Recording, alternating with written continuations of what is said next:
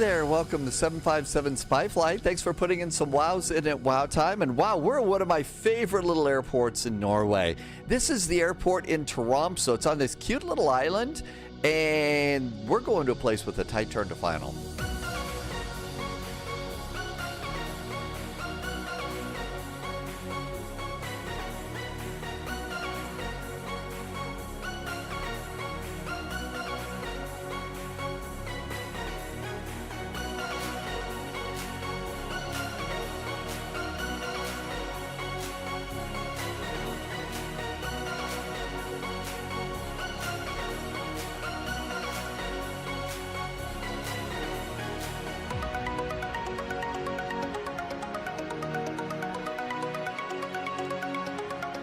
Well, hey there, welcome to the 757 Spy Flight. And I gotta tell you, the sunset here in Tromsø is looking pretty good right now here in Microsoft Flight Simulator. Yeah, and did you also notice the hill off to the right over there? That hill is starting to look a little on the frosty side, so I'm guessing that the nights are getting chillier and chillier in the Tromsø area right now. But this is a favorite airport. I've always kind of liked going to this little airport. And another thing about it is if you've read the spy stories, you know that there was an airplane chase that started at this airport. It didn't go so bad. It didn't go so well for the for the bad guys in the spy story. But anyway, welcome aboard. Thanks for coming in. This was a flight that we were going to do yesterday, but there was that special VATSIM event. So maybe what we'll do is try and do what we're going to do yesterday today. So Tromsø to Alta to Hammerfest is what we're going to do. Alta's a tight turn to final. Hammerfest is a wickedly short runway. And it's all, you know, less than an hour's flight each time. So we got two nice little hops. And then we flew the 727, the old school 727 from Flight Sim Studios. And I got to tell you, that was fun yesterday. So my last flight in a 727 was out of Chicago O'Hare. It was a United Battleship Gray jetliner. Now I went to Denver. I don't know if we want to go from Chicago to Denver. That's kind of a long way, but we could do something like that. So we'll figure out where we're going to go a little bit later on. Sunjammer is in chat recommending O'Hare to Meigs. That is a real world flight. They only did it once with a 727. They only did it once. And that flight was to donate when United Airlines gave the Chicago Museum of Science and Industry its very own 727.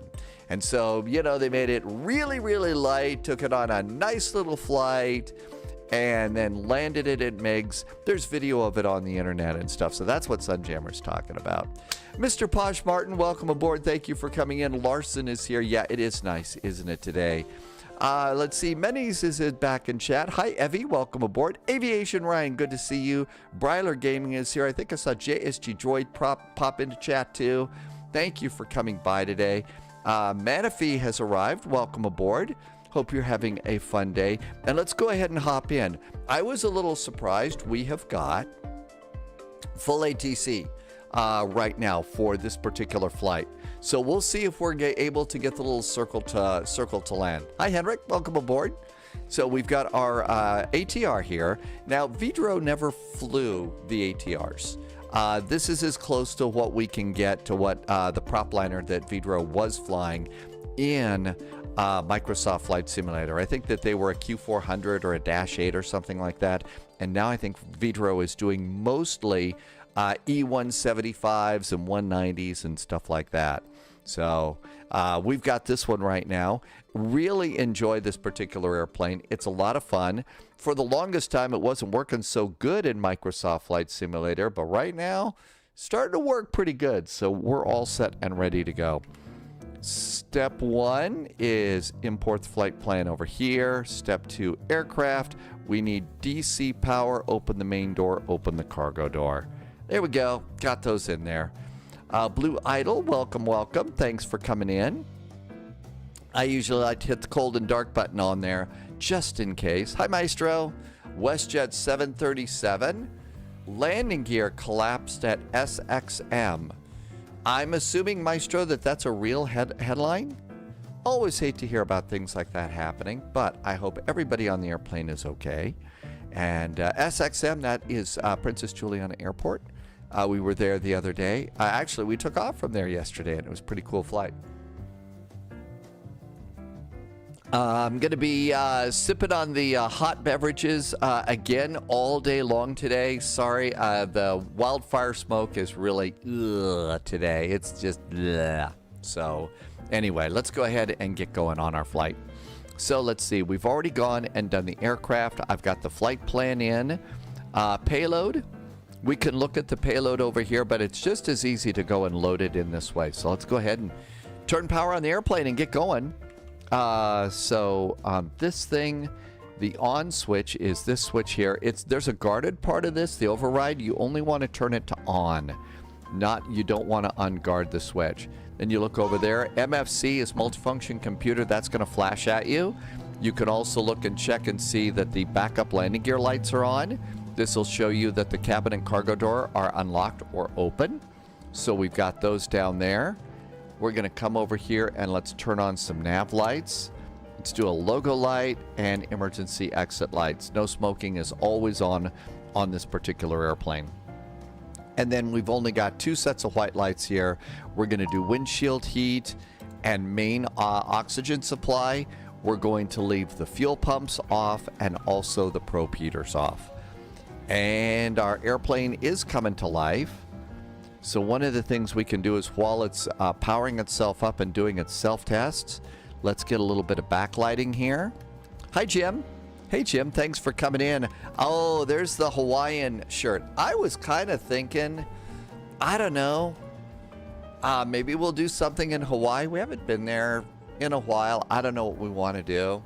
But so all the beach shirts, have a hanger in the clothes closet, like most people. The Hawaiian shirt sits over there on the other chair. So kind of like to see that first thing in the morning and kind of put me in the Hawaii mood and stuff like that. Emergos, welcome aboard. Let's go ahead and get ground power on. And then all the lights and the rest of the things pop up. We're not there yet, Amargosa. But good morning, good afternoon, good night, good evening. Thank you for coming in. Our airplane is powering up here. The little T here is it's doing the, I think it stands for self-test. I know you didn't ask. I stole the lead from you. Sorry about that. Stole your line. How could I? Let's see. Very good coffee. Okay, everything's kind of coming to life here. Let's come on down here and FMS1. The navigation data is still old here. I still haven't been able to figure out how to update this because I think it only updates in Flight Sim 2020 and not 2024. So I don't know what to do about that. It's just old data, but it should work today.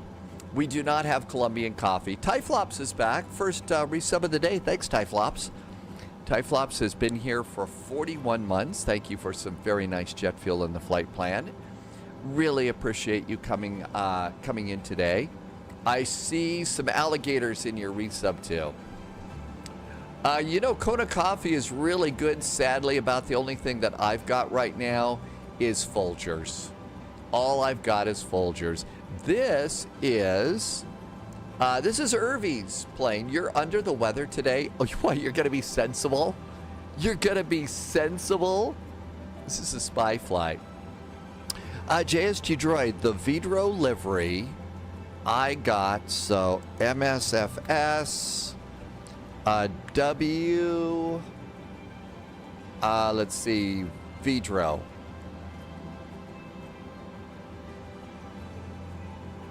Here it comes, hang on. And that's it right there. Hang on, almost there. There you go.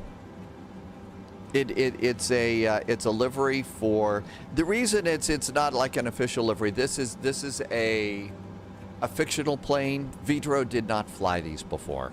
They flew Dash 8s or Q400s or something like that. Irvy needs more flu medicine to be reckless. Got it. I always like to keep saying, keep flushing flushing those fluids. Sunjammer is checking out Rex Atmos. That is a new plugin for Microsoft Flight Simulator. I'm not kind of sure. I really don't know whether I was going to try that or not, Sunjammer. So it's great that you're trying it out. Can't wait to kind of hear what you think about it and see what happens. Wig Bill is here. Welcome back, Wig Bill. Hope you've been keeping busy in a good way. Wayne Congola, you like this one? So yeah, that would be perfect for Dash 8s, right? Evie says, yeah, we do. Evie, we need a Q400 for Microsoft 2024. I know we're going to get something like it from Majestic, but that's going to take a long time. Got a few points on Just Flight, so Sunjammer has saved a few pennies. Really? Stupid busy football season. Yeah, football season in Texas. At that point in time, you might as well just give up on everything, right? Pratt PT is here. Hey, Pratt PT. We'll do a spy hat. How hard is it? Novabricks, Sunjammer. Novabricks has a really good question. How hard is it on frame rates? And I think we'll use this spy hat today because we're not in a Boeing and we're not in an Airbus, right? Let's init. And let's come on over here. We start with the weight and we're going to set our fuel. I'm just going to go look at the flight plan and make sure my numbers are the same. I think this is a Wideroe. Hang on. SimBrief did this in kilos. So SimBrief did this airplane in kilos, but you see it says pounds. So what we do is we go to options and we just come down here and change the weight to kilograms, degrees Celsius. Let's do hectopascals and we're all good to go there. Now back to flight plan and we're in kgs. That's how easy it is, but I think it's an important thing to do that at the start. With aircraft visible, Sunjammer is getting around 100 FPS with DLSS on. Man, the way we talk now, I'm not picking on you, Sunjammer, at all. I'm getting 100 FPS with DLSS on. I just, the way we talk these days, and I'm not taking issue with what you said. That was it. It just struck me as, wow. It kind of hit me right there.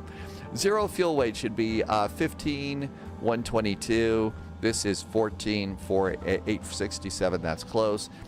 Block fuel is 1573. Block fuel is 1573, so that's spot on. So we're good to go there. Okay, so let's go ahead and we're going to do our own zero fuel weight. 14,867. 14867. We loaded these, right? Set fuel, set payload. Okay, there we go. Okay, so that one was slightly off. Let's get the right one in here. 14867. 14867. Fuel is 1914, right? Yep, that's the correct number. 1914. And then you have to go to 1914. Ooh, forgot that 4. That would have been tragic. We would have run out of fuel. And then go to your flight plan for your reserve fuel. In this case, it's not a big number, 738. So 738 is reserves. And there we go. Return.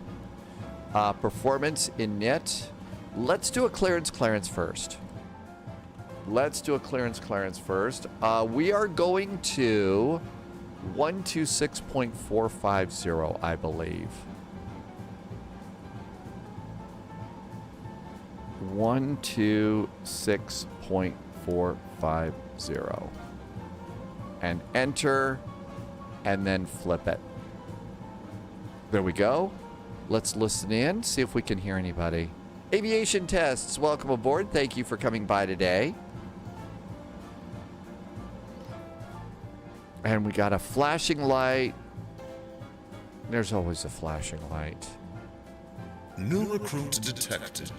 Let's turn that off. Jades just followed the channel. Thanks, Jades. Appreciate the follow. Aviation Tests, I appreciate you. Do appreciate you taking the time to just say hi and chat. Thank you for being here. Welcome aboard. Are we ready to chit chat? So over here, we're going to be talking to Polaris Control, and we have Information Quebec. Shall we give it a shot? I don't hear anybody. Oh, you know why I don't hear anybody? I didn't turn on the Katie Pilot app. How could I forget Katie Pilot today? You know about the Katie Pilot app, don't you? The brand new Katie Pilot audio normalizer to prevent loud pilots from blowing your ears out. Now it's working. If you don't have it, it just also got updated. I will put a link in for you. There you go. November 923 Echo 0. November 3 Echo 0, read back correct QNH 1025, starting the route. Ready. November 3 Echo 0. I need to know where I am. I know I'm in Tromsø. QNH 1025. I am at stand 17. Select Flight Charlie Bravo request push and stop. First, Alpha Whiskey 17 via Ugdul, clear ILS 11 approach.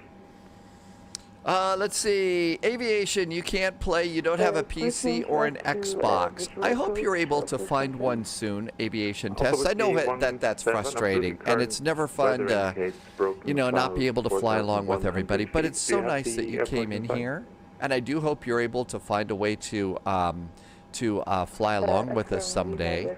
I know it's hard to save money, especially with the economy's bad the way it is. Flight Sim Aviation, it is a fun airplane.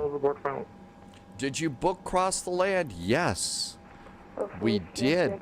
Cross the Land for the spy flight. For me, I'm going from München to Bahrain. And I think I got to go and look and see. I don't think I have a Bahrain airport, so we're going to have to get that. If flight out south, look down at the tall boy bomb craters. You'll have a great one. Scandinavian 4414. You do. Break, FedEx, say Charlie, Bravo, straight push and start approach, QNH 1025. Straight push and start, QNH 1025, FedEx, Charlie Bravo. We're at an air 454, ready for descent. It's busy in Polaris right now. I didn't think it'd be busy up here for this flight, but we got full ATC, so let's take advantage of it. Finnair 80 heavy Coquel, flight level 370 City LC. Oh, I get it. So Sunjammer says RAF, this is where the Turpitz was in Tromsø Sound. Now I understand. Okay, we'll look for those. Randy VB, welcome aboard. Sugarkari, welcome to you. Polaris, a very good evening from Wideroe 441 and ATR at stand 17 in Tromsø. Quebec is aboard requesting clearance to Alta. Wideroe 441 plus control, hello, temper clearance number 1, break, Nordic 431, clear direct Agnel. Cross the land, I think I set up. I think I set up. I think it's going to be a 777. Wideroe 441 cleared to Alta via the Ertug 1 Bravo departure, runway 18, initial climb, flight level 90, squawk 3452. Wideroe 441 is cleared to Alta via the Ertug 1 Bravo departure from runway 18. Climb and maintain initially, flight level 90. Squawk is 3452 for Wideroe 441. Wideroe 441, read back correct. Cool. All right, we know what we're doing. Aviation tests, I'll keep an eye for those pictures. I don't have it up right now. So, Jim, I think I'm doing Lufthansa Cargo 777. for that. I think it's a Lufty Cargo 777 flight. Okay, we don't have to bother with load or anything like that. So 170, because the plane is essentially loaded. So 17,000 feet is our cruise altitude. Our alternate airport is coming back to Tromsø. So ENTC is our alternate. And if we have to come back to our alternate, that's at 18,000 feet. And that goes in here. Only push this once because it has to look up the airport, and sometimes it takes some time. Simbury, I thought I said, maybe I said a thank you over on Discord, but absolutely, your link did exactly what you said in your message to me, and it worked, and I actually have the A350 updated. If I didn't want to fly the 727 today, we'd probably fly the updated A350. We'll probably do that tomorrow. But thank you. Your link worked really, really well. And thank you for popping that in. And, putting the information in so that we all knew, how to figure it out. Because that one was a little bit annoying, wasn't it? Okay, WIF is Wideroe Airlines. And our flight number is the usual flight number. Because it's hard to remember other flight numbers. All right, we are going ENTC. ENTC. We are going to Alta, which is ENAT. ENAT. Alta. Again, it's going to look it up in its database, so press it and give it a second. Don't punch, because that will cause a problem with the airplane. Execute that. Okay, so we are doing the ERPUG 1 Bravo departure. I don't know if they roll Bs here, but that is going to be off of runway 18. ERPUG 1 Bravo. No transition out, and execute. Hey, Rafa, welcome aboard. And then after ERPUG, we're going direct to UDSAM. So what we could do is, actually, we could go into ENAT, because UDSAM is, that we're basically going SID to star on this. So we could save a step. Let's hit ENAT. Right now, we need to plan for the ILS runway 11. It's the UDSAM to Quebec arrival. UDSA to Quebec arrival. And that's going to be via UDSAM.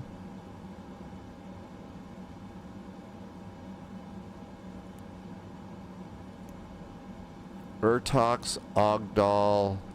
Oh, we need a chart. I know what it's looking for. Where's my charts? Okay, so on this arrival, it's UDSAM to Urtox. Urtox. And we're going to do Urtox. There's no transition after that. And bing. Now let's go to the next page. After ERPUG, we're going to delete that discontinuity, because after that it's direct to UDSAM. And execute that, and that's pretty good. Hey, Black Cobra. It is flying time. We're in Norway today. Or at least for our first two flights. Okay, so all that looks good. Back to flight plan. That looks great.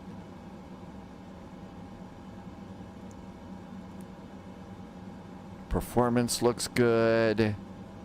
Let's do the performance init. 17. I thought I put that in. I thought I put the alternate in there earlier. Let's go and start something. I'm a little off the flow for this airplane. Okay, let's turn on the prop brake. We do not have to ask permission to start engine 2 if the propeller is not spinning. So what we do is we'll turn on the wing lights. There's our wing light. do go out and look outside your airplane. Make sure that no one's standing there in case the prop brake should fail. But you can see the wing lights are on. That tells the ground crew, hey, we're going to send some power to this airplane, which is essentially our APU. All right, fuel pump, run, starter system A and B, starting engine 2. Engine number 2 starts. Look at the NH percent at 10%. Then we can go and turn the fuel cutoff on, and you hear the engine starting, but our Assassin's Creed blades are not spinning about. Hello, I'm a duck. Landing in Bogota was fine yesterday. It was a nice airport. It was a nice flight. A little long, but it was a really good VATSIM event, so there you go. Okay, all of that looks good, so we can go over here and we can go and do the engine starter, and we can turn off external power and come over here, go to the aircraft, external power, and close the cargo door because we're all loaded up here. Okay, so we have done weights. Weights are good. We did performance in it, although it forgot our alternate airport. Something's wrong there. Our route is good to go up there. All of that looks really, really good. The F plan is loaded. That's really good too. Our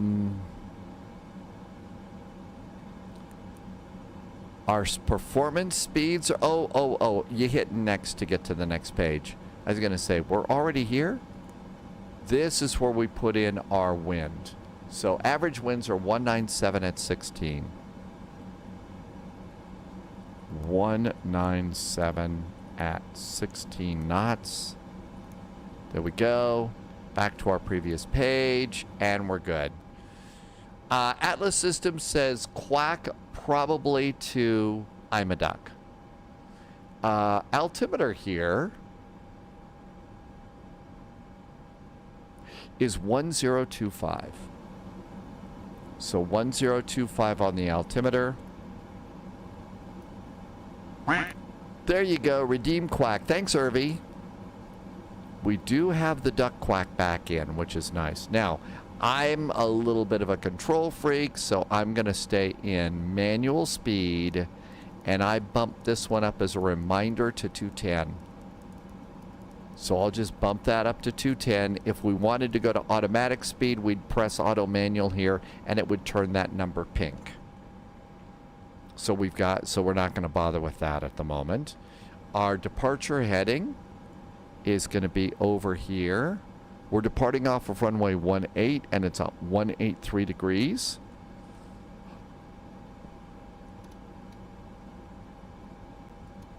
As usual, it's a ridiculously small number underneath the artificial horizon.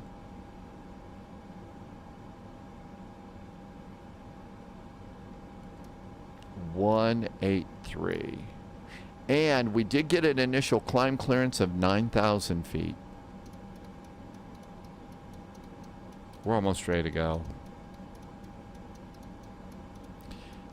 Sim Murray, because I bumped this flight from yesterday so that we could fly in the Caribbean event, and the schedule got messed up, but somebody sent a really nice message, saying, hey, could you, we'd like to invite you to this event. So that's why. We just have a real world check-in right now. Lovis is in Dusseldorf, one of my favorite places to depart from Copenhagen. I think maybe we should plan on a Dusseldorf departure for Vectors to Copenhagen tomorrow. Manifee wants to do Denver to Milwaukee. Is that because they have old Milwaukee beer? Let's see. We got a squawk code, surveillance. And we will be squawking 3452. Okay, Loviz, what is the best food so far that you've had? I know you had kebabs yesterday on your trip. 3452. There is our squawk code. That looks good. I know, we're always talking about food. It's the spy flight. That's the way it is. Okay, all of that looks really good. We've got our comms are set. Everything looks good here. The prop brake is good. I think we can close the doors and go. Let us depart the scene of the crime. Doors closing. Doors are closed. Uh-oh, we got a sassy airplane over there. Good idea. Dusseldorf is a nice city. Loviz said the breakfast in Frankfurt was amazing this morning. What a great time. Definitely a part of the world that we fly around an awful lot, and I really hope to check that out in person someday. Okay, electronic checklist is good. Parking brake is on. Altimeters are checked and set. Landing elevation. Landing elevation, I think, is supposed to be automatically set, so we'll leave that alone. FMS comms and nav are set. Fuel quantity and fuel on board, 17.06. Oh, no, that's gross weight. FOB, 1910. That is correct. No. Block fuel was supposed to be 1573. That's... okay. That must be a problem here. So fuel's more than we need, so that's good. Engine fuel used. So come on over here. We're going to do a normal takeoff. Reset fuel used and confirm the takeoff data. Takeoff data is confirmed. I'm going to set my trim. Trim set for takeoff. I just set that little guy right there. Engine fuel used. Memo panel is full of all sorts of stuff. We'll worry about that later. And power management is set to take off. And that checklist is complete. Before propeller rotation. So CDLS, cockpit door locking system, is on. FMS and takeoff data is set, and we're good to go there. Trims are set. Doors are closed. Seatbelts and devices are going on. That looks really good too. Seatbelts, beacon, and that's great. Let's see if GSX will push us back. So parking brakes are on. Wheel chocks are clear. All of our doors are clear. I usually leave it on the flight plan page. Let's see if GSX will do something for us. GSX. Oh, yeah, that's right. So we've got the airplane is in hotel mode. Let's just use pushback helper. Connect the tug.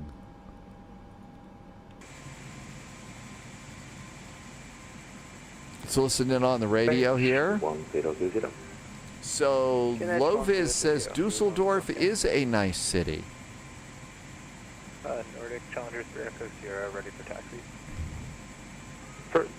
That was where Major von Harpen from Where Eagles Dare claimed that he met Mary in Dusseldorf. Of course, that was all. They were all a bunch of big spies and stuff there. But yeah, Dusseldorf was where the evil Major von Harpen came from, allegedly, in Where Eagles Dare.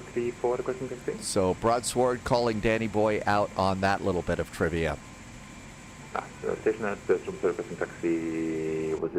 Okay, let's go down and start squawkage.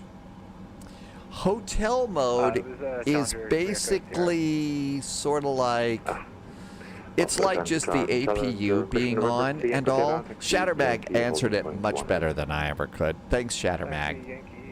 I'm going to put my transponder on. Transponder is on. ND overlay, I'm going to go to none. And we're good to go there. I believe that hotel mode is a term that basically came from the nautical world, from the world of ships and stuff. And hotel mode was when your ship pulled up to the dock and they plugged into shore power, and we're running off of shore power, I think. I think that's what it was all about. I'm not 100% sure if that is if that's correct or not. And I think Dusseldorf is EDDL. And there should be ATC for us there tomorrow.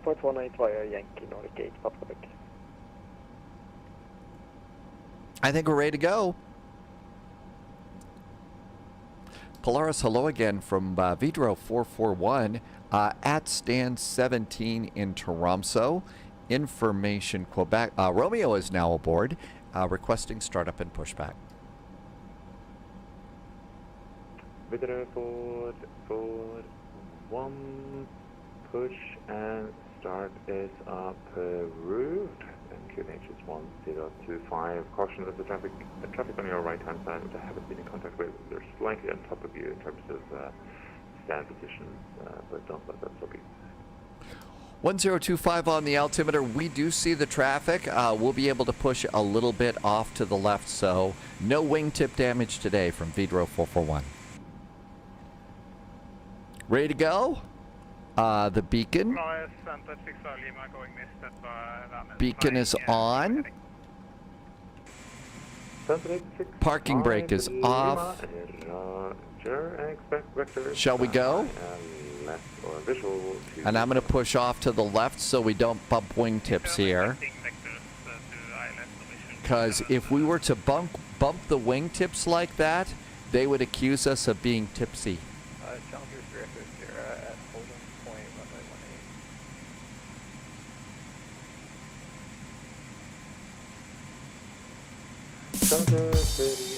Thank you. I didn't have time to get to the drums. Backtrack, or are you able to depart from best position?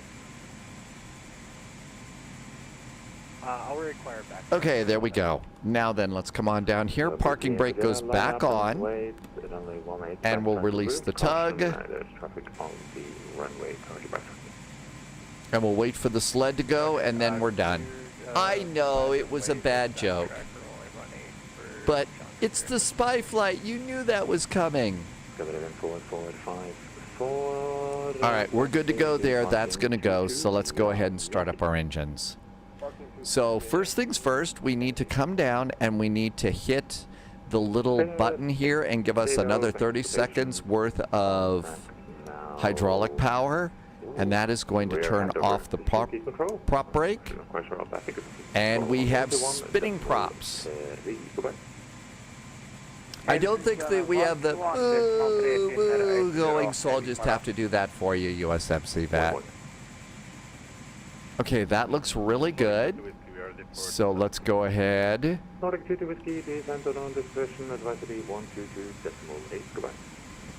And if you watch, you'll see the props speed up on this airplane. It really is pretty cool. And we got a good start here. If you are looking for really good information about this airplane, there's a YouTube channel I recommend. And that YouTube channel is called Fly with Magnar. And Fly with Magnar. Magnar is a real ATR captain and flight instructor.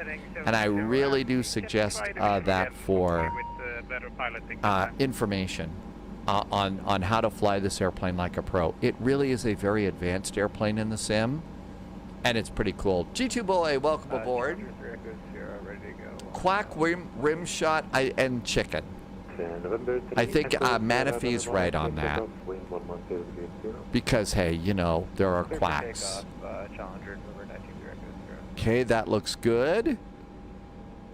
Good start there. Starter can go off. Probe heat can go on. Bravo, remain this frequency, expect handover to Flaps 15. Before taxi checklist. Flight control, FWS is good. The comm hatch is closed. Condition levers are auto. Anti-ice. I say at least engine and prop today. It's getting chilly here. So at least those two. The electric true system There we go. That looks great. Anti-skid test. The button is off the right over the landing gear lever, and there's the anti-skid test, and it's good. Flaps are 15, nose wheel steering is on, and that's good. I think we're ready to taxi. Welcome back to the GA Club. I think it's straight on your right-hand side, but if not, I think it's on the western side, but honestly, probably easy to tell. Jonathan, this is called Wideroe Airlines. And this is a real airline that flies in this part of the world, but Wideroe didn't fly this particular airplane. I've got my logo light on, but it doesn't look like it's on. We don't need the wing lights anymore. Let's get those off. Everything else is good. I think it's time to request taxi. Climb flight level 330 for Challenger 300. Polaris, Wideroe 441, just pushed and started from stand 14 in Tromsø. Romeo is still aboard, requesting taxi. First, Nordic 8 Papa Quebec. Wideroe. So there, it's more of a Wideroe instead of Wideroe. Wideroe. Thanks, Shattermag. Taxi, Yankee, holding point runway 18. Yankee to holding point runway 18 for Wideroe 441.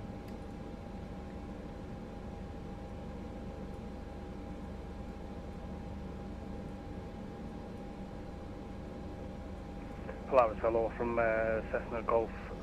Okay, so right turn, unless that really big jet is over there. Alta, please. No, the jet's gone. Okay, let's go over here.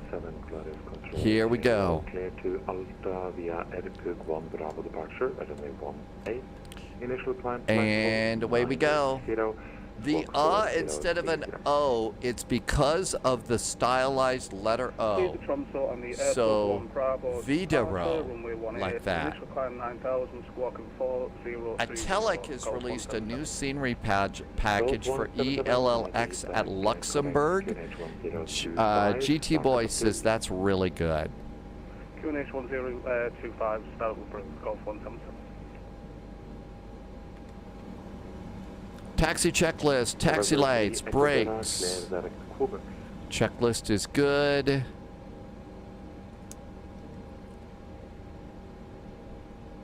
There's our brake check, that's good. And come over here, the buttons down there. Takeoff config check is good. We do have a takeoff checklist that we can do too. GT Boy, where did you find the Luxembourg scenery? Charlie Bravo Solo.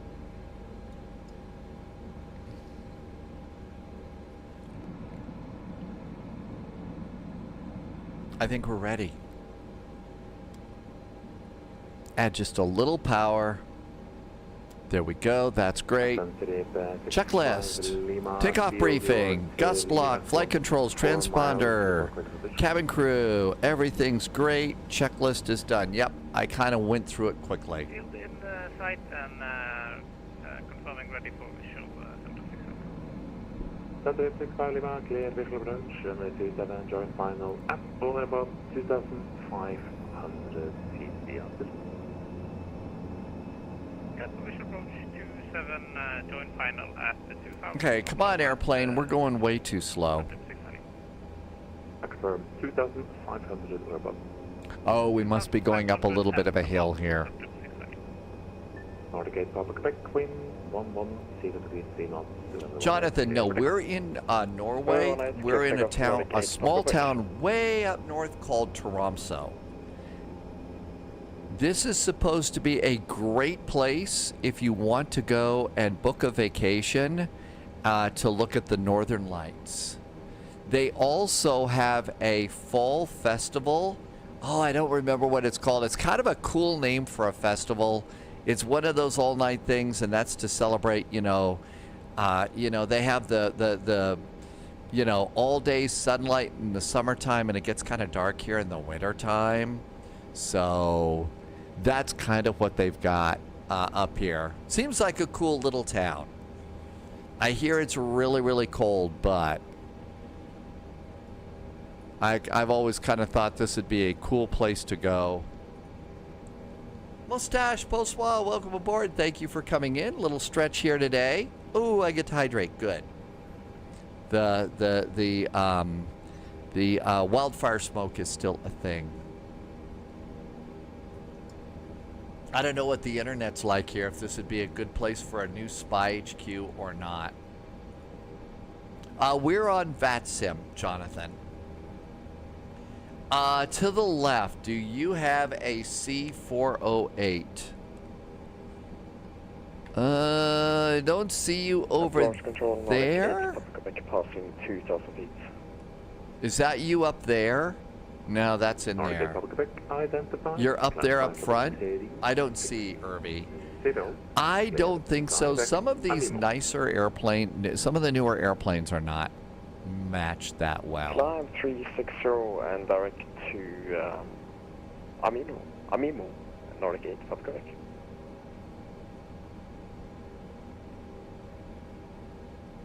The model matching has been, I guess the word is disappointing.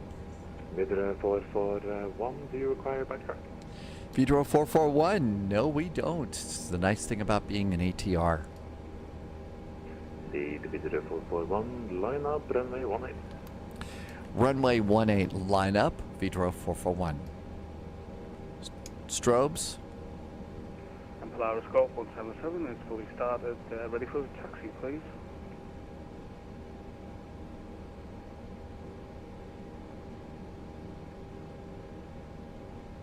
GT Boy, could you put that over in,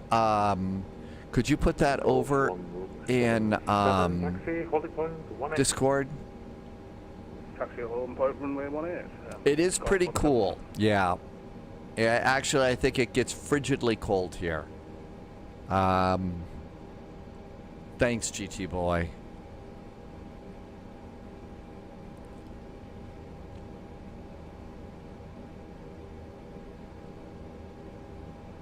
Alta, here we come.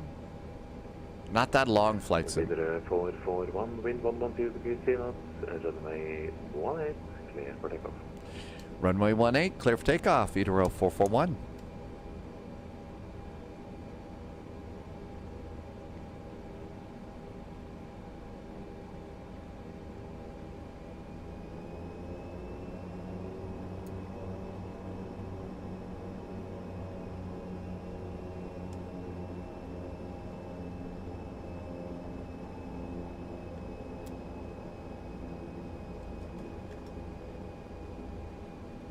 Polaris Control, Quality 1310, good evening.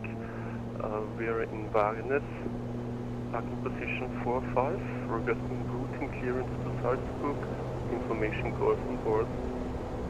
First, sunset 65 Lima, wind calm, runway 27, clear to land. 27, clear to land, 26 Lima. V1, rotate. Quality 1310, Polaris Control, Copenhagen, clear to destination Salzburg. There's the big bridge. Evening 2, departure. Evening 1 whiskey, available on request.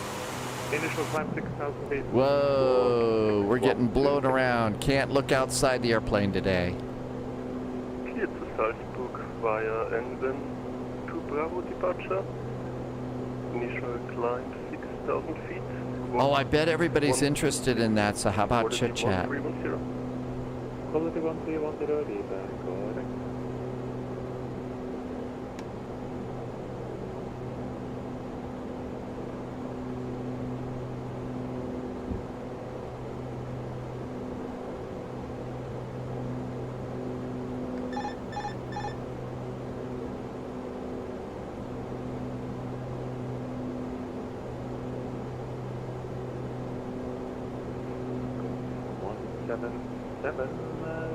Line up, runway 18, backtrack approved, 34 ready.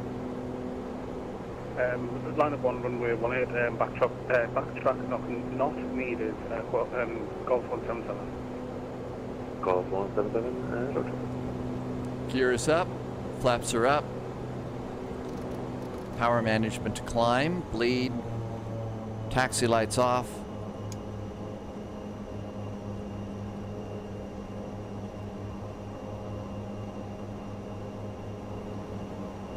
Passing 2,000. November 3, Echo Sierra, unfortunately not with an ATC available. Advisory 122.8, have a nice flight to Yellowknife. Over to Unicom. Thanks for the ATC today. Have a good night. You too. All right, that is so far so good. I think I'm going a little fast for this turn, but that's not a big bad deal. Very chilly water out there. My guess is we don't need to be on the lookout for alligators at this airport. Wideroe 441, identified report passing altitude, climb flight level 170. Passing altitude is 3,600. Climb to flight level 170. Wideroe 441.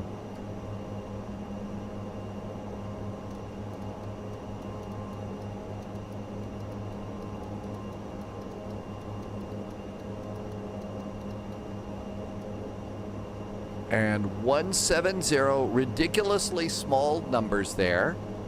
And be sure you do have to go and reset the heading bug.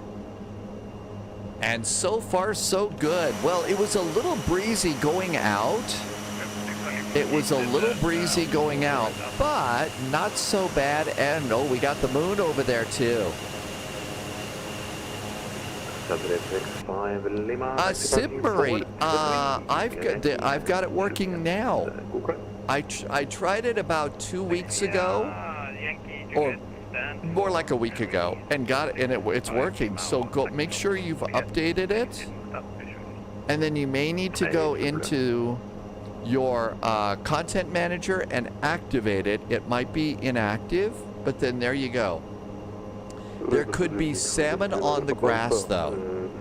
Something fishy about salmon on the grass. We have actually tested that in the past, we're in Kongala, when there has been eclipses. And we have seen, it's sort of, it's got to be a big eclipse. It's got to be a big eclipse before it works. Squawk 7124, expect one mic arrival, minus correction to runway 18, Wideroe Air Alpha.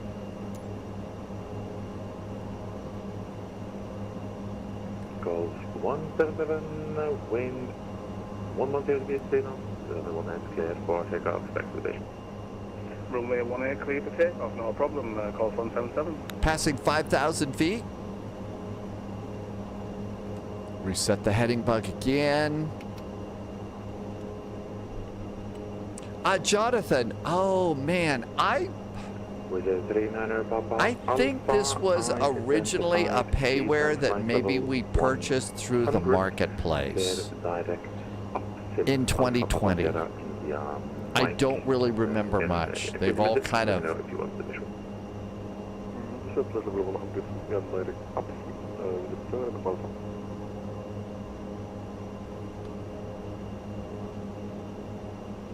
Okay, sometimes LNAV gets a little crazy, so LNAV just got a little crazy here. Hi, Carol. And LNAV just got a little crazy on us. Wideroe 441, clear direct Utsam. Wideroe 441, clear direct to Utsam.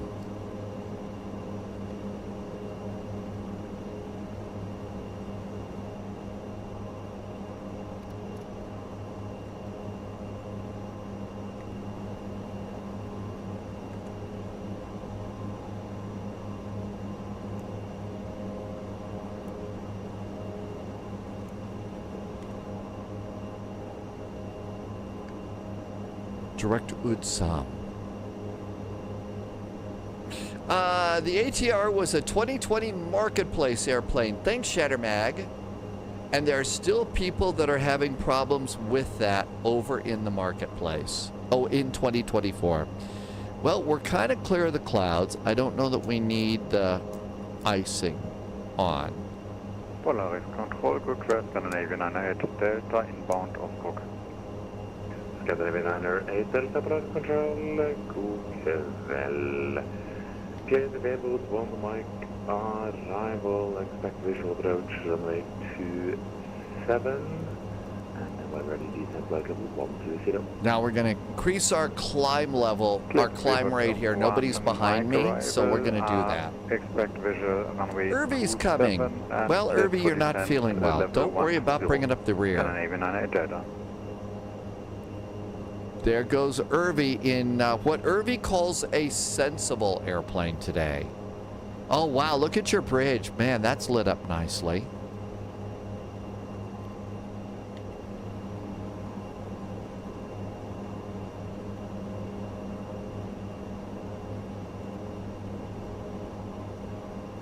All right, that looks better.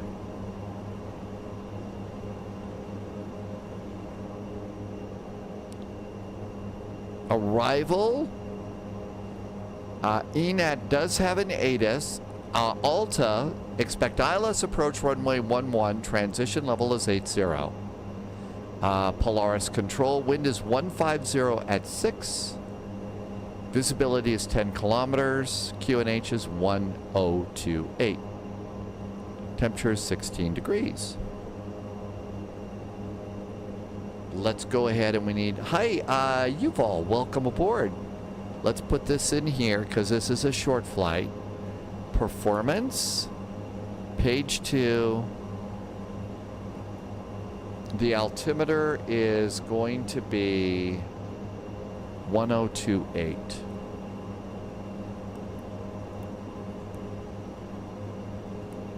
There we go.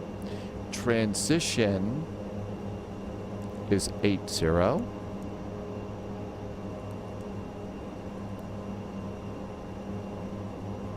The wind is 150 at 6.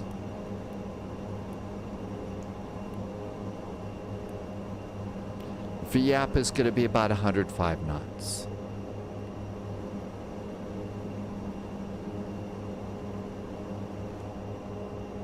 Let's do devices. Let them get their laptops out for a little bit.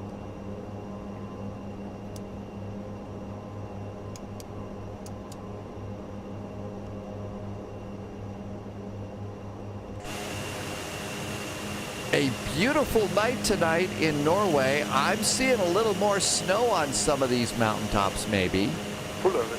It could be some of that is leftovers. Well, probably a lot of it is leftover snow, but pretty good.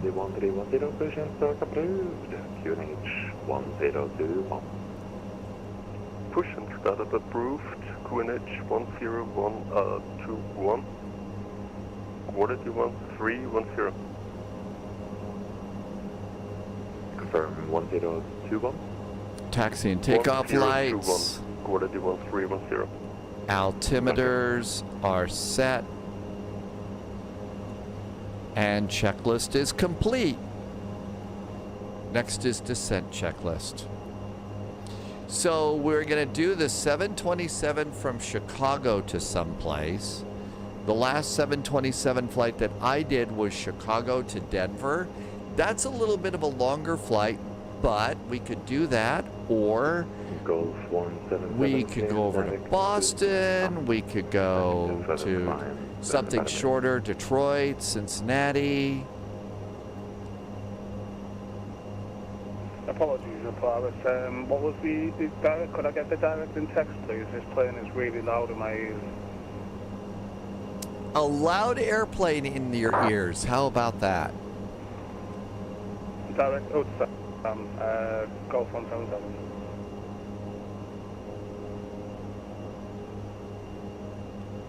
We do need to, depending upon what we're going to do. So if we want to do my original flight, it was... It's basically 700 miles. That's not so bad. I need to reverse those. There's also a good number of VORs along the way, so we can VOR hop in this, which is what we'll do in the old school 727.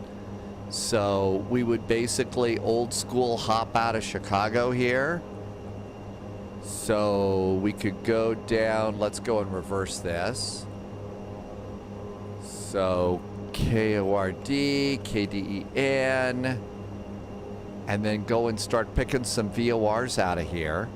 So let's see. We could start with good old DuPage, DPA. So there's DuPage. Hi, Leslie. Welcome aboard. After DuPage, there's Davenport, Iowa. What else is there in the area? There's Cedar Rapids, Golf 177. Iowa City. Flight level 110 now, Golf 177. With a 39 Papa Alpha, Let's go QNH 1025. CVA. Then we could go down to Iowa City and stay on these airways. IOW. For Iowa City after that, it's Des Moines, DSM. After Des Moines, we can go to Omaha, OVR. After OVR, we can come over to, that's going to be Grand Island, GRI. That keeps us on some nice airways here. We can do Hayes Center, HCT, and then that's going to take us in. There's the Akron VOR. I don't think we need it, but let's see. Akron is AKO, and then that'll get us into Denver. So we could have gone a little further north and gone up to Minot, North Dakota. So that kind of takes us that kind of a route. We've got 95, 52, 92. We've got about 90 to 100 miles between VORs. So we should have good VOR coverage on a route like that if we decide that we're going to go to Big D. Stu, 1210, welcome aboard. 1310, request taxi. Quality 1310, taxi. Let's go to cruise. Via Juliet and Yankee. Taxi to holding point. Grand Island, Wigbill, you used to live around Grand Island and you were in Nebraska before. Now we need to come down here and do nav, ND overlay, and normal. So now we're looking normally. So TCAS is normal. And now our speed's gonna pop up here. I usually bug about 210 to see what our cruise speed's gonna be.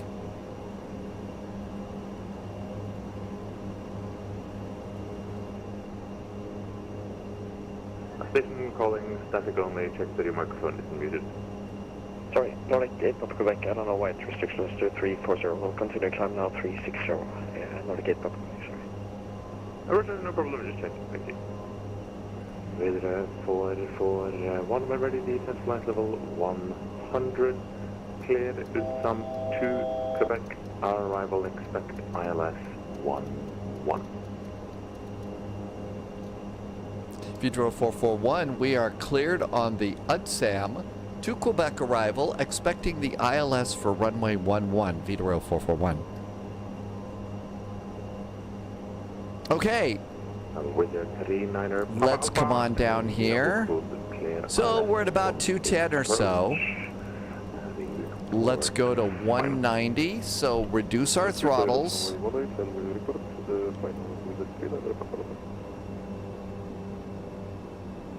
And we'll let the airplane do our descent for us. We've already got the ILS dialed in. Now remember, when we're getting on the ground, we're gonna stay on the ground, stay on VATSIM, refile a flight plan, and we're going to Hammerfest.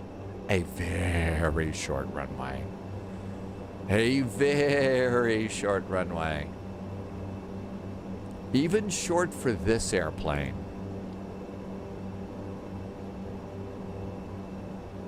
Golf 1 177 confirming on standard pressure, indicating flight level 107, not flight level 110. Give me a second. Yeah, that was my fault. Apologies. I will go standard pressure now. No worries, thank you.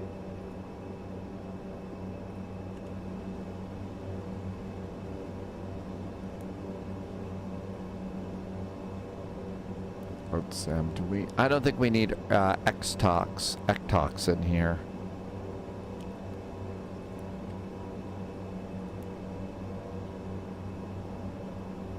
That's better.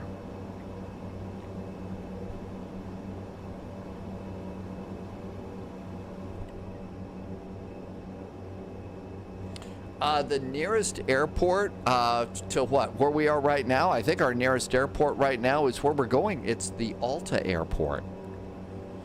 Seatbelts can stay on. This was a short flight. So give your seatbelt an extra tug.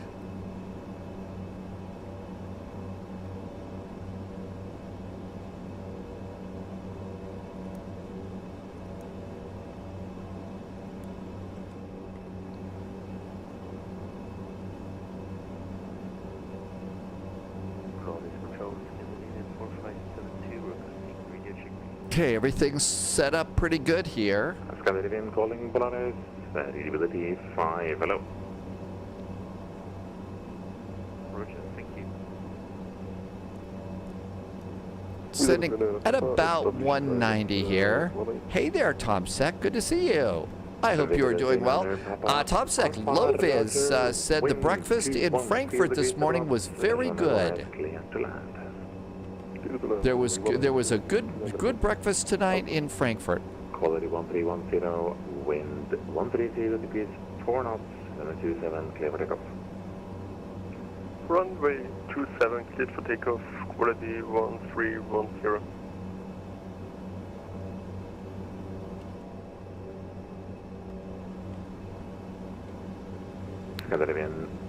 Descent checklist. 1000 feet, QNH 1021.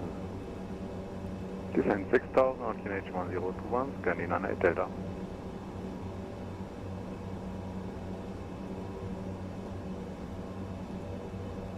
FWS is clear. Landing elevation is, I guess, pretty close to 0. FMS is set. Decision height is not set. Decision height is 398 feet. 398 feet. Sorry, 400 is as close as we're gonna get. Okay. And arrival briefing has been completely blown off. So we're coming on in. We're coming over here at UDSAM, going to ERTOX. I think we should have left ERTOX in there. We should have left ERTOX after Ogdal. Ogdal. Oh, ERTOX is another clearance. That's not the one we're on. ERTOX shouldn't have been in there.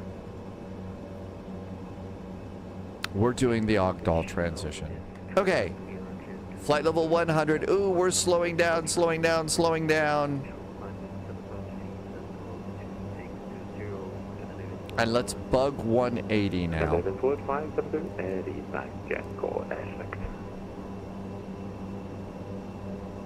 Wideroe 441, descend 5,000 feet, QNH 1028. 1028, descend now 5,000 feet for Wideroe 441.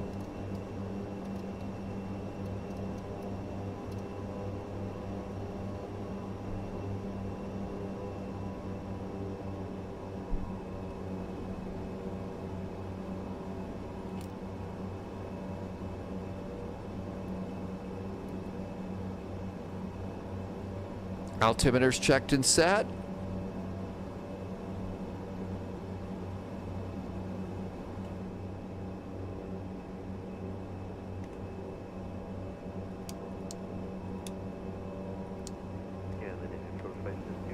Let's see. What is the official rule for bottle to throttle?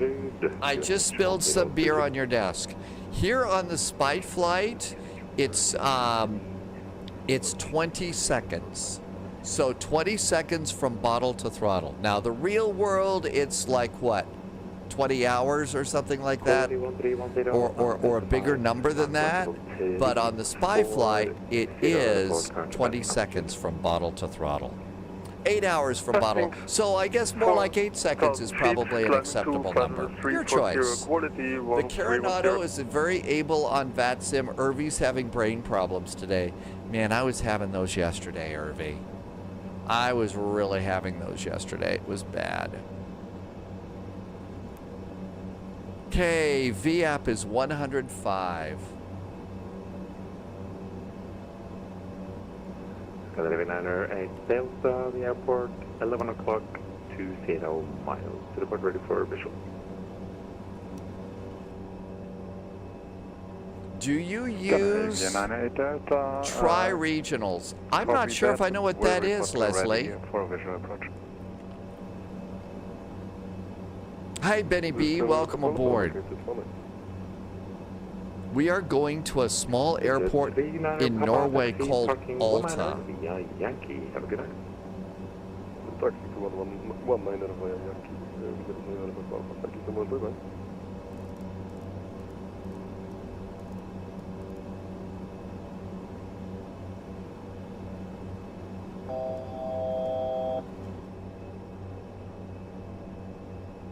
Says Leslie was banned from the channel. I didn't hit the button, Leslie.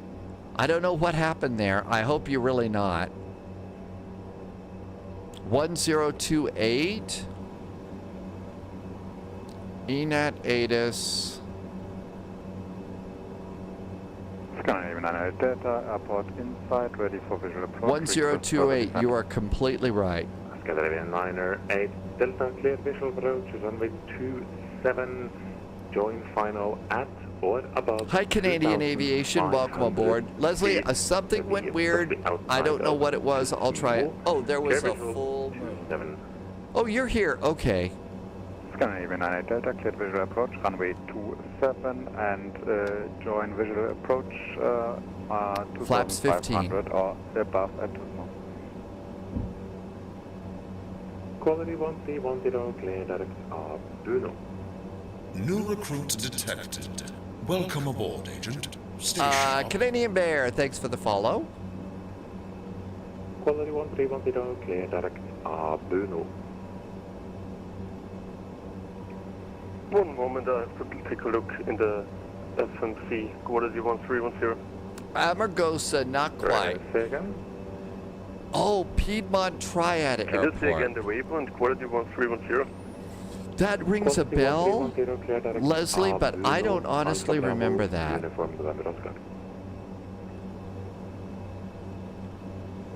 Waypoint, Bruno, quality 1310. Seatbelts are on, landing lights are on, altimeters. 41 via Ogdol, clear ILS 11 approach. Wideroe 441 via Ogdal, cleared for the ILS, runway 11. Jonathan, we're going to do one of those continuing service kinds of things.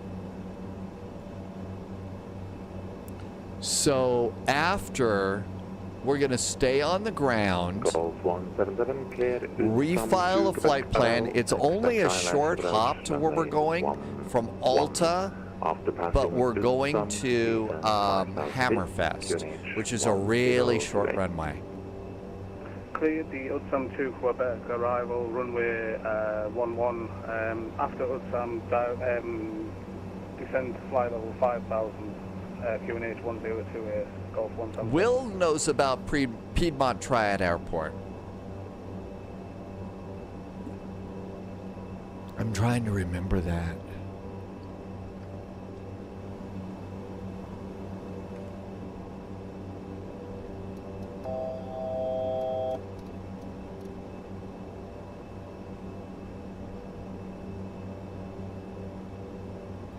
So far, so good. This flight's been going remarkably well.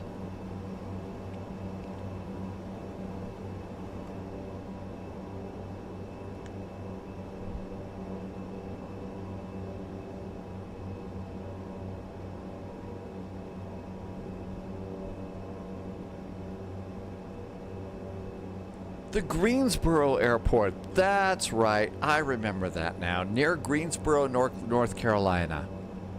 Scandinavian 908 Delta, wind 13 feet 4 knots, 727 clear to land. Clear to run, to land, runway 27, Scandinavian 908 Delta. Quality 1310, clear direct. Okay, now we're going to go ahead and reset. Direct Killam, quality 1310. There's heading hold, heading, ILS, did not dial in. Well, we'll make it visual. AP's going off, Cap's got the airplane.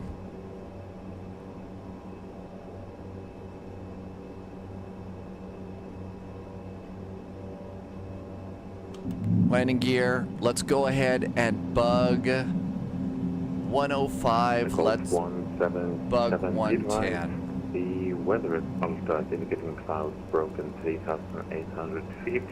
If you do have the field in sight, a visual approach is available, but if not, it's going to be the ILS. That'll be up to you. ILS will be fine. Weather looks pretty okay on my screen at the minute, so I might take the visual if it's still clear when I get down. Golf 177. Golf 177, just report ready for the visual when or if you'd like it. If not, it'll be the ILS until that point. Break, Wideroe, forward, 170 degrees, 7 on, runway 11, clear to land. Runway 11, clear to land. Wideroe 441's about 15 miles out, and it's very clear. We have the runway in sight.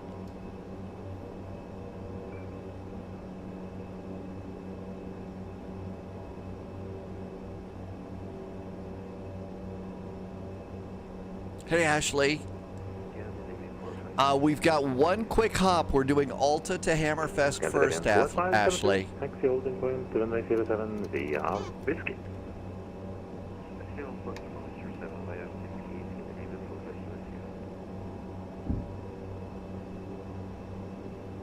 It's very powerful. The reversers are powerful in this.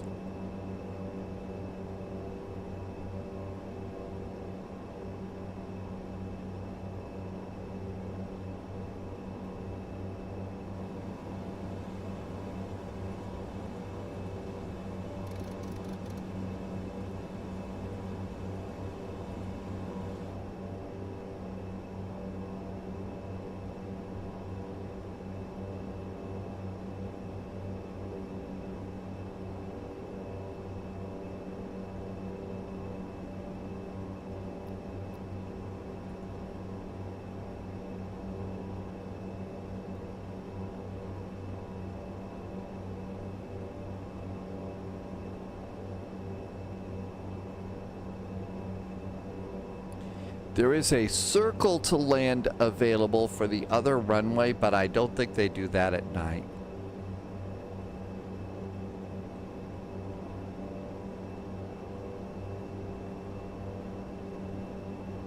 Temporary flight restrictions, I don't believe so.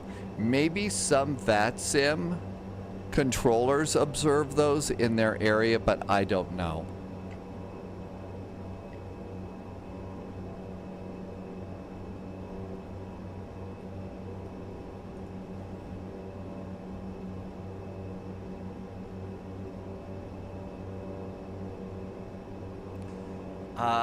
Eklet is back in chat. The wind's last turn, so circling approach, which is the primary for runway 29, is not favorable for this moment.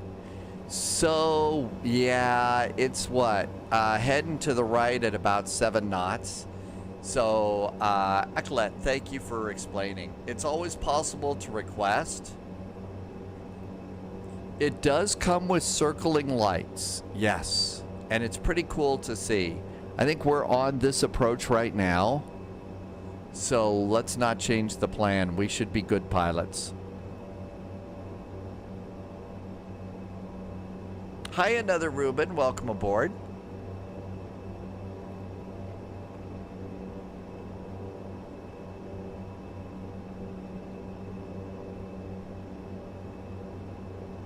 That 7-knot wind keeps blowing me off the center line here. Golf 177, the airport, 2 o'clock, 25 miles.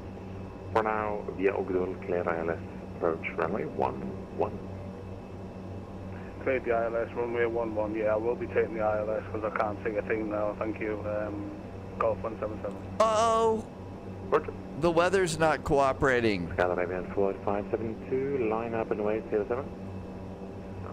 Jonathan, we're on VATSIM. We're on the VATSIM network. Scandinavian 908 Delta, welcome to Mustache City. Taxi parking 40 Mustache via City. Yankee and Juliet. Parking 40 via Yankee and Juliet, Scandinavian 908 Delta. Mustache City.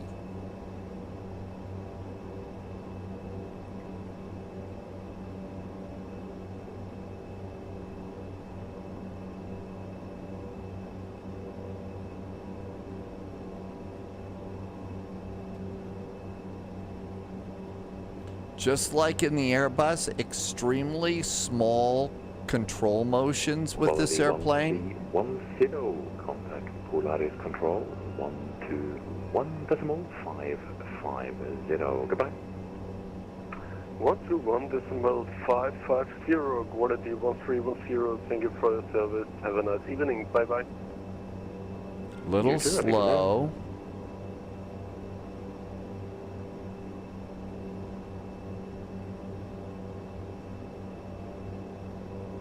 Scandinavian 4572, wind 100 degrees, 11 knots, runway 07, cleared for takeoff. See if we can't make the Echo taxiway. You're probably looking at an airplane that's coming in on multiplayer, Jonathan, because I can't imagine that it's mine.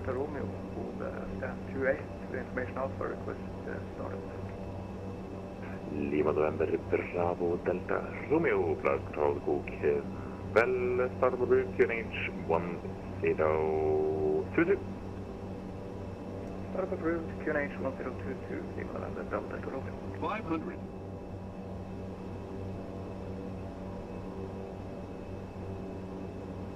Approaching minimum.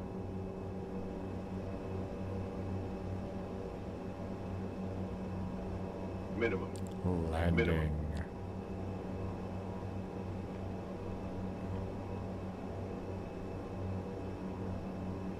Still a little bit 200. breezy. 100. 50. 40. 30. 20. 10.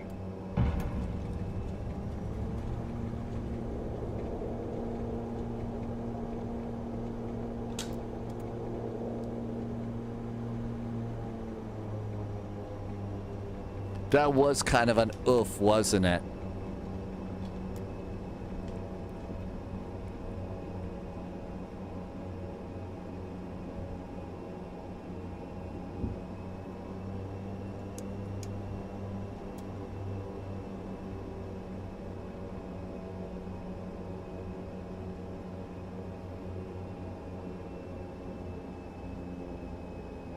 Yeah, not great, not terrible.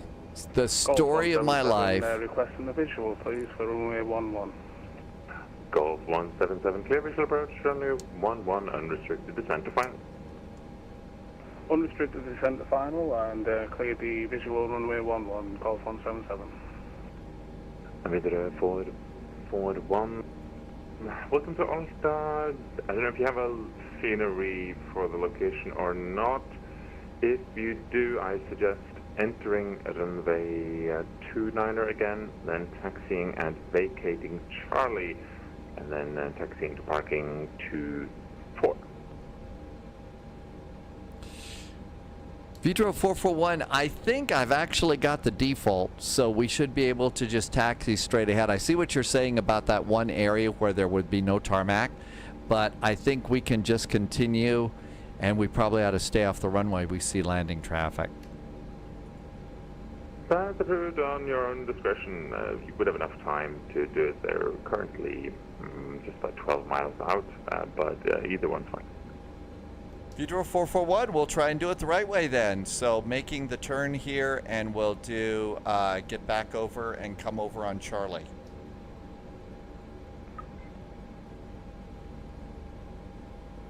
Scandinavian 4572 and 65 speed, climb to 7000. Scandinavian 4572, identified. Climb flight level 270, clear direct uptake.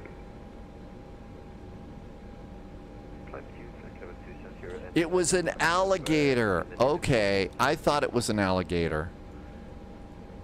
They're always on the lookout for spies.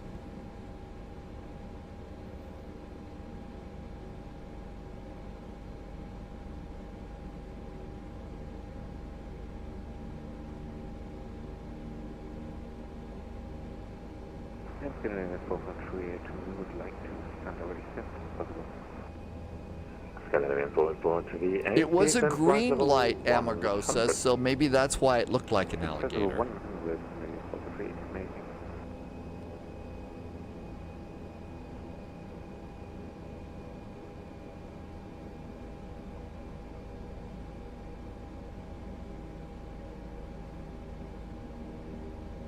It wasn't fully embedded in the ground.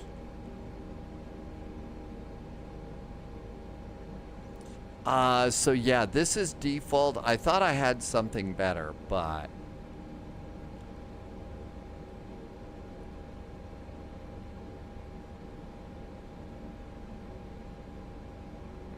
Golf 177, wind 170 degrees, 7 knots, runway 11, clear to land. So we're at gate 22. Runway 11, clear to land, Golf 177, thank you.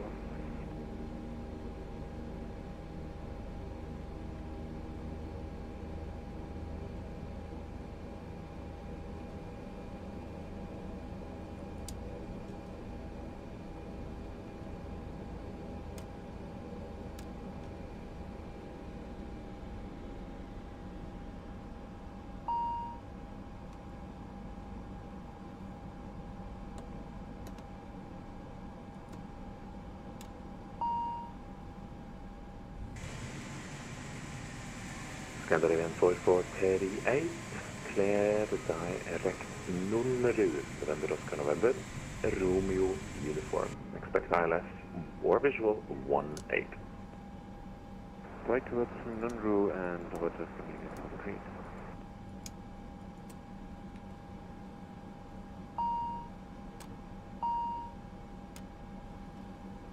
Whoops.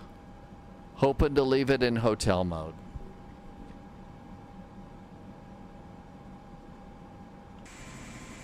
Yeah, we're in hotel mode. Good. And we come over here. Aircraft.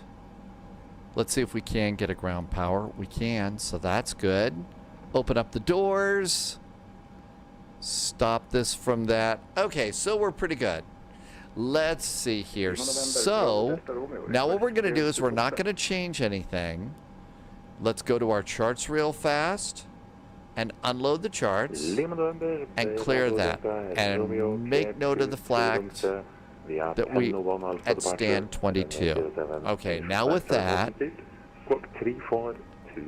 we're going to clear the flight plan, and let's go over here and recycle for Hammerfest. Okay, so there was Tromsø. Let's see if Hammerfest has got anything up right now. Be advised, I will ENAT. be logging off shortly in case that changes. So, Okay, so let's go and do our new flight. Hi, Kat. Shawshank, welcome aboard. Thanks for coming in. Okay, so WIF 441, departing ENAT, Hammerfest ENHF. A super duper short runway, this one. We are in an ATR 42-600. And we're going to stick with Wideroe. Okay, so departing from runway 11, Arrival runway, I guess, is 22. That's probably as good as we're going to be able to do that. There is our flight plan. Let's go to the fuel planning page and get our usual 15 minutes of extra fuel and generate plan.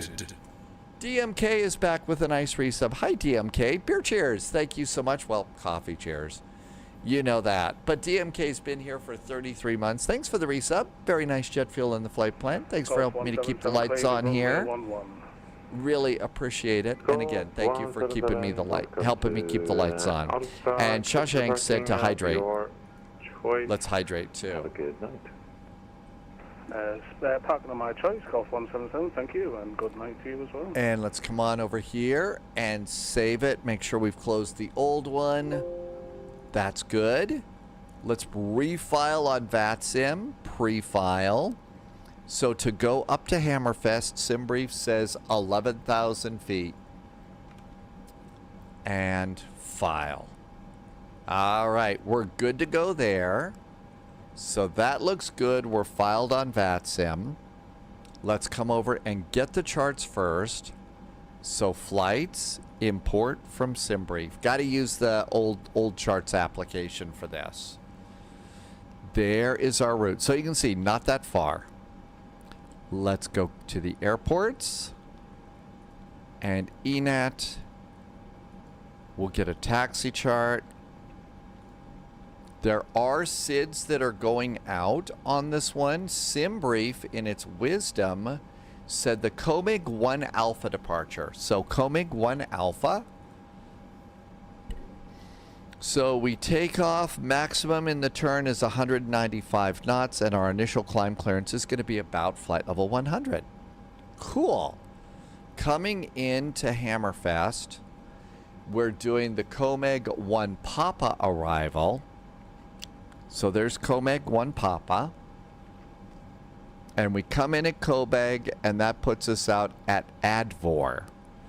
SimBrief says runway 22. There is a localizer. Is that at Advor? It is. So we'll pop that in there too. And let's take a look at this. The runway length is not that long.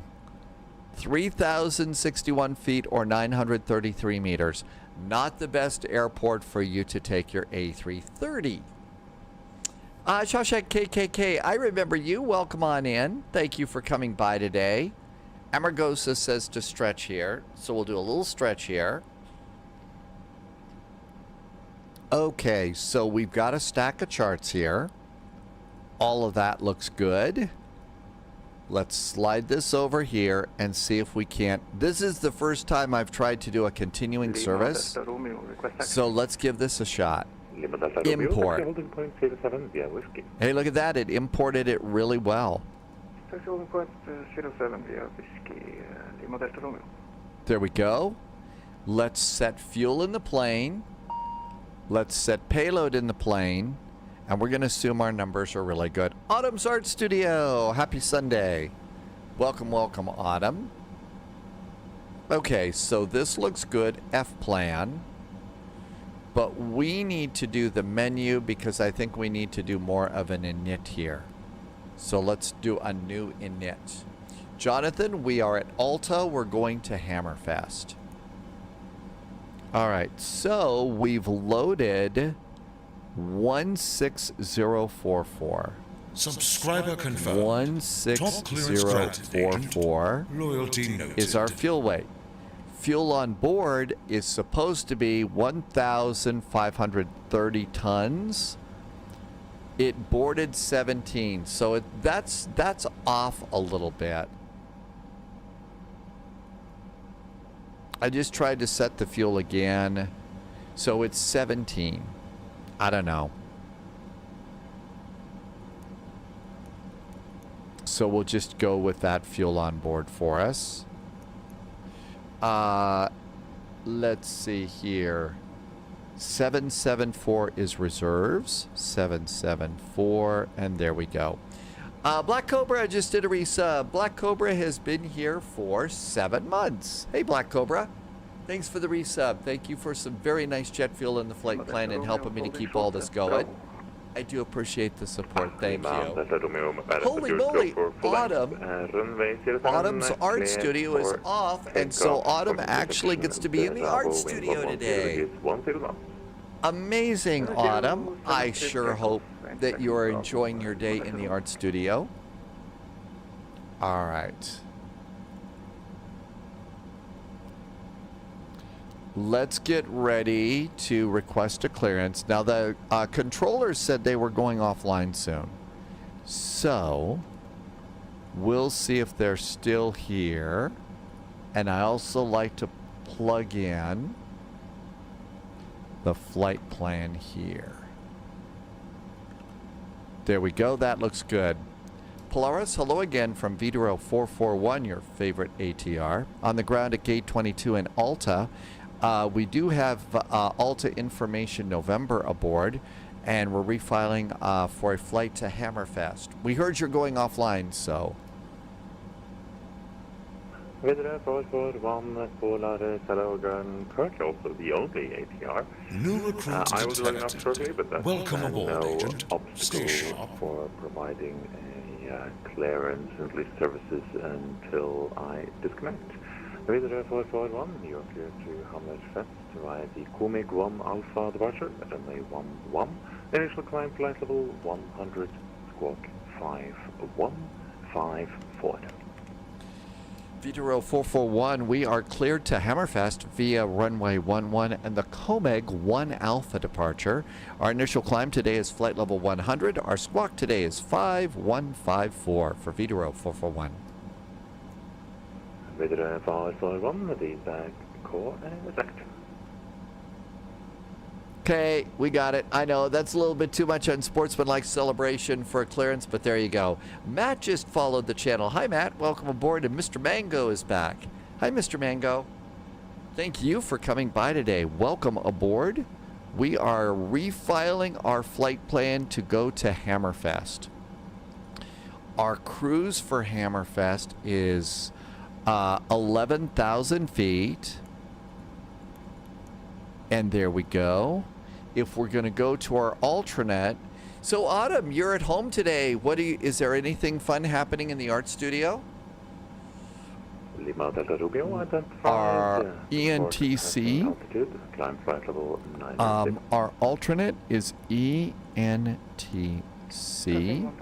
And if we have to go back to Tromsø, it's going to be at 18,000 feet.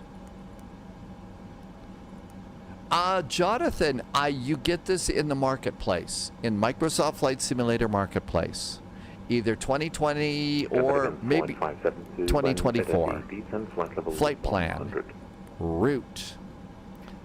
This is Wideroe, WIF. Flight 441. We are at ENAT. ENAT. And we are going to ENHF. ENHF. How do you get inside the ATR? Okay, so when you first load in Flight Sim 2024 with any airplane, you have to click, you have to do Shift C with any airplane in 2024. Autumn is not doing art today. You're getting your bathroom renovated. I will flush most of my bathroom jokes down the toilet then for you today. Your cat is doing cat things, looking out the window, doing the patrol look. Yep. The puppies and the kittens are very good about keeping their humans safe, aren't they? Runway 11, and that is going to be the Comeg 1 Alpha departure. And no transition, and engage. Hi, Captain Boston. Welcome aboard. At Hammerfest, we are expecting the localizer for runway 22. It's going to be the localizer Zulu. It's going to be the Comeg 1 Papa arrival. Lima Delta Romeo Via Advor. And Engage. There we go. Captain Boston, the story is nothing exciting. It was the flight plan that it was the flight number that I used way back when in the good old days of the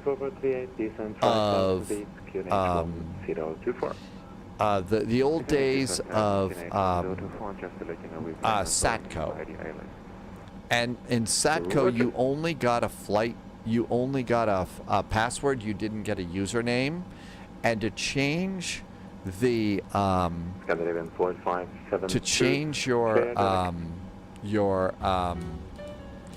to change your flight number meant redoing a config file, which was not easy to do way back when.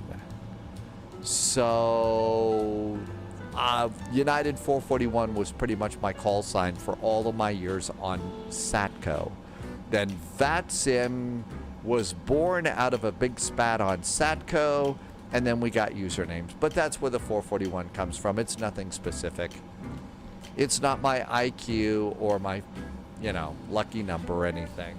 Lucky number is usually 7. Autumn is doing diamond art today. You're doing the Halloween piece. All right. That's right. I guess it's not too early really for, it's really not too early for Halloween stuff now, is it? Sphinx Music says Hammerfest was Norway's first city that got electric streetlights. That was back in 1891. And I'll bet the residents really got a charge out of that. My guess is they got kind of tired of those electric jokes and stuff, right, Sphinx Music? Okay, I should stop. Let's see here. All of this is looking good. The airplane is pretty much loaded. Our altimeter again is 1028. That is set 1028. Our heading on departure is going to be runway 11. Runway 11 is 109. Our heading should be 109. And our initial climb clearance was 10,000 feet. Or flight level 100. We're in Europe.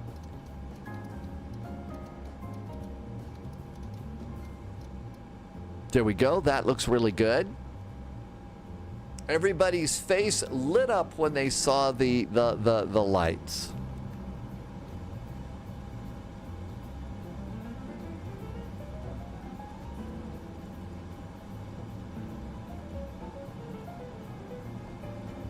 And we're going to try and clear the checklists again. New leg. Procedure complete. Okay, we're good to go there. So let's look up here. We do have the prop brake on. Let's see. We do have ground power, but DC power is working. We never turned the seatbelts off. Passengers are... Hey, AI Creations TV, welcome aboard. Resistance is futile until you divide volts by amps. That one was good. You've got to know a little bit of the electrical theory stuff there. All right, let's go ahead and close the big cargo door. Got a little bit of a breeze here, I'm guessing. Disconnecting ground power, and we're going to close the main door.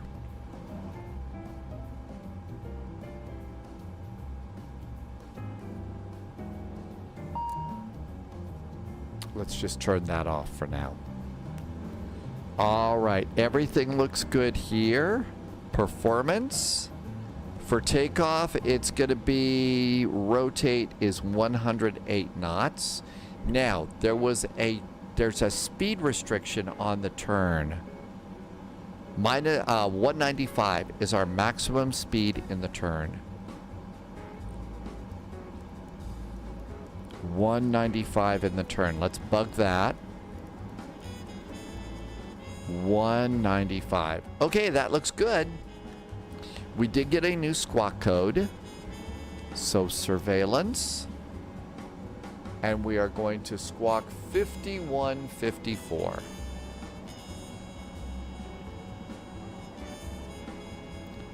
50. Nope, not that one. 5154. There we go, and enter. We'll squawk that now. Let's stop that flashing. That's annoying. Okay, doors are closed. Everything is clear. Everything is good to go down here. Let's go and do final cockpit preparations. Checklist is current. Procedure complete. Parking brake is on. Altimeters are set. Landing elevation 200 feet. Checked. FMS comms and nav are checked. Fuel quantity and fuel on board. It's 1.7. We only were supposed to have 1.5, so we have more than we need. Ignition is flashing at us for some reason.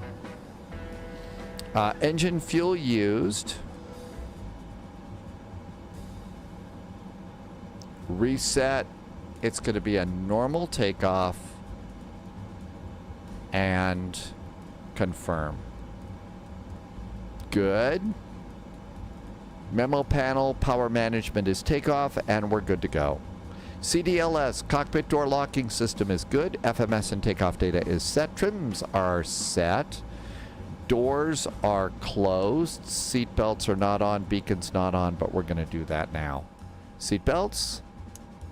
Bacon. Oh, the beacon was on. Hi, Spitfire RAF. Welcome, welcome. Thank you for coming in. Let's ask them to put their devices away. Get back on frequency. GSX has a problem with this airplane, so Pushback helper will push us back. And let's call the tug. Frequency is on. Comms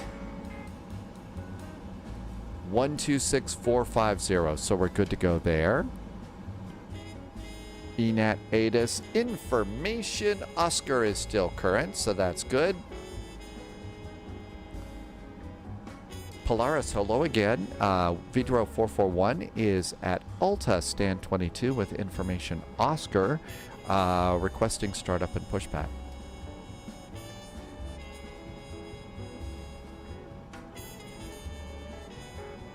Wideroe 441, startup approved, QNH 1028.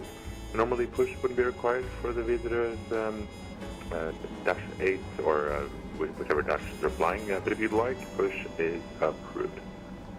I think we got a little too close to the terminal, so we'll need a little bit of a push to get out of the way. Wideroe 441.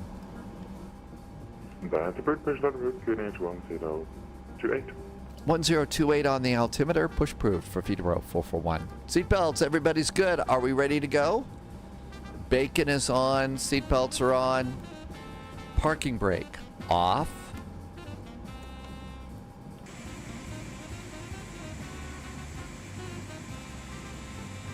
We must have a little bit of a breeze here.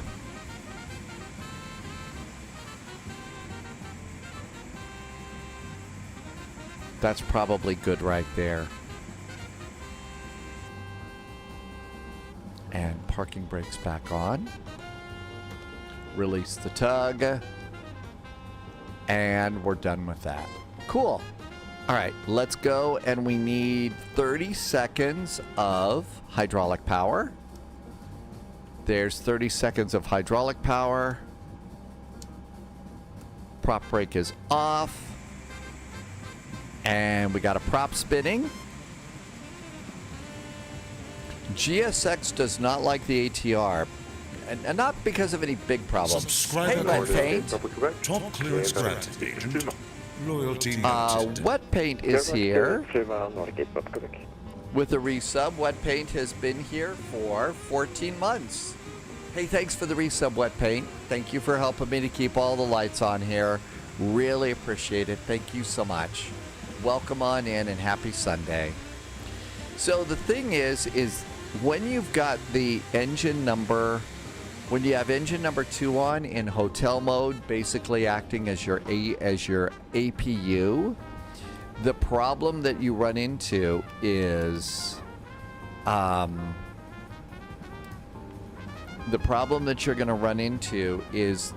GSX thinks that your engine is on, and it's not going to push you back until your engine's off.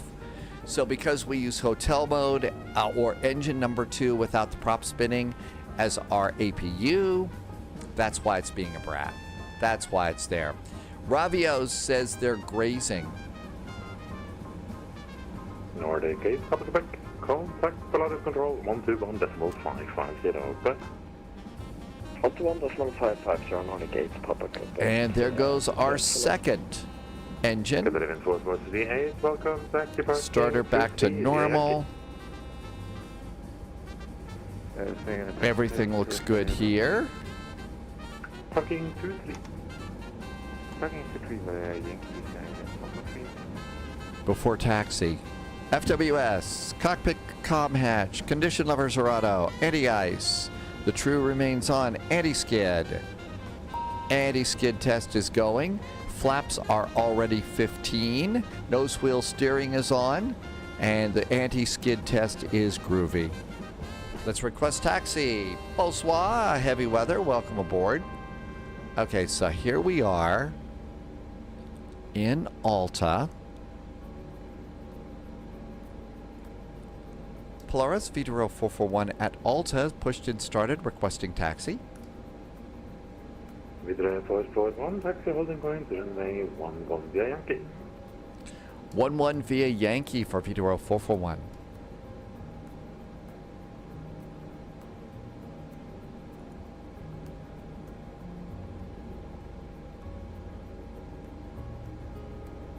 Shall we get out of here? All right, here we go. Taxi lights on. Wing lights should have been on, but they're off. Cabin call, we're going to roll the airplane around a little bit.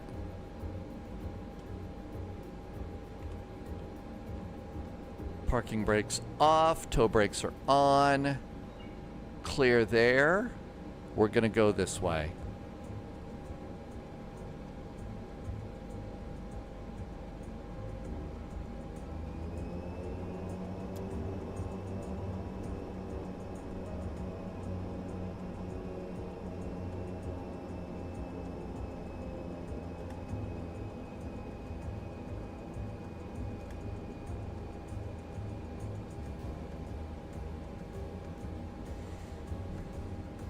That looks good.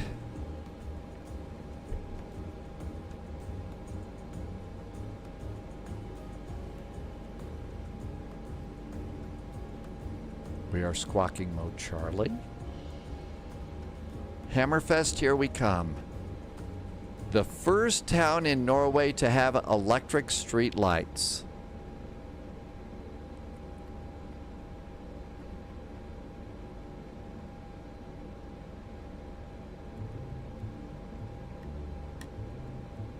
Scandinavian flight 572 via Oakbull, correction, Oakbull, cleared Islet Bridge, runway 18. Okay, taxi takeoff. Everything's good there. Before takeoff, gust lock. Everything's good. Everything's good there. I think we're ready to go. Hey, Wesley. Wideroe 441, runway 11, clear for takeoff, wind 150 degrees 7 knots. Runway 11, clear for takeoff, Wideroe 441, thanks. Okay, after takeoff, it's a tight little turn to the right. And we start the turn after we pass 430 feet.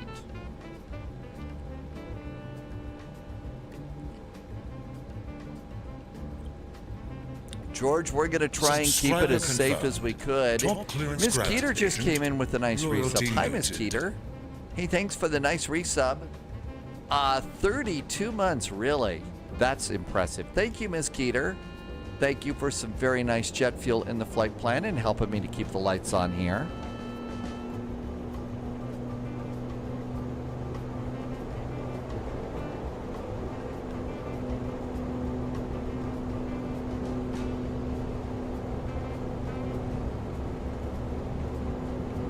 V1, rotate.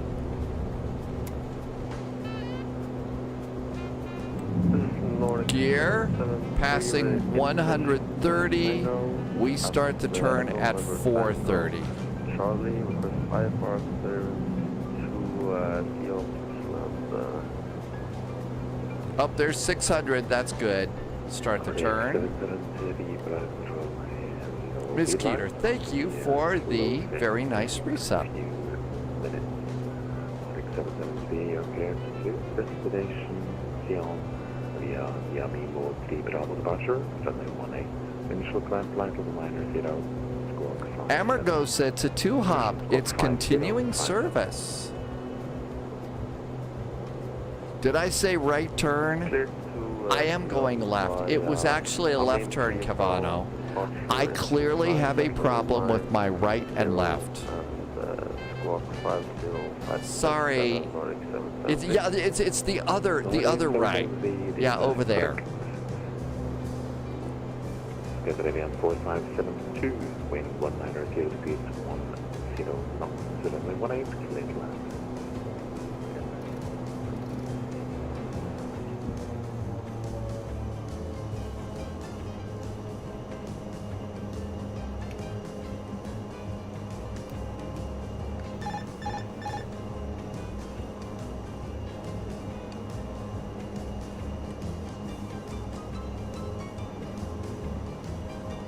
Okay, we're past the speed restriction. We're done with that.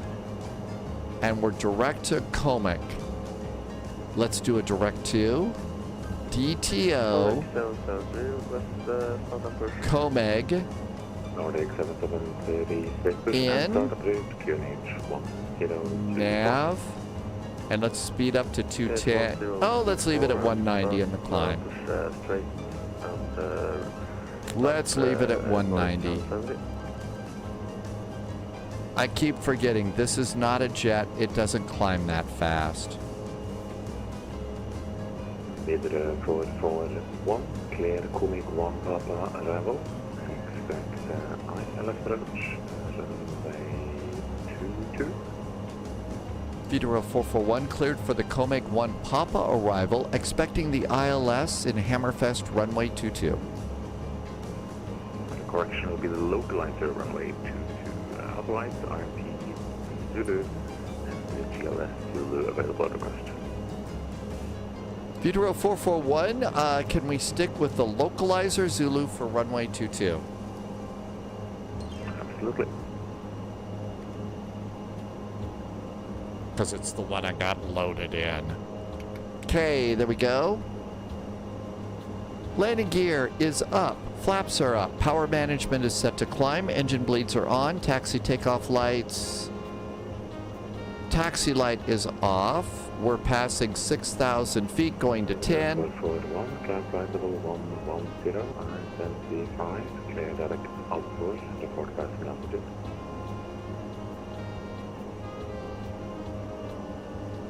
Wideroe 441 is now passing 6,500 feet. Climb to flight level 110, and we are now direct to AD4. Direct to AD4. There we go. There's our direct to AD4. Airplane knows what we're doing. Smarter than the pilot. Landing lights can go off. And our checklist.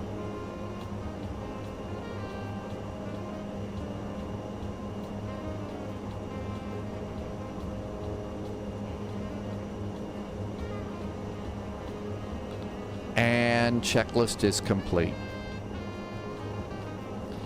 Havoy, welcome aboard. Thank you for coming by today. Good to see you. Thank you for coming in. And there is our arrival. Heading bug is straight up. We're direct to AD4.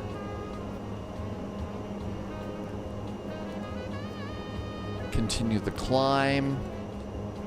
Turn off devices. Let them use laptops. There was a hype train going on. I didn't even see that. Next flight for us is the 727, the Boeing 727, the passenger version. I haven't heard any objections, so we're doing Chicago O'Hare to Denver, which was my last ride in a Boeing 727. It was a United Battleship Gray, which we actually have. Yeah, Havoy, we got a Wideroe. They didn't have ATRs, but this is good enough.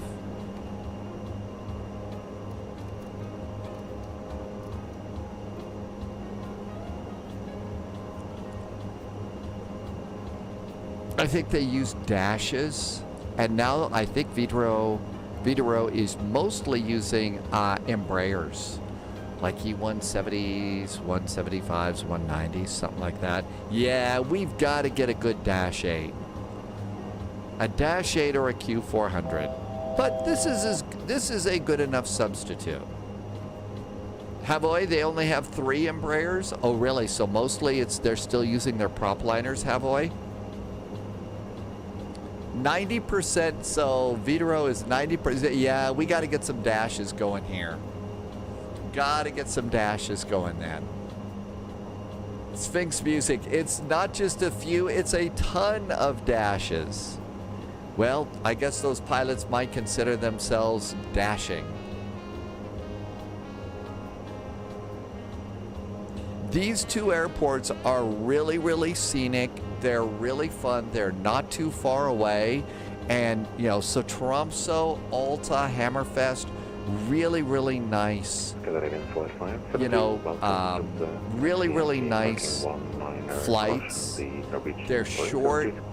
They're kind of cute airports. They have 120K flights. Novabricks, this is an Asobo airplane. It's a little Asobo plane. There's 1 9er, but 1 8 available too if you like it.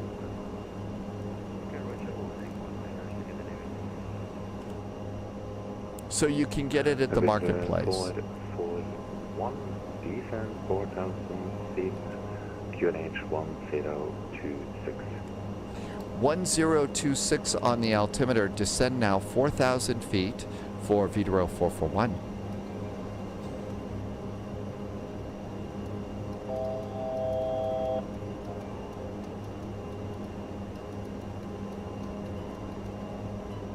Okay. Throttle's going back. Most of the dashes have done 90 to 120,000 flights. Holy moly, really? Wow. Well, they must take really good care of their airplanes then. Novabricks, this is a fun airplane. Here's the deal about this little bird.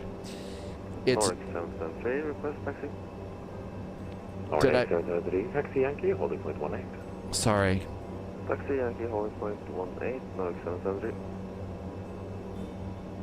Wideroe 441, once again, report ready to copy Hammerfest weather. Wideroe 441, ready to copy weather.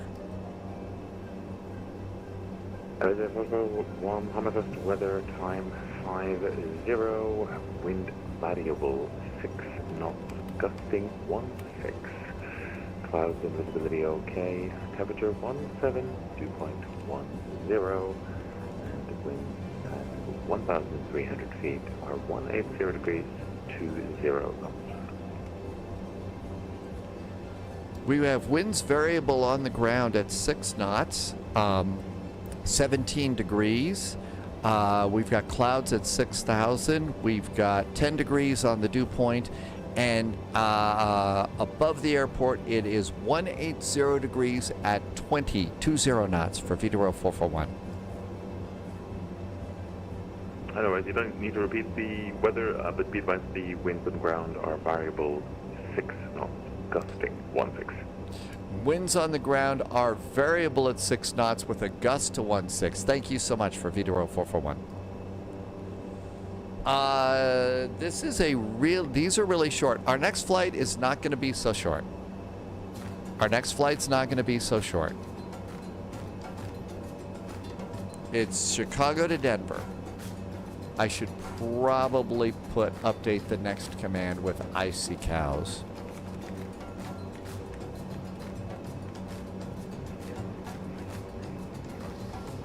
Okay, next is almost You too. done. Have a good night.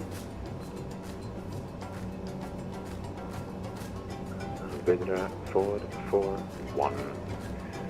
Via outboard, clear to descend below controlled airspace on the localizer 22 approach.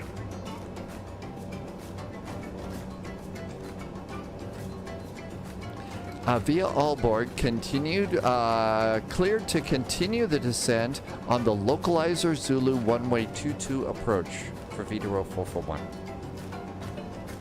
Wideroe 441 and confirm below controlled airspace. And we will be below controlled airspace for Wideroe 441. Uh-oh. Wideroe 441 starts the coast shortly. No reported traffic. Runway 22. The smash previously winds variable 6 knots, gusting 16. Advisory 122.8 frequency change approved. Have a good night. 122.8. Thank you for the extra ATC tonight. Have a great weekend from Wideroe 441. Thanks. Thanks, you too.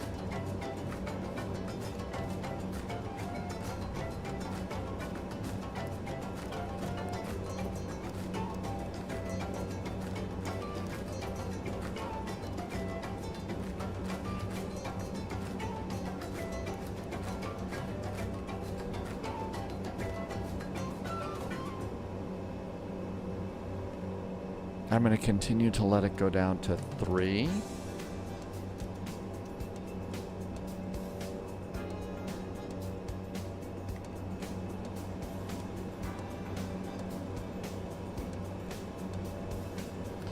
Our minimums here are 1230, 12,030 feet. 1,230.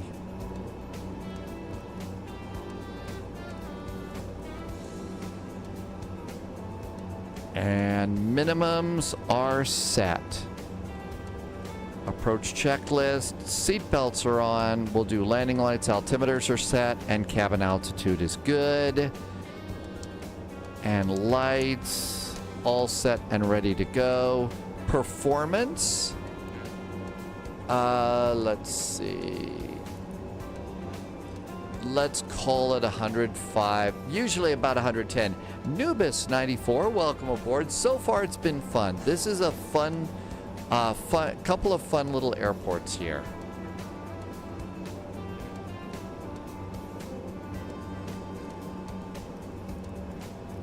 I'm going to reduce my speed now to 150. That's going to give us a little click of flaps here. We're still looking pretty good. Hammerfest traffic, Wideroe 441's an ATR. We are currently southeast of the airport at Advor, setting up for the localizer Zulu runway 22, Hammerfest. Okay, no hunting for butter on this one. A super duper short runway.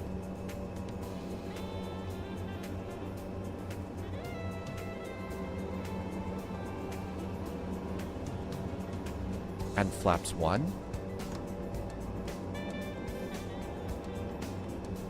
And that looks good. There's our cute little airplane.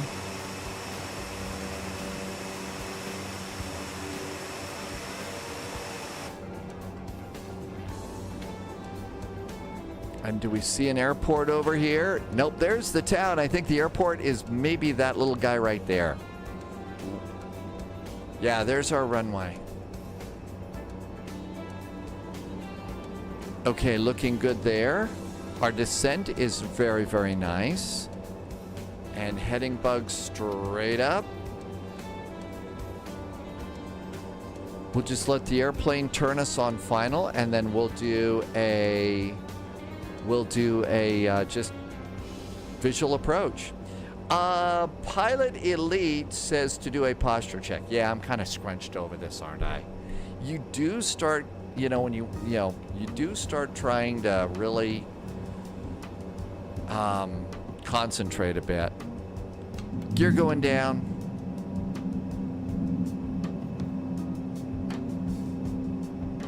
There's our turn.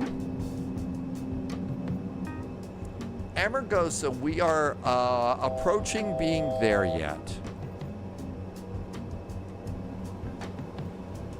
Will they have blue juice? No idea. I got the airport, I got the runway. Wow, there's a lot of moisture out tonight.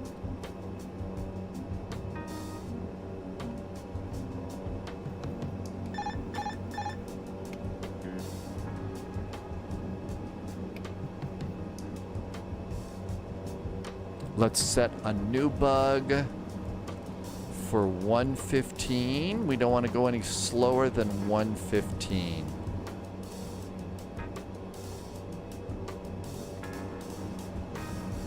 Cabin crew, gear is down, flaps, power management goes to takeoff, and we are good. Got blown off the side a little bit. They've got some gusty winds here today. Nubis, this is you get this from Asobo from the marketplace is where you get the ATR. It is listed in Flight Sim 2020 as a 2024. It's listed in Flight Sim 2024 as a Flight Sim 2020 airplane.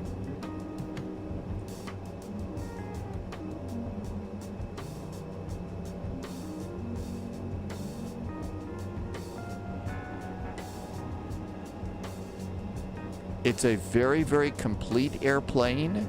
And if you're gonna get this airplane, I do suggest a YouTube channel for you.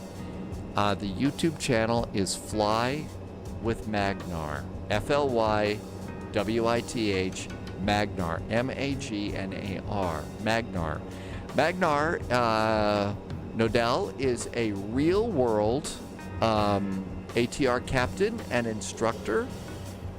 And Magnar has put together a really awesome, like 3-5-part series on how to fly the simulated airplane really, really well. I mean, it's a great video, and I do recommend that series if you want to hop in this airplane and fly like a pro. I'm still kind of cutting some corners here that I should stop cutting, but it really is a good airplane.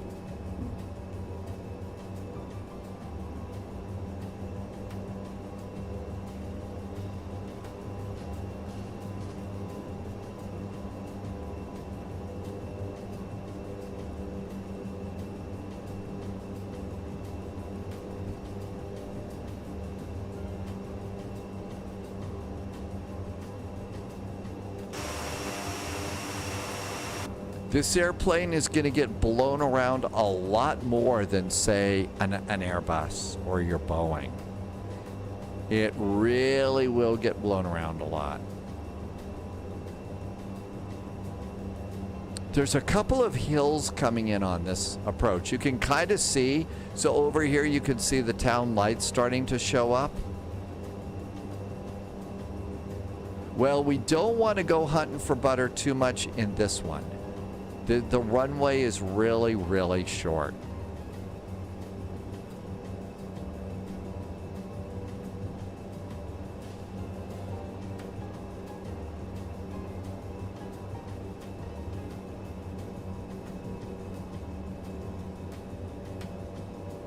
Okay, there's the top of the hill.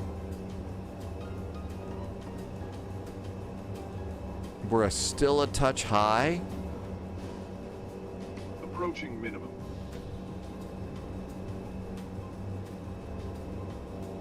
Minimum. Landing. Minimum.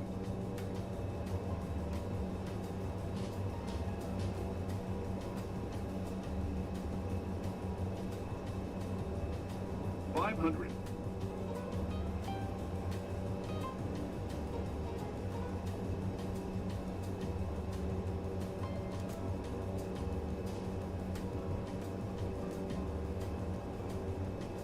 $200.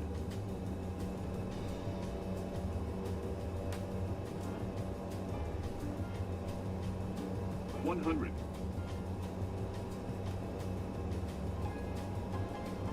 $50, $40, $30, $20, 20, 10,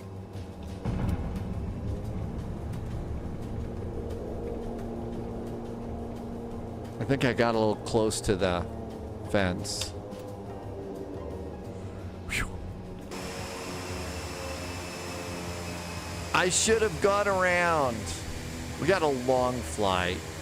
Hey, security man's back. Welcome, security man.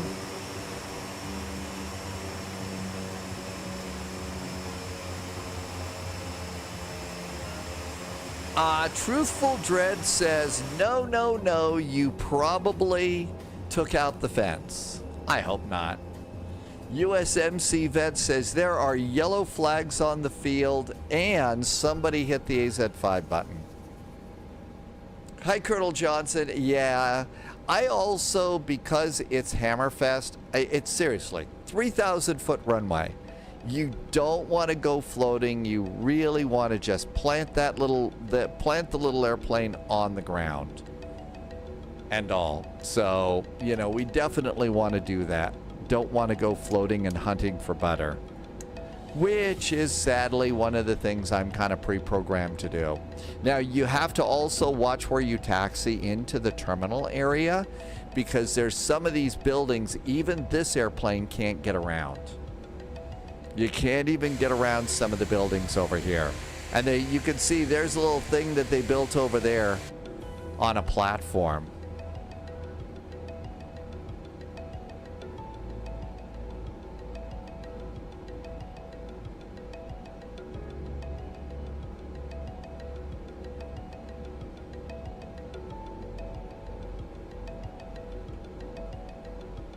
Man, that taxi light is really bright.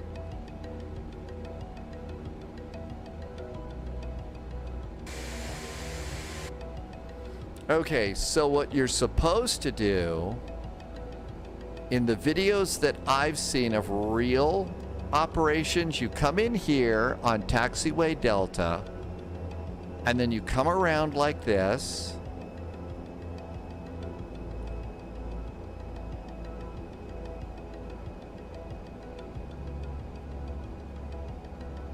And then the real one, so it's a tight turn here. And then there's stand 2. And then we come like this, I think. My scenery does, it's been a long time since we've been here. My scenery's a bit different. And then you spin your little airplane around on a dime.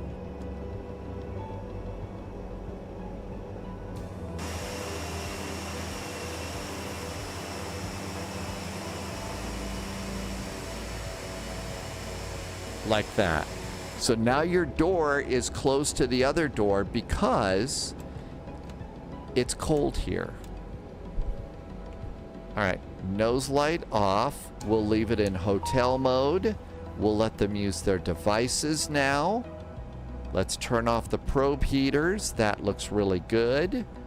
And engine number 1 can go off. While that's going off, we can go to surveillance and go to standby, and we're good there. And everything else looks good there. We're gonna need a little hydraulic pressure, I guess. So 30 seconds of hydraulic pressure for the prop brake. Wow, I can't get, that's not showing up.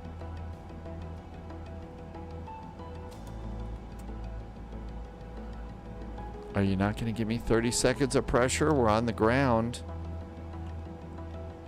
Ooh, it won't give me pressure. We can't go into hotel mode. Hi, Hydrospace. Welcome aboard. Well, the door's in the right spot, at least. Let's see if it'll give us aircraft. Chocks, DC power. Oh, yeah, it'll give us DC power. Let's do that. There's DC power. New so with that, detected. now Welcome we can come aboard, down Agent. here Stay sharp. and go engine number 2 off. We can do beacon, seat belts, doors, and that's good. Well, that was somewhat close. Hi, Puffins. Thank you for the follow. Welcome aboard. most of your landings, this landing is definitely planted at the end of the very, very short runway. But we made it. Kind of took out, USMC vet says maybe we did take out the fence, or, you know, maybe there's a penalty on the field or something like that. But we're good there. So that worked out pretty good. Just like I said, 3 cute little airports in very, very northern Norway. I do suggest them for just, you know, if you've only got a short amount of time, these are both challenging for sure. And this is the perfect airplane until we get a good Dash 8 or something like that. And we're disconnected from VATSIM. And let's come over. And this is a really neat little town. It gets really, you know, snowy here, obviously, because we're so far north. They actually have a little marina for boats and stuff just under the resume tab there. And I think that they'd probably take them out in the wintertime, but you can see just how far north we are. There's Norway. There's Ireland, so that gives you an idea. But yeah, these are really cute little ones for sure. And it's probably going to get pretty cold there before too long. Grein Kongolo saw a Norwegian TV series about the Wideroe milk run. You know, it's sort of like the Alaska milk run, the Alaska Airlines milk run that just goes bing, bing, bing all the way down, you know, the coast of Alaska like that. That's kind of a cool one too. Colonel Johnson, we've gone to Lukla a few times. Pretty much that's always one of those we's gonna die kinds of things. Even in the little Twin Otter. Even in the little Twin Otter, it becomes a scary thing. So we've already got a route that we can use. We'll do VOR to VOR in this particular flight. So secret on this thing is let's go make sure all of our PDFs are closed. So what we're going to do here is I'm going to get my nav log. And this is with SkyVector. And I'm going to save this to my desktop under a file cleverly known as navlog. Okay, so we're good to go there and we're done with that. And then what we'll do is we're going to go and we're going to highlight the route and just put it in Control-C, Control-V. Ready? So now that we're good with that, let's come over here to a new flight. This is going to be a United flight. We are KORD, KDEN. We are going to take a 727-200. And I've already got a United livery all set up for us. And it's this one over here, I believe. 825 uniform. It's already set to pounds. And now what we'll do is we're going to take our flight and we're just going to paste it in and analyze it. And there's our route. So that's all nicely set up for us. 2-2 left and 3-4 right. 3-4 right sounds about right in Denver. No idea. Let's just see what's going on in Chicago right now. KORD. I don't know if there's going to be ATC waiting for us or not. Chicago. Oh gosh, look at that book. O'Hare information Delta. Land and hold short. Blah blah blah. Departure 2-2 left or 2-8 right. 2-2 left or 2-8 right. Is that what SimBrief gave us? 2-2 left. Okay, we got a good runway for us. Now let's see what's happening in the exciting world of VATSIM. Really nice ATC today. Okay, let's hit refresh. Okay, nothing in Chicago right now. Denver has approach up. So we got a nice, maybe we'll get a nice chill out flight with the 727. Let's come on over here and get a sim. So I think this flight works good. Let's go ahead and board 15 minutes of VATSIM fuel. And it's going to be in pounds. Good. And generate the flight. This is a longer than usual flight. Probably okay for a Sunday. The others were short. Now we need a PDF file for our flight plan because you can't view that within. There we go. That looks good. Let's pre-file on VATSIM. Okay, so let's see here. Call sign, United 441, 32,000 feet. DePage, CVA, DSM, that looks good. Okay, in the IC cows, where is it? ICAO operator, was it up here? 722. I copied off what Moose said about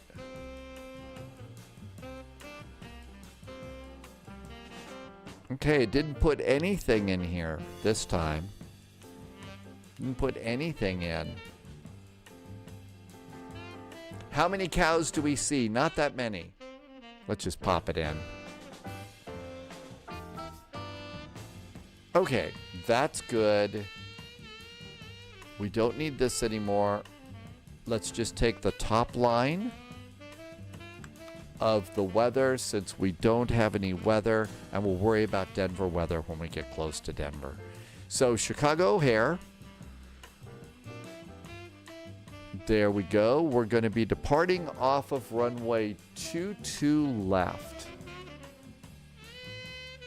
So that's over here. Okay. Sim always does that to me. Hey, SI-20, long time no see. Welcome in, SI-120. Greetings back to London. I hope it is a wonderful evening in London. Mustache says we ought to probably stretch now a little bit.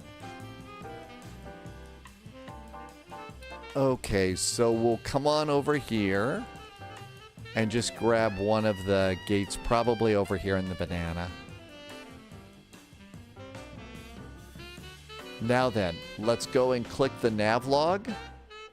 Here is our nav log, which has frequencies for our VORs.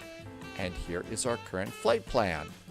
And that's got all of our fuel and everything else. So we're good to go there.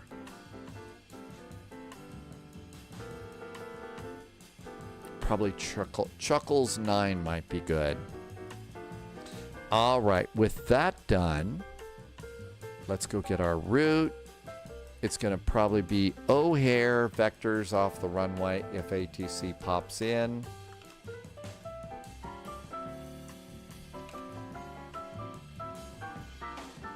There's a video of the WestJet. Oh, really?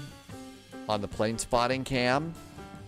Is it a real big bad mess or just a gear collapse? Is it really bad? Okay, all of that looks good. So let's get our charts while Microsoft Flight Simulator's loading in. Import. 727. Yeah, just got this one. So I'm still learning. So I will probably not do all the right stuff on this. Hey Sparkies, welcome in. Happy Sunday. Happy weekend. There is our flight.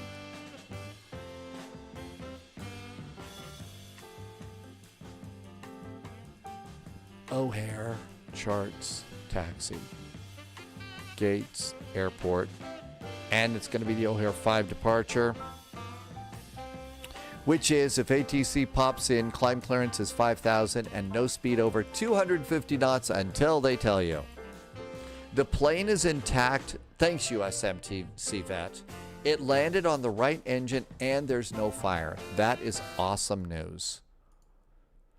Okay, we are going to come into Denver. Most of these are all RNAV arrivals. Let's just get the runway and they'll maybe give us vectors. 3-4 left. Airport, gates, and we're good. All right, let's get to 727. Start.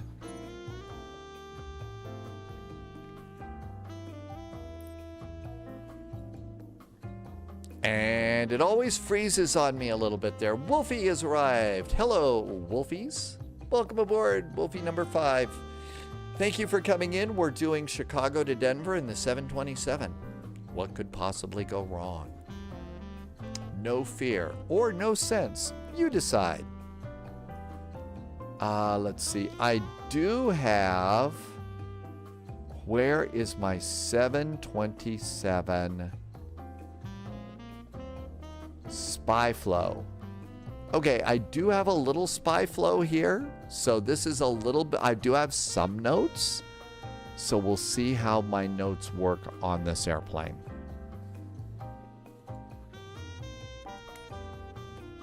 Hey, Wolfie, thank you for updating the title. All right, let's find our Boeing.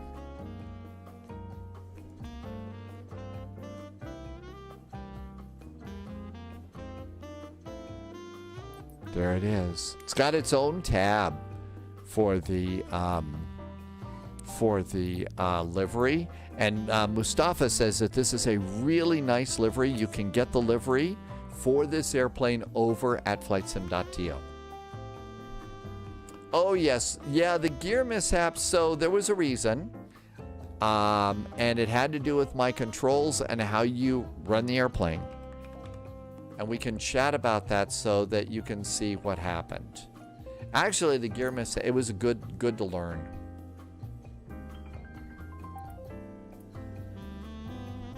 DM Bird. Yeah, this would be an older one.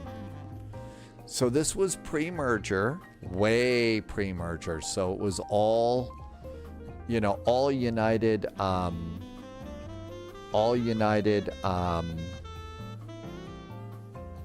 tulips.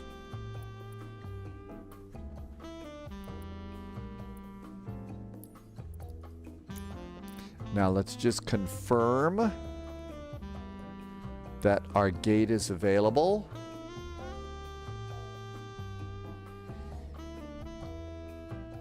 I'm just looking over here at flight radar. We're going to Chucky 9. Okay, that looks good.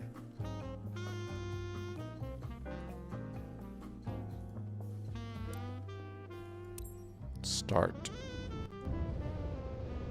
Oh my gosh, listen to the sound of that wind.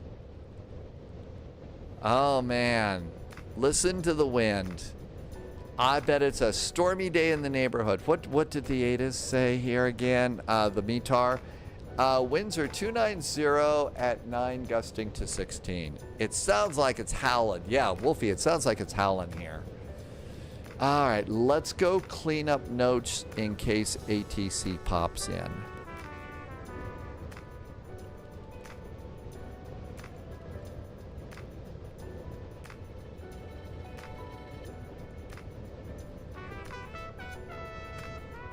Okay. Loviz is in Dusseldorf today doing tourist stuff and says we ought to fly Dusseldorf to Copenhagen tomorrow. Where do you find real ops with airlines? There's several places to go. You can find real ops at like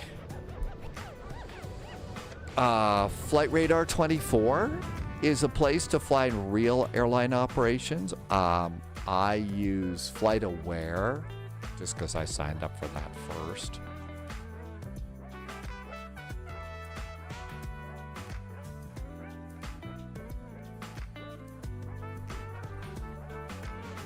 Oh, they got a nice Olympic livery for some Greek island hops.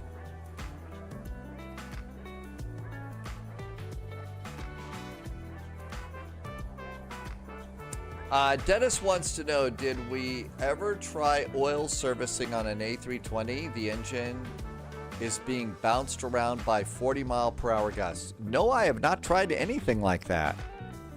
I have been allowed to be a passenger on a few Airbuses, and that's it. SI-120 says another place to look is Flight Connections is a place to fly in real world. FlightAware, yep. So over here, we could go to, like I said, I've been using FlightAware. So what we can do is, here's FlightAware. And so let's say you want to do the flight that we're doing. Let's go and search by the route. So we're at KORD, Chicago. We're going to KDEN, Denver, and search. And this is going to show all the flights. So let's see, our next departure to Denver from O'Hare is an American Airlines 737-800, followed by a United 737 MAX.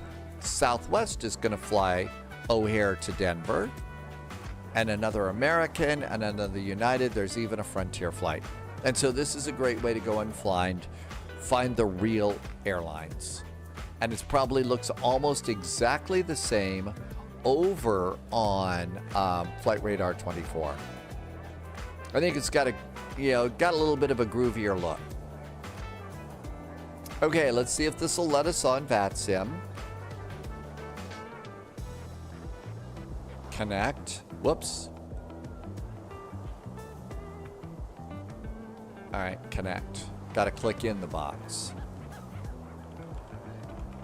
And this is a B722, 727 Model 200. We should get Auto ATC. That gives us a squawk code. And we're golden.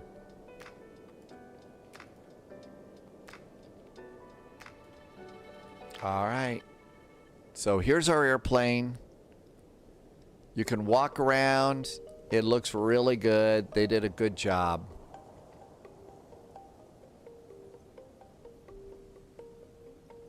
We are at gate Charlie 9. So now Shift C to get in the plane. We can look at our gauges. Everything looks good. So we can look around the plane. We can even go back into the cabin. So that's pretty cool too. Thalo, thank you for taking the time to come in and say hi. Sorry you can't stay, but I hope you're having a really good day. Nice weekend. Happy Sunday. We'll see you next time.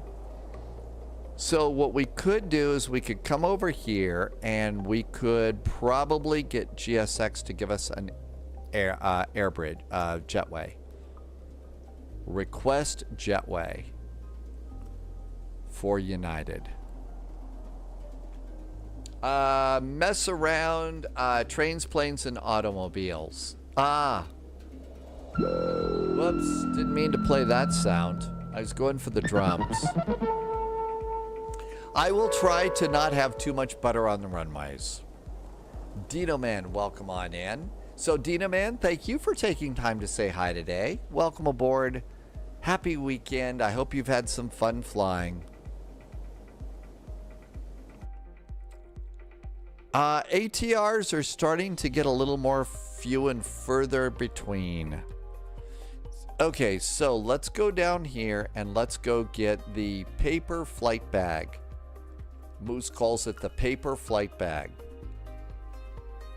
Okay, cold and dark, left seat, UTC. I am going to show the auto throttle on this one. Copilot, cockpit, callouts, cabin crew, and winglets. Off. Cones and chocks are in place. Let's see if GSX opened the door.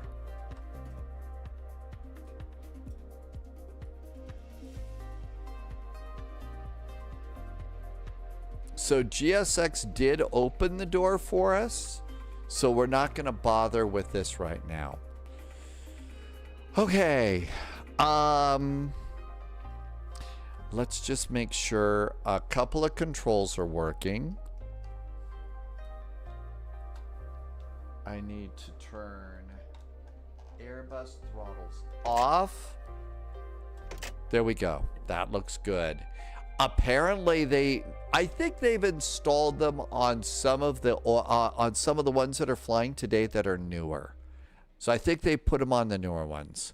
JP2 says a lot of the ATRs are flying in the Canary Islands for Binter Airlines. I think the only rule on those is if they're flying in the Canary Islands, they don't let any parents on board. Herp, herp, herp.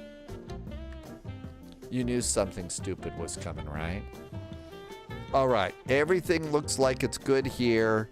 Other checks before we take off. Landing gear lever is down. Windshield wipers are off. That's like a real important thing. Pilots really check for those sorts of things. The airplane comes with the navigation lights on. We're going to turn those off. 40 says that they use them in the UK too. Probably not as much. Polyot comes in. Polyot can tell us if they're flying around the UK. Baylor's also operates ATRs for Air Nostrum and Olympic in Greece. I bet it would look a little bit weird. All right, are we ready to try and turn the airplane on? So let's follow the checklist as I've got it so far. All right, first thing we do is the battery. Reinforcements incoming. More agents. Oh my joining gosh, the we've spy got flight. a raid. Look at the battery. Subscriber confirmed. And we got the battery Top clearance is granted, good. agent. Loyalty noted. We got a raid from Fighty. Hey, Fighty, thank you for the raid. Welcome, Raiders. Thanks for coming in today. Happy weekend. I hope you're doing well. I am doing living dangerously. I'm traveling down the road flirting with disaster here because flying the 727, the passenger version. Now, my checklist is really incomplete with this airplane, but hopefully we can get out of the airport and not crash. But welcome on in. Fighty has been here, has also resubbed for 44 months. Thank you for 44 months. Thank you for helping me to keep the lights on and the light going. Fighty flew the route IRL in a United Max 9. Fighty did 5 hours on Hamburg Tower, and I bet they didn't give any hamburgers either. I mean, seriously, right? What's going on with that? Not 5 hours. Are you going to be doing any ATC in Germany tomorrow on Vectors to Copenhagen? So the last time that I got to ride in a 727, it was a 727-100 for United Airlines. I believe it was in this livery, and it was Chicago to Denver. So we're doing this. No, but there will be Tower in the Hamburg event on Thursday. Hamburg event on Thursday. We'll see you there, Fighty. So Thursday is Hamburg. I'm going to put that in the notes right now. And you said Thursday? Subscriber confirmed. Top clearance granted, agent. Loyalty noted. Okay, got it in the notes. We'll be there. Thank you for telling me about that. And Puffelfish just came in with a nice resub. Hi, Puffelfish. Puffelfish has been here for 38 months. Again, as always, thank you for awesome jet fuel in the flight plan. Thanks for helping me to keep the lights on. I really appreciate it. Thanks. Shall we get going? All right. So we did check the battery, and we all got a charge out of that, right? So now we're going to go ahead and go battery on. And let's guard it. Okay. Battery's going on. Essential power. And we're going to shift that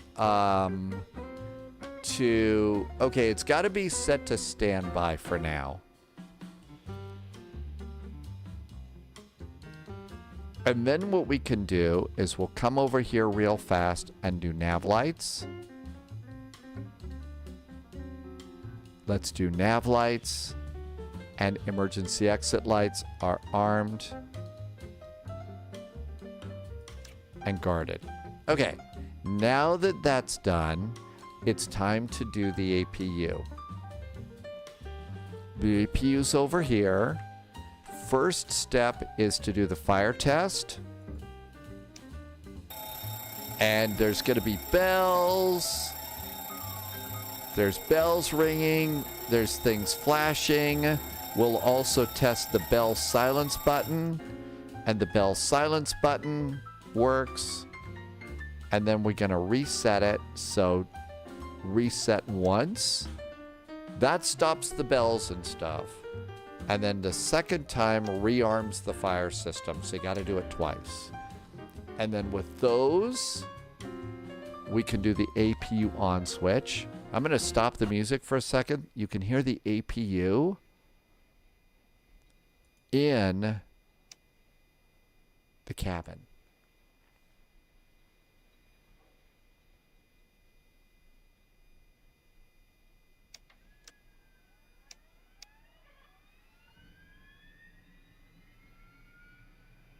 That's because it's under the right main landing gear.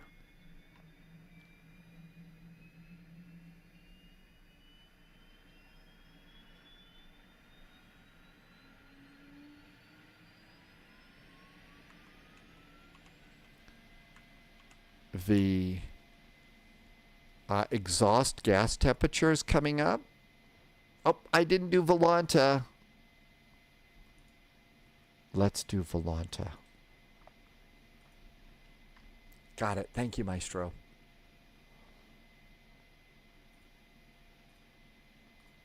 All right, we got that. Volanta offline. Oh, again. Irby got it going. Spy, Thanks, do Irby. you need a checklist? I know I'm way too slow.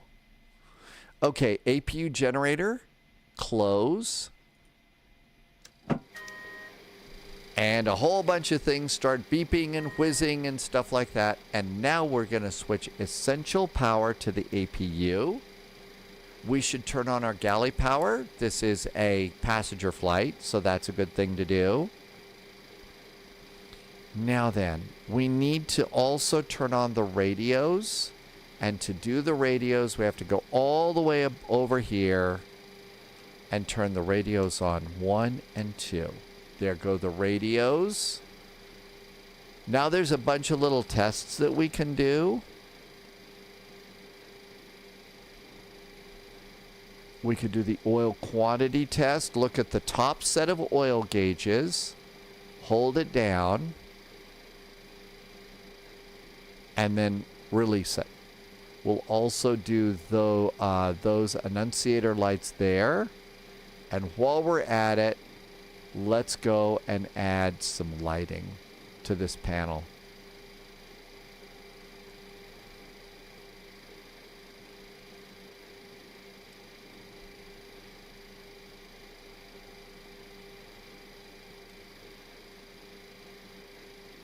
And now we got a little bit of panel lighting there. Okay, so with that done, there's a couple of other checks that we can do, but let's go ahead and fly and do airplane things. So all of those checks we'll assume are done for the moment. Oh, we need to come over here and do AC. So all of this looks good. We're going to turn packs on. And these will go down, but it turns on the AC. Hey, Captain Minnesota, welcome aboard.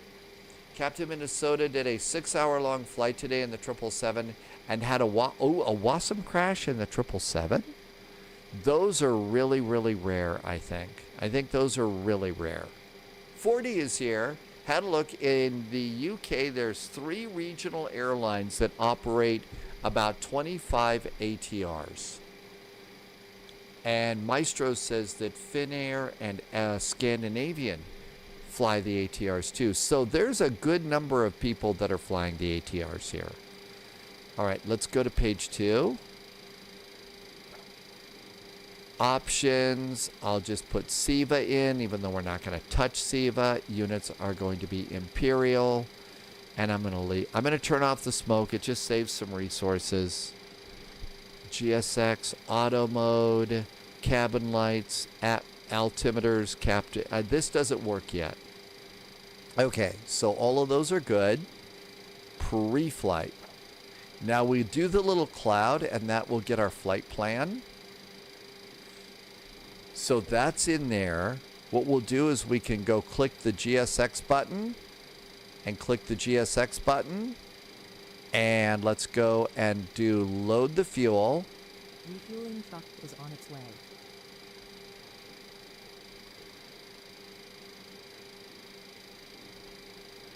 I don't think we need to do anything with that.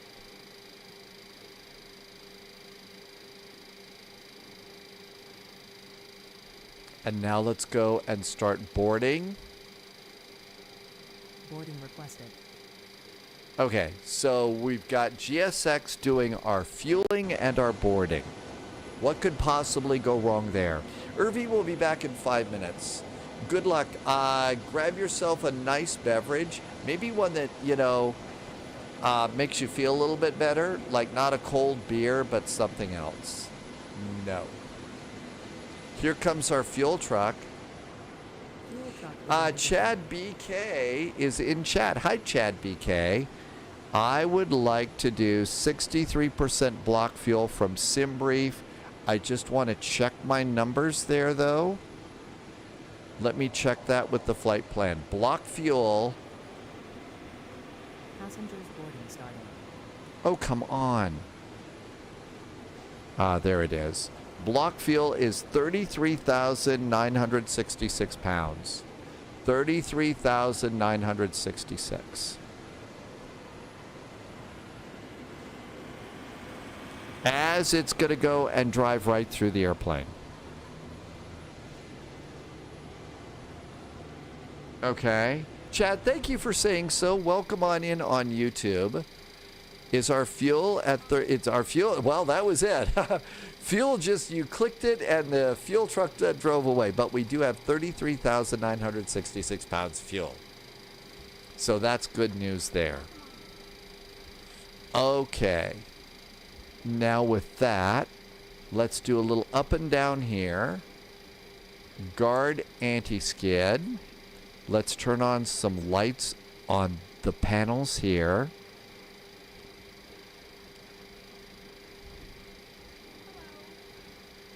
Passengers should be boarding. I don't think we'll see them, but we'll look around in just a second. On behalf of the captain and the entire cabin crew, we wish you a pleasant flight. Please make sure that the seat I don't want the red and white lights on. and that your seatbelts are fastened correctly. In addition, portable electronic And we'll do the right panel, and that should be good. We also don't want the dome lights on.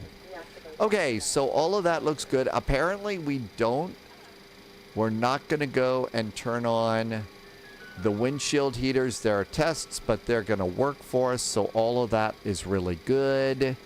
I think everything... Oh, no smoking. And that's good. Okay. So that all looks good.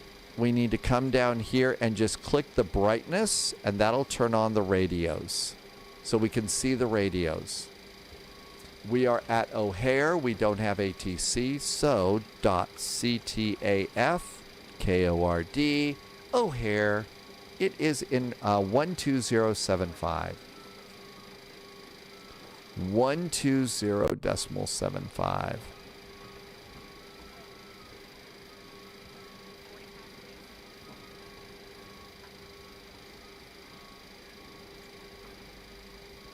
And 122.8 after we get up in the air.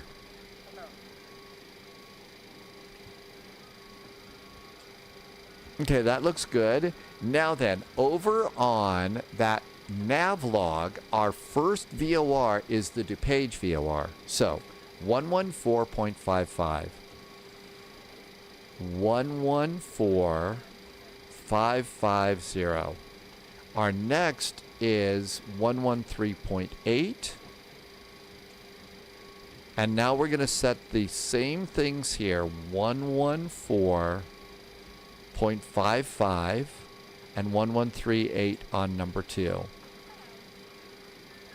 113.8. Is that like boarding music? Oh, look at this. We actually have people walking aboard. How about that? They've got some sort of funky music going on here. Well, people are boarding on this. This is a very outdated airplane. It is a fun airplane. It is that outdated, but it is a fun airplane. Okay, one of the things that we should have done is we should have gotten at least one of the hydraulic systems on to start pressurizing it. Let's also turn on some radio stuff. Interphone, and that's good for now. Okay, so that's good for the moment. We are departing off of O'Hare runway 22.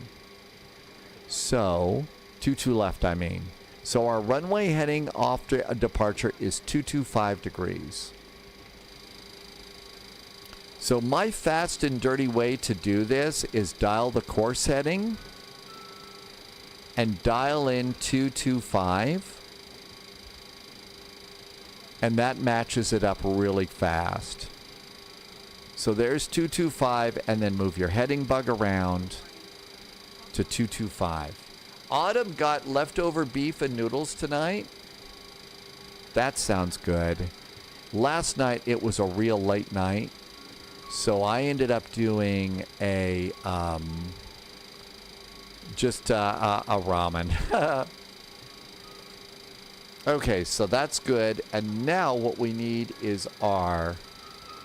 Okay, magnetic heading from ORD to DePage is going to be 264. So now we're going to dial 264 because that's going to be the heading that we're going to want to take. Oh my gosh. That sounds horrible. I'm afraid that, though, there's going to be a copyright. I better turn that down. I never heard boarding music like that on United. 264. There we go. Okay, that looks good. And our initial climb clearance at O'Hare is always 5,000 feet. We're good to go there. There apparently... That's boarding music. There's boarding music back there in this airplane. Spy hat. We need a spy hat. We're flying a Boeing, aren't we? I mean, it's a little bit cringy. At least I feel like it's a little cringy right now. So, you know, maybe that's just me. Okay, everything looks good here for the moment. I think we can leave that alone. Oh my gosh. I think that the Fokker boarding music is a lot better. When it comes to boarding music, those musicians were not fucking around. We got a Fokker joke in there. All right, our cruise altitude is going to be flight level 320. So, 32,000 feet. 32,000 feet means it's going to be 4,400. Now, I thought this was like super duper important to set these gauges correctly, but apparently Moose says, no, the airplane automatically sets this. This is just a backup in case it messes up. So we're just doing the backup here. Denver Airport. Denver is 5,434 feet. 5,434. That's as close as that's going to get. So we've got our cabin pressurization is set now. Hey, it looks like it's boarding baggage and stuff too. Look at that. Baggage is going pretty good.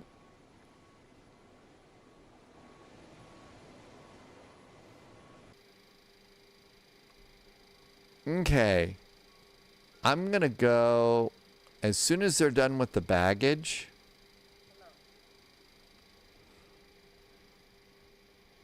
because this is a long flight, we're going to kind of push this forward a little bit.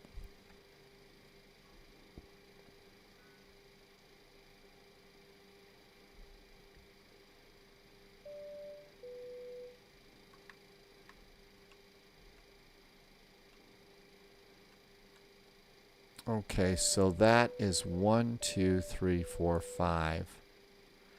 There is 2,000, 4,000, 6,000 pounds of fuel in the airplane. It says... I just did 100% on that. I just moved both of those forward. We're supposed to have 33,000 pounds of fuel. I don't think that's 33,000. Okay. It was doing a slow load. That's what it was. I think that the ding-dongs that you're hearing are people on YouTube following or subscribing on YouTube. Thanks. Welcome aboard. Okay. All of that looks good. That looks a lot better. Okay. I was going to say something was really wrong there. So by now, our passengers are all aboard and we can get going here. So seatbelts are going to go on. There we go. Seatbelts are going to go on. I'm going to open this up here.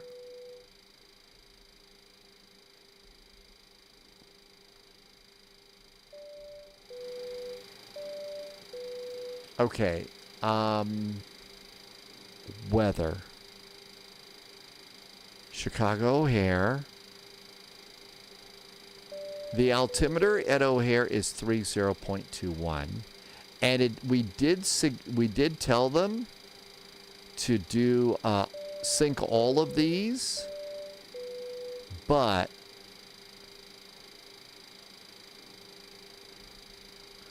you still have to do it manually. Detected. Welcome aboard, Agent. Stay sharp. You still have to do all these manually. That's a bug in the plane.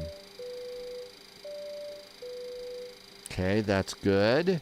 And we have to do the backup. Confirmed. Top clearance granted, let's see. BMAR Jr. just hit the sub button, and that's for the first time. Hey, thank you for the sub. That was super nice of you. Thank you. 3021 here. And 3021 here. We got to do it for the first officer. 3021 over here. 3021. Okay, we're good to go there. Let's turn off that flashy thing there. And I think all of that's good and we're ready to go. Sort of. Oh, we got a squawk code from VATSIM. VATSIM says to squawk 3275. 3275. And that's up by the co-pilot. So 3, 2, 7, 5. That looks good. Let's have GSX get us ready for push and start. GSX, prepare for pushback and departure. Okay, let's come over here and takeoff page. Chicago O'Hare, we're expecting runway 22 left. So runway 22 left is our departure. The weather in Chicago, the winds right now are 310 at 7.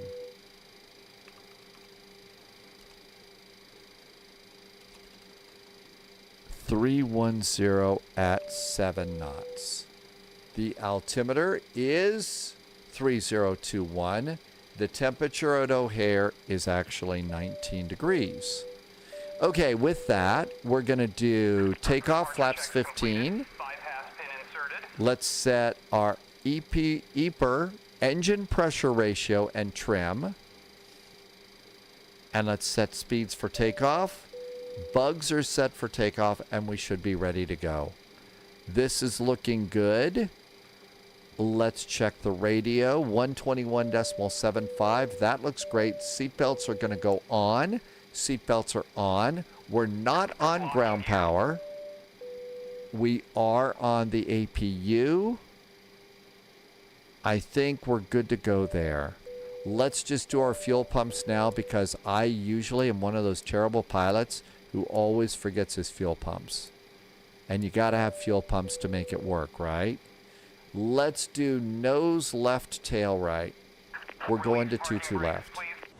Okay. Looking good. Anybody behind us? Nobody's behind us. I think let's go. Let's turn on the beacon. That's good. I think there might be a follow bot on YouTube, and I'm surprised. I haven't heard of follow bots on YouTube. but I'm really new there. I'm going to do let's leave that on till we get the engines going. Are we ready? I think let's give it a shot. Parking brakes going off. Here we go. All engines clear, start at will. Legit third leg. Legit third leg did a follow. Hey, Legit third leg. Thanks for the follow. Welcome aboard. Thank you for coming in. And I think we're going. Oh, you know what? I think it's upset with me.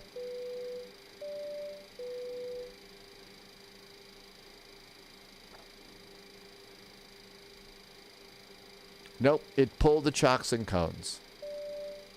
It pulled the chocks and cones. Okay, that looks good. I heard a bell before the startup yesterday when you were flying it. Chances are that, I mean, this thing had like school bells as the school bell sounds for your warnings and stuff. Okay, this is handling that pretty good. Let's try and start some engines. So to do that, the packs go off. Packs are off. Let's do the rest of the hydraulic pumps. Hydraulic pumps are now all on. Fuel pumps are now on. Let's try and start. It's 312 is the start. So starting engine number 3. And engine number 3, the N2 is coming up at 20%. We want Please set parking brakes. Almost done. And there's 20%. Engine number 3. Let's do parking brakes. Parking brakes are reset. Let's see if the engine's starting. Hey, it is.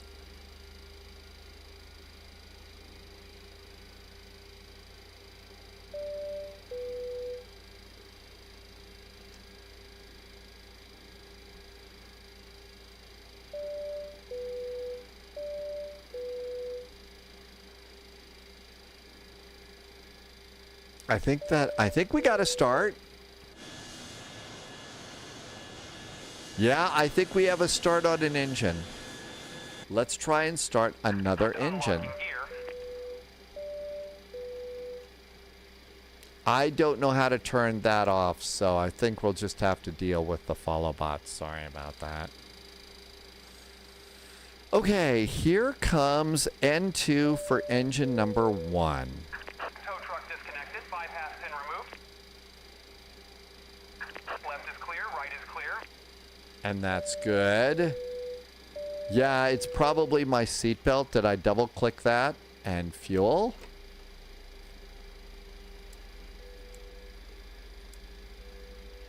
Nope, that's a different bell. Well, I've gone to sterile cockpit. And that should have turned off all of those. But I don't know how to get rid of that.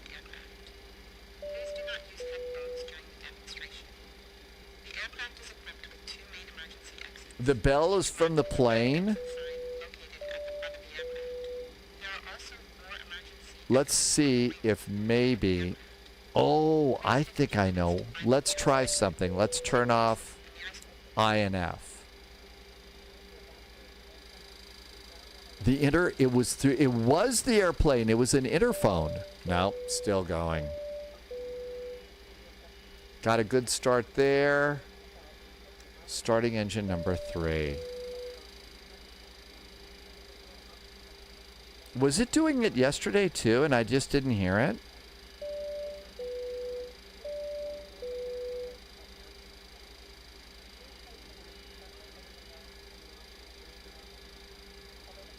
And that looks good. Whoops, wrong one. Engine number 2. Hey, Black Dog, welcome aboard.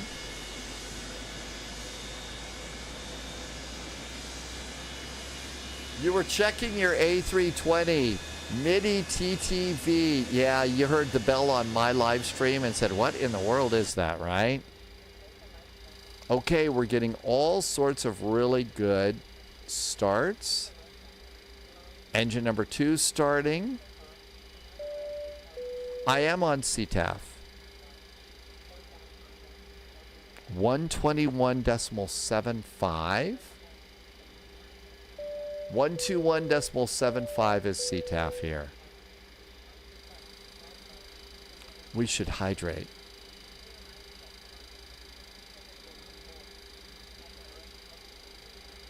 And we've got 3 good engines started. So we'll cap that one off. Let's come over here and get... Okay, generator 1. Generator 1 is online.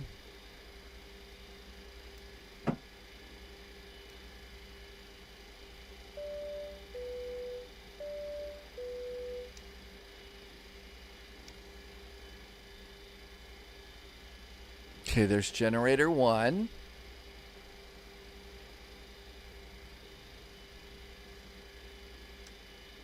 There's generator 2. There's generator 3. We're supposed to adjust these so they flash a little bit. Generator 3 is online. We're going to monitor generator 1.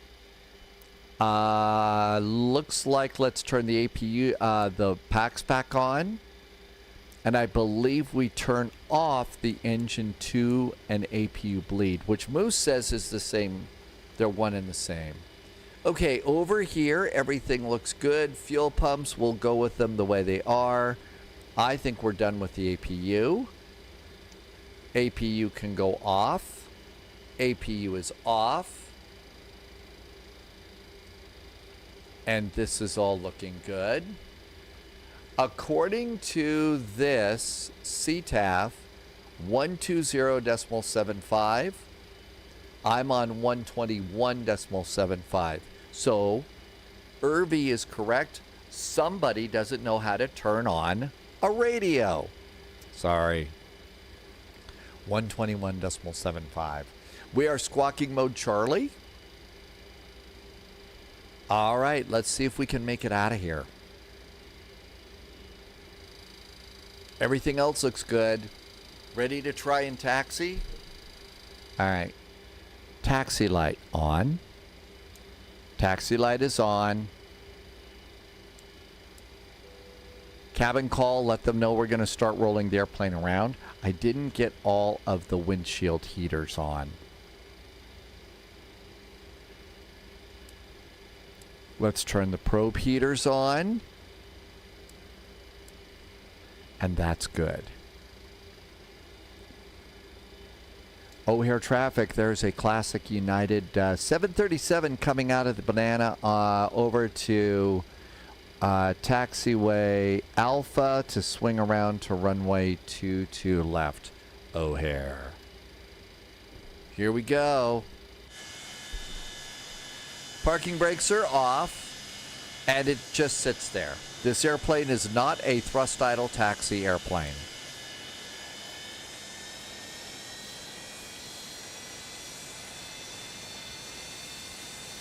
There we go.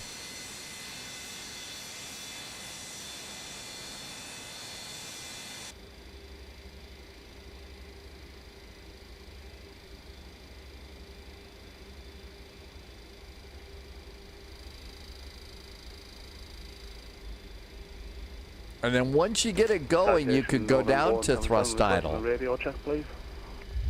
5x5. Thank you very much. What was this? Is it about a $40 airplane? Moose says you really ought to get this airplane over on Contrail. And Javi says we should have done a hydrate. I'm going to do another one.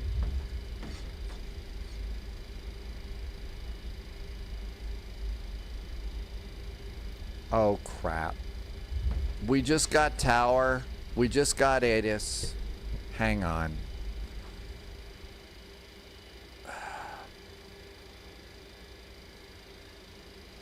See, this is the hard. I appreciate the ATC, but the hard part is we've got engines running. So, all right, tower's 120.75. There we go.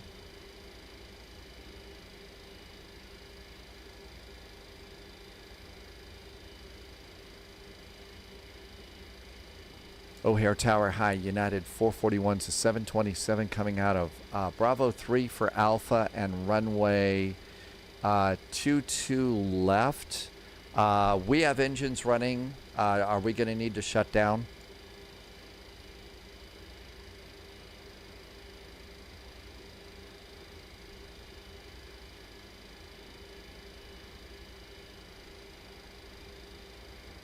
All right, I'm going to go. Well, in case they want us to, in case they want to do a reclearance or something like that. If they don't like our flight plan or want to do a reclearance or they're changing runways. Hey, TPR TTV, welcome aboard. I'm not trying to be mean, but sometimes that, you know, when they pop on just after you start taxiing with engines running.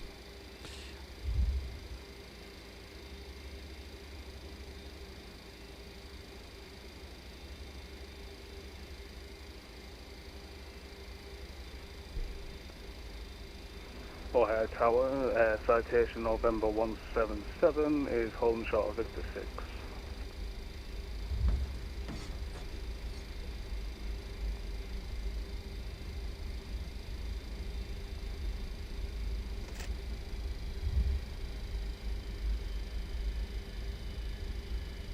We're not doing a nice looking taxi at the moment.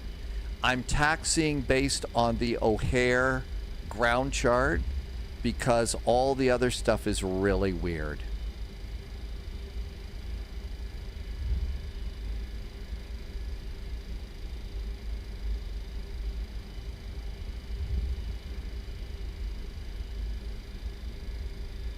Oh, Javi says we should hydrate. The problem at O'Hare is the United 441, can you hear me now? United 441, we hear you now. Good afternoon. Afternoon. United 441, runway O'Hare Tower. Runway 22 left, taxi via, Bravo Victor. Bravo and Victor for United 441. The taxiway is a little weird here. We're going to get over on Bravo in just a second. So we're in the grass, but we'll be there. Thanks. Hey, firm. And November 177. Yeah, it's totally messed up here. We really need them to fix this. Okay, hey, we got on Bravo. 177, runway 22 left, taxi via Victor.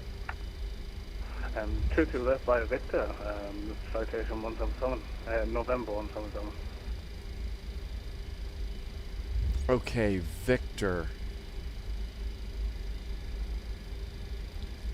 And our 727's going pretty good. Let's go ahead and do flaps.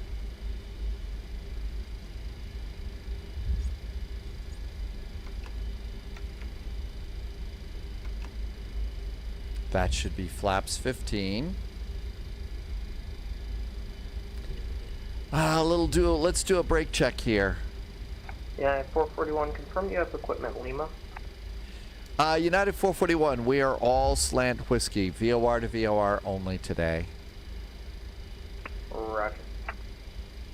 And you should see clearance coming through. Thank you for the clearance, United 441. Andre says, Andre got the Zurich scenery and you get gate guidance and all.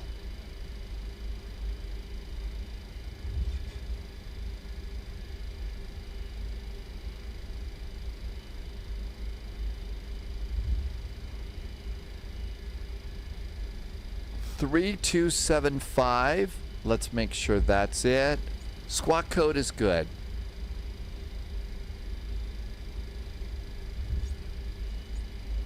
very old bird, Mr. Mango.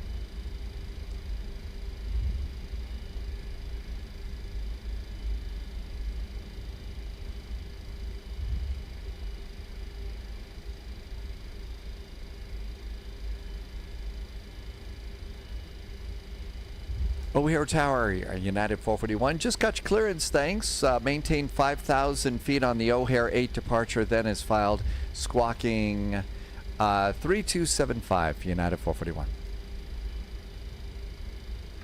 441, right back correct.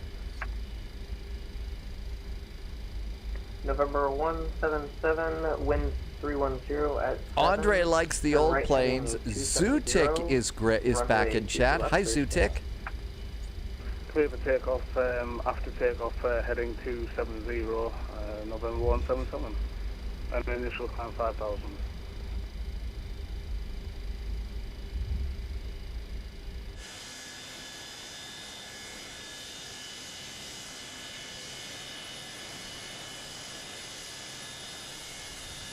TPR is waiting for PMDG 747-100. The 100 most definitely is going to be an interesting airplane. Auto brakes are going to go to RTO. I don't think that we arm the speed brakes. This airplane I don't think has auto speed brakes or anything. You want speed brakes, you got to do it yourself.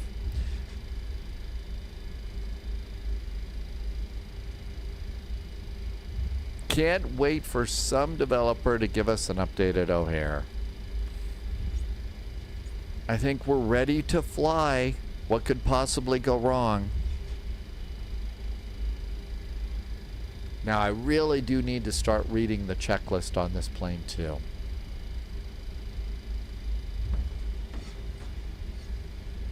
Everything looks about right there. It's about right there. We can only hope.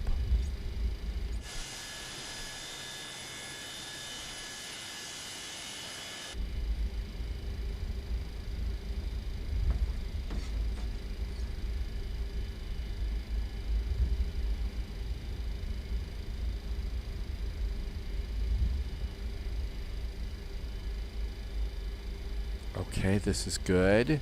Now, I did turn on the auto throttle, but we're going to try not to use the auto throttle on this one. Because Moose said if you've got your fuel flow to 300 pounds, that should do it for you.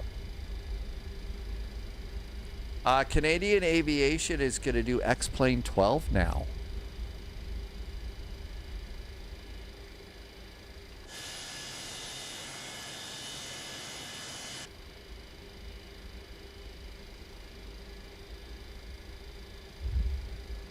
There is an awful lot more work on this airplane. Definitely a lot more work on this airplane.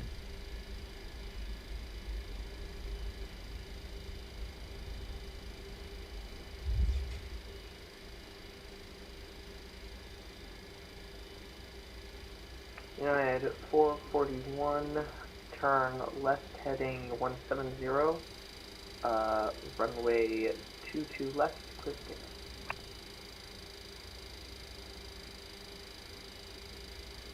Runway 22 left, clear for takeoff. After takeoff, we're turning left to 170, United 441. Okay, strobes. There we go. Seats. Here we go.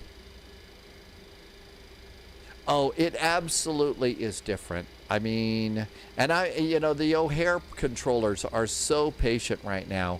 Because I literally, to follow the actual taxi map. And United 441, correction, you're going to make a right turn 300. Right turn to 300 for United 441. We could do that too. November 177, no further ATC, monitoring Unicom 122 going ATC. Monitoring advisory 1228. Thank you for the clearance. I'll see you next time.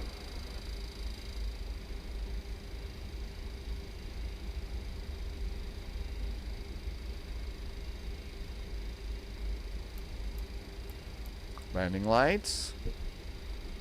Are we ready to rumble?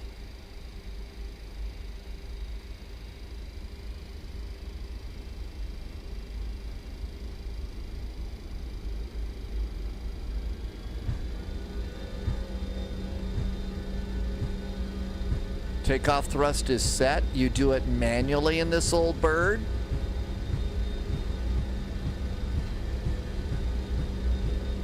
Did they put the gas cap back on? Checked.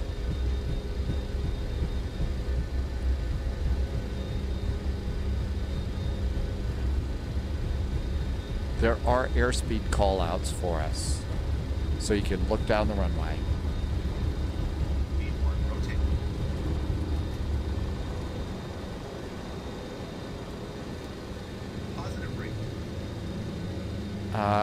The gear handle went up by itself.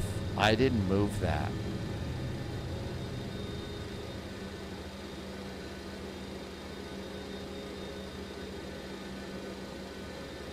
And we're supposed to turn right to heading 130 degrees.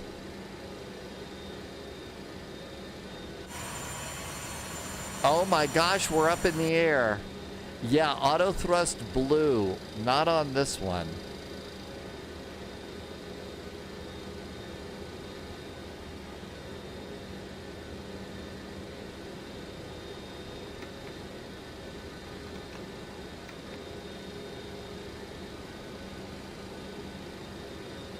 And there's 130 degrees. 441 Chicago departure is offline, Lambda Unicom 122.82. United 441, thanks for popping online. Have a great weekend. Over to Unicom. Yep.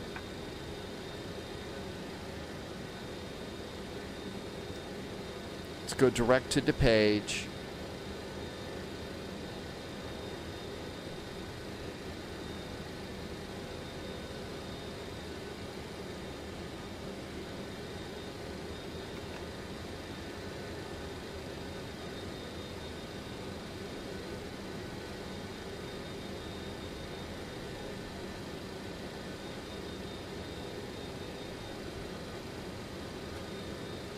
Landing gear lever off. 1,000 to go.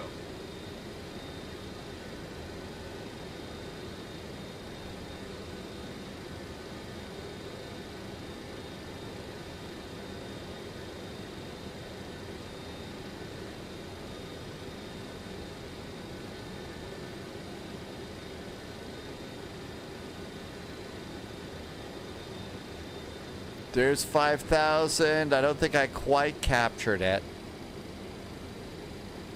We're a little high. Okay, that's about as good as it gets right now. There's direct to DePage. And let's turn direct to DePage, which is 13 miles away.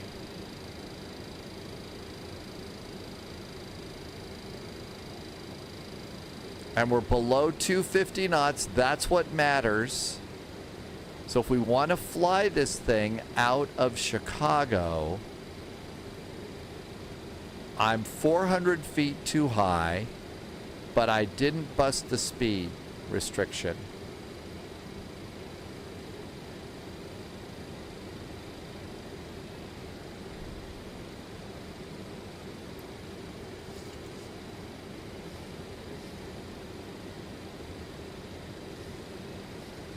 I got the AP.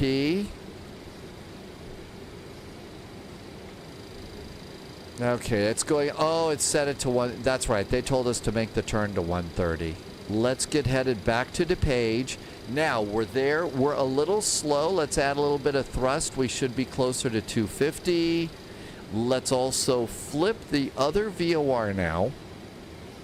And that is our next... That is our next checkpoint. And now you really ought to have your nav log in front of you. So we're direct to DePage. After that, it's CVA. And from DePage to CVA, it's 267. So 267. We're 7 miles. Okay, so let's go and dial in the 267 degree radial. 267 and outbound we go. We're still a little slow. Let's push those throttles up to get to 250, and let's do our final cruise today is 320. Let's just put 320 in up here.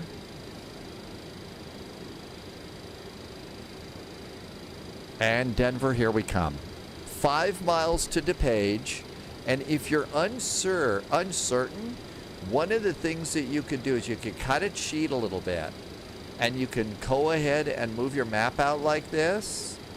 And you can kind of follow your flight there. So you can kind of see that we are indeed going to DePage.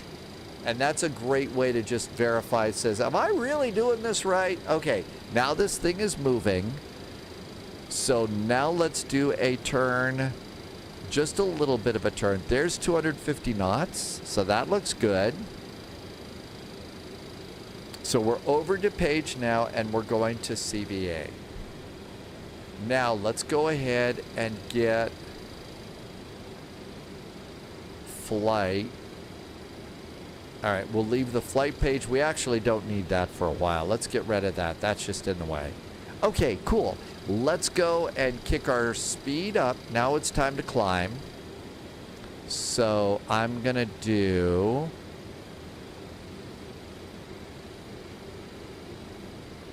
armed IAS hold. That's 250 knots. And let's get some climb power going.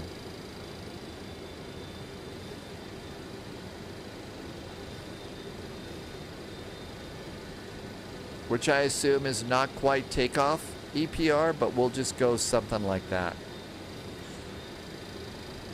And now we're climbing at 250 knots like a good pilot.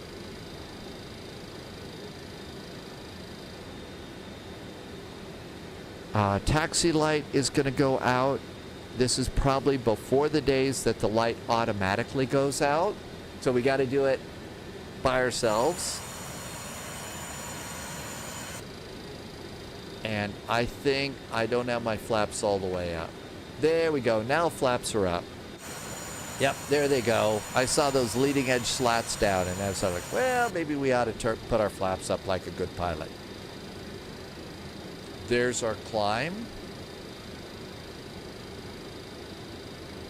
And now that we're coming out of here, let's, there's 6 miles. When we get to like 10 to 12, let's see if this thing centers up a little bit on the 267 degree radial. And that's going to get us to our next VOR, which we're expecting. What? Oh, I know. I'm sorry. I forgot to turn my packs back on.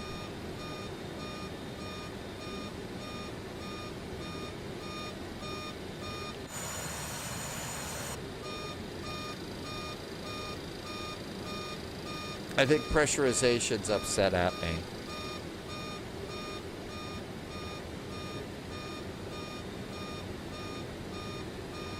No, I had my packs on. It's not that. It's not pressurization. Okay, let's see what's upset. I don't see anything upset there. We can't be overspeeding.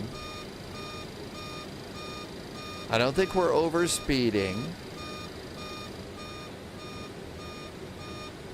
Okay, what's up here?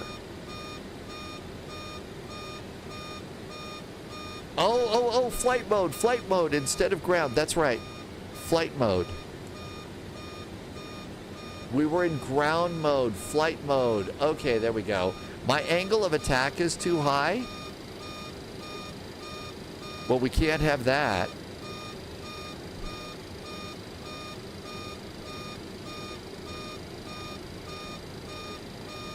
Okay, let's reduce our angle of attack.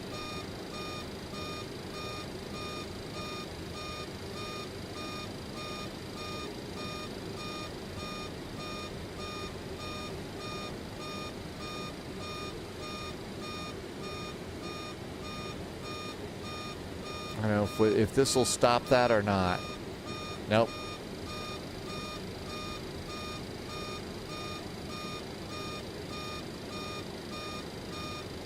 We're only climbing at about... Maybe it wants a little bit more power. Let's come on down here. Let's go to vertical speed for a while. Reduce it that way, and we're going to let it...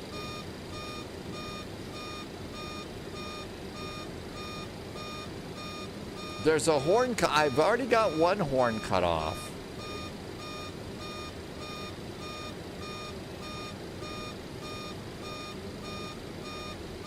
And I don't see anything flashing at me. Subscriber Kithrick is here. Hi, Top Kithrick. Okay, clearance let's granted, turn that down. agent. That's going to be annoying. Loyalty noted. So let's go and bug this speed. 17,000 feet. Yeah, that's not annoying. Okay, there's 270. We'll turn on some jazz music to cover it up while we figure this out. We're a little off to the side, so let's turn over this way a bit. And let's come back down here and go to IAS. Okay, let's go up and down again. Kithrick, thank you for the resub. Kithrick has been here for 29 months. Thanks for the extra support, Kithrick. Thanks for helping me to keep the lights on.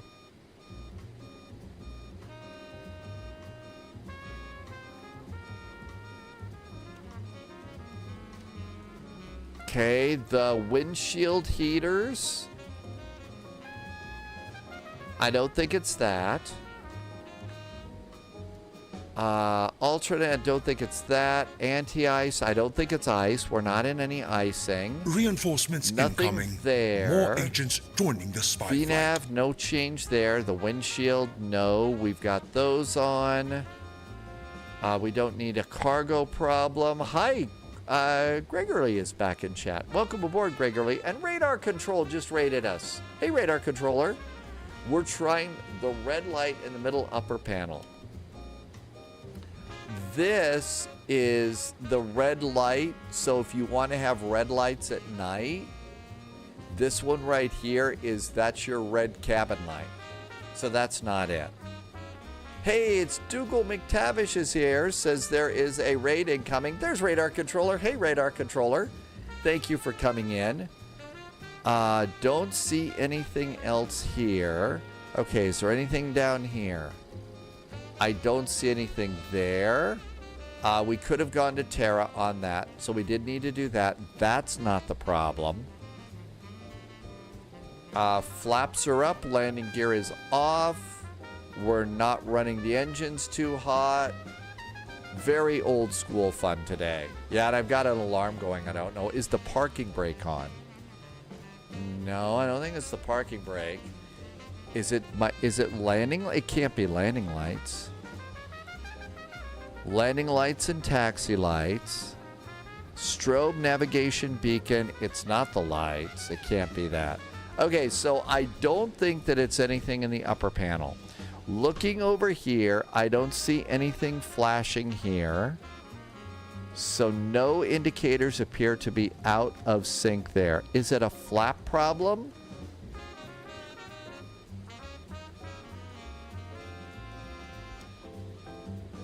No, it's not the flaps problem. Loviz says, is it cabin pressure? So over here in cabin pressure, hey Loviz, thank you for checking in from. It's the altitude horn. The cabin altitude isn't low enough. So we set all this over here. I was a little bit late with the flight and ground button.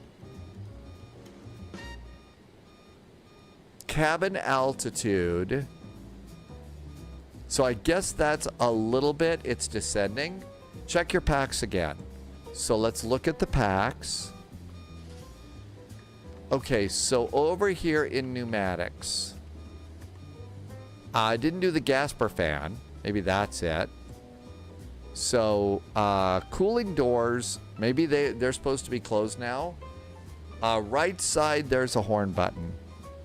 Hey, okay, that turned it off. Talon Fires, thank you for saving us for that. Okay. Now then, let's take a look and see. Differential pressure. So the cabin is descending a bit. We've got our stuff set here, and it's set to auto, so that should be good. So Larson said that too. So my packs are indeed on.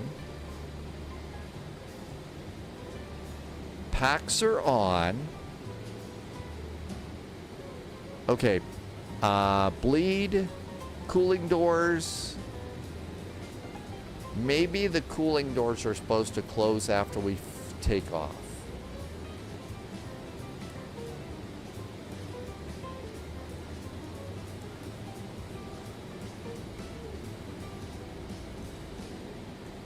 Okay, so at least it stopped beeping at us, and let's continue the climb and see what happens. But it says I mean, I don't know, are the passengers dying? Hey, everybody back here, you doing good? Everybody got free booze up in first class? Okay, yeah, great. Cool. The cabin is really nicely done. The seats are, I mean, that is old United seat covers. I mean, that really is. Cabin altitude isn't too low at 4,400. Well, it's supposed to be, so over here, our cruise is 32,000 feet. 32,000 feet is 4,400 of cabin altitude. And that's our landing altitude. I was late there, but let's see if it pops back on again. The oxygen masks have not dropped down yet, so that's a plus. That is a good thing. Let's turn off the seatbelt signs so that they can all go and start boozing and stuff in first class. Okay, so we're good to go there. Oh, 36 miles. Let's flip the radios. Okay, over to...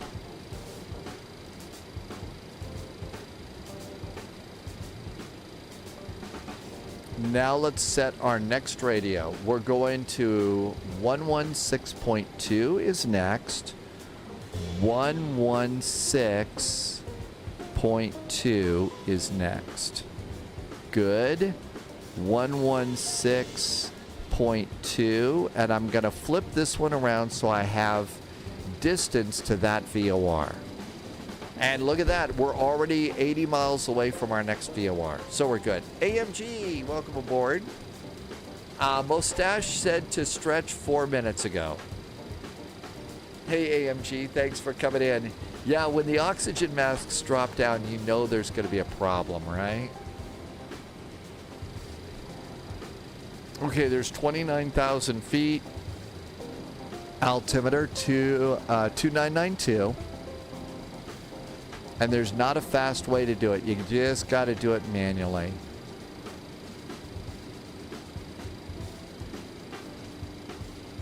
$2,992, and Moose says there's a bug, so you still have to do all your own stuff for now. You have to sync them all yourself. Hey Russ, we're going to Denver in the 727. We're being very old school right now. I don't think we're killing our passengers yet. 2992. Altimeters are checked and set. Let's see. We're 24 miles away from our next VOR. And don't forget to do not touch, no smoking, because it's that's right, it's 1970s, so no smoking can go off too. Bliss of the Apocalypse, what a great name. That's right, it's not the heavy secondhand smoke. Bliss of the Apocalypse. I remember a few of those flights when I was a kid. Okay, we're almost ready to get to cruise. So let's make sure altitude select is armed, heading select is engaged. So we're good to go there. I'm going to flip over to the next VOR because we're going to be busy. So let's go. Our next VOR is set. Uh-oh, did I not do the right thing? 116.2. There we go. There we go. Let's come over here. And we're 60 miles away from there. Almost here. Rum is departing Memphis for Denver. And Manaphy is going to Milwaukee, right? Okay, there's 32,000 feet.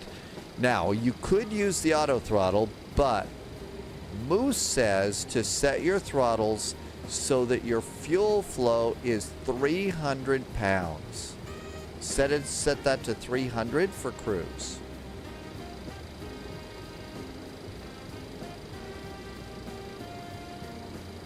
Uh-oh, we're still climbing.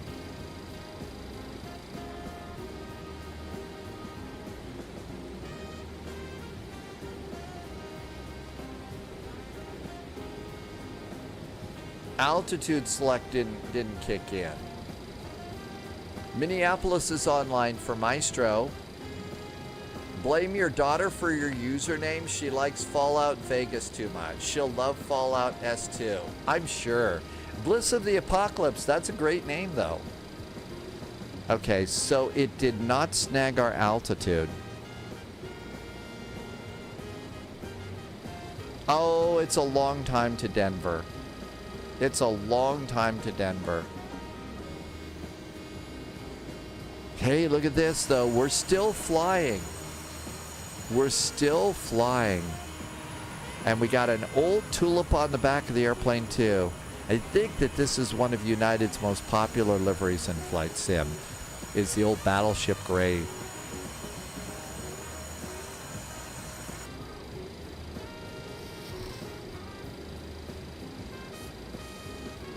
Okay, 55 miles there, 116.2. Our next is Des Moines 1175. 117.5 is Des Moines. 117.5 over here. And let's flip that one so we can see if we're picking up Des Moines. We're not picking them up yet. Gonna need a little bit of a right turn. And there's 32,000 feet.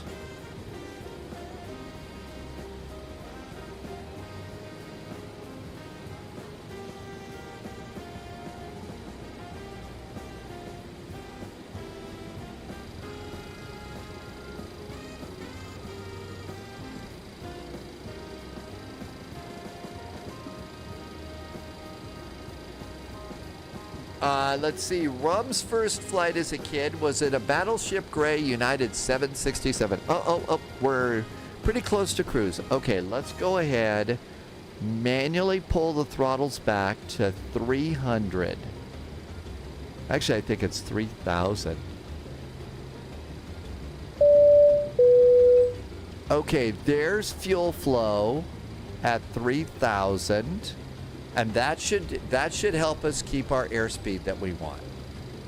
Bliss of the Apocalypse has become a member of the channel over on YouTube.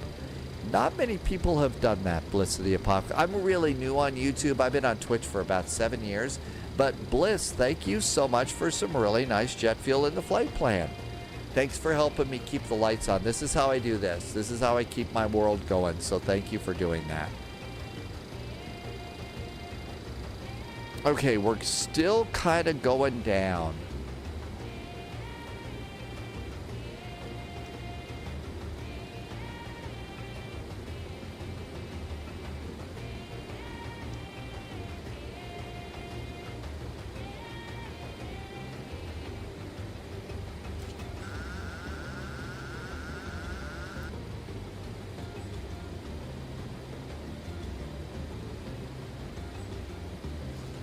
I'm trying to get this thing to take care of us here.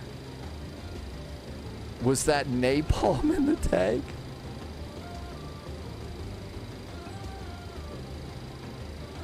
All right. Well, now it's trying to descend me. Why are you trying to descend me here?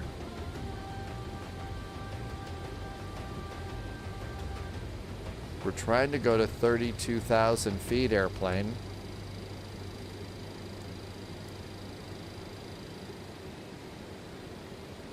Let's see. Kirill, you are learning the DC-9 flying offline. That's the best way to do this. Yeah, flying on VATSIM can be scary when you're learning an airplane. We learned that the hard way yesterday going into Albuquerque. Okay, we got our next VOR all set up. Let's flip that one over to Des Moines.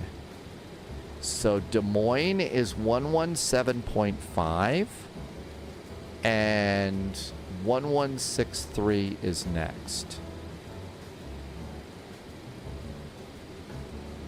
1163 is next. Now we're going direct to Des Moines. And we're 114 miles from Des Moines. And the airplane is not happy with me here at all. I think I've really messed up altitude select.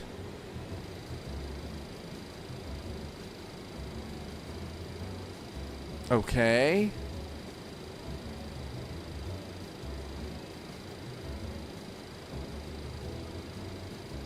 We're at about Mach 8.5 here. Corn Addict is in chat over on YouTube.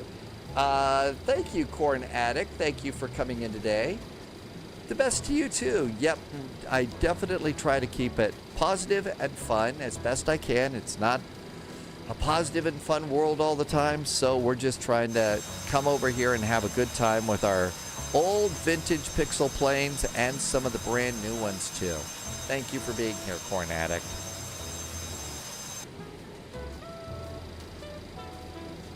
We're right up against that.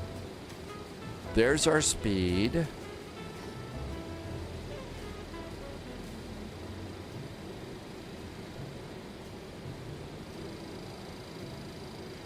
Okay, we're coming up on 32,000 feet. That's our altitude.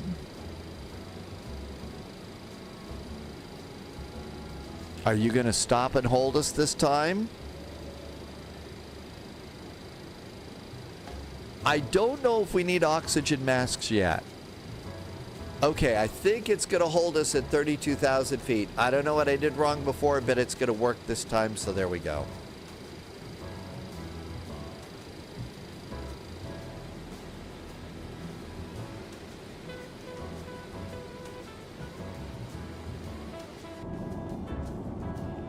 Let's see if they left any pizza out for us.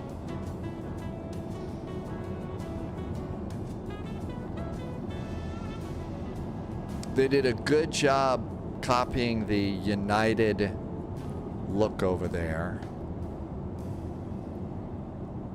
Nope, no pizza. Do not use. Oh, we can't even use the microwave oven. Do not use. They've got stuff that tells us not to use them. Do not use. Uh-oh. That's not good.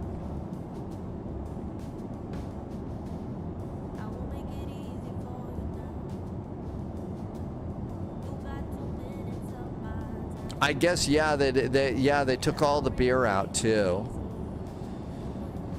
Back in the day when an economy class seat meant that you actually had a few inches before, you know, your knees weren't jammed up against the seat in front of you. Hey, Phuket, welcome aboard. I think, well, they didn't have, it wasn't microwaves. I think what it was sort of like the equivalent of like a convection oven. Oh yeah, that's right. We've got, each seat has an ashtray in it. So there's the ashtrays in them. So we do have ashtrays.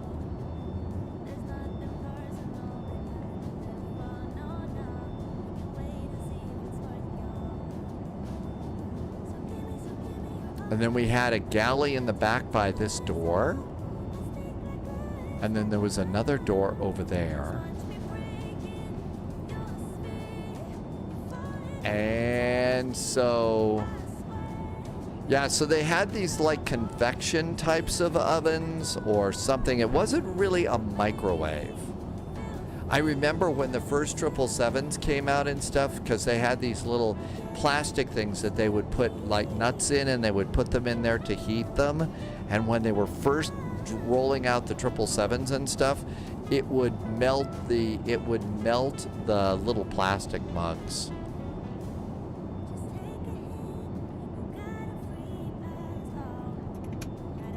Uh-oh. Are they flushable? They're flushable. We have flushable toilets in the 727. How about that?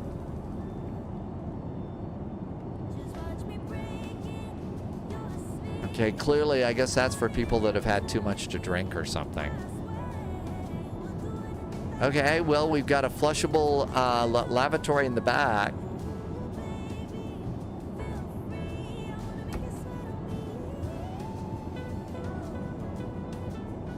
And another big emergency door behind the wing.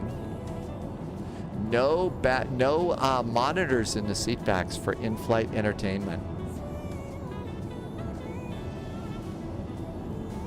The blue ice bombs. Yes. That, I think that the old airplanes used blue juice too. AMG just cheered. AMG just cheered 45 bits. Thanks for the extra bits, AMG. I appreciate the extra support. And some awesome jet fuel in the flight plan. I don't know that the peanuts were made of plastic.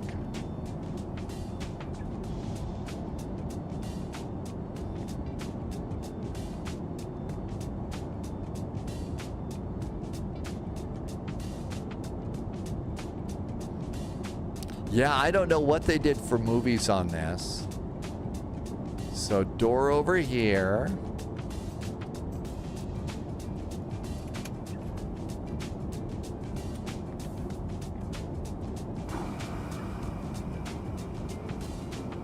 I wonder if they recorded the toilet flushing from a real airplane. Well, there's our tour of the cabin. Not a bad looking cabin. They really did a good job on that. Okay, how we doing here? We are 61 miles from Des Moines. If you'd like to get an idea of where we kind of are here. So there's Chicago. And there's our route. And you can kind of see where we are. There's Des Moines. Manife's going to do Omaha to Denver. So we've got not quite halfway there. Yeah, they gave you static for movies. So we're still kind of blown off the course that we wanted to be on. It did finally capture the altitude. Our speed is not so bad. It is 8.5.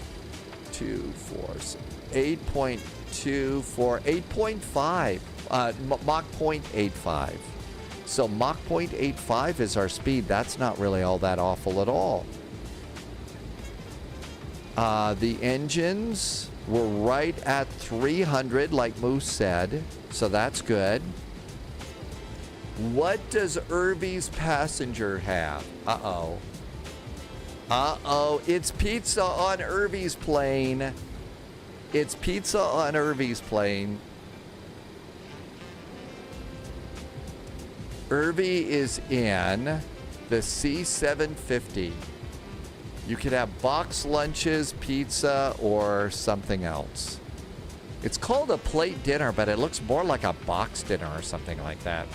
Father's Game ran Los Angeles to Denver and back last night with full coverage. Really? Yeah, flight level 470 pizza is the best. Welcome aboard. Bliss, it's DiGiorgio's. Shadowfax just did a follow on Twitch. Hey, Shadowfax. Named after that 70s group. Uh-oh. We've been beeped. 133.4. Minneapolis wants to talk to us. I didn't do it.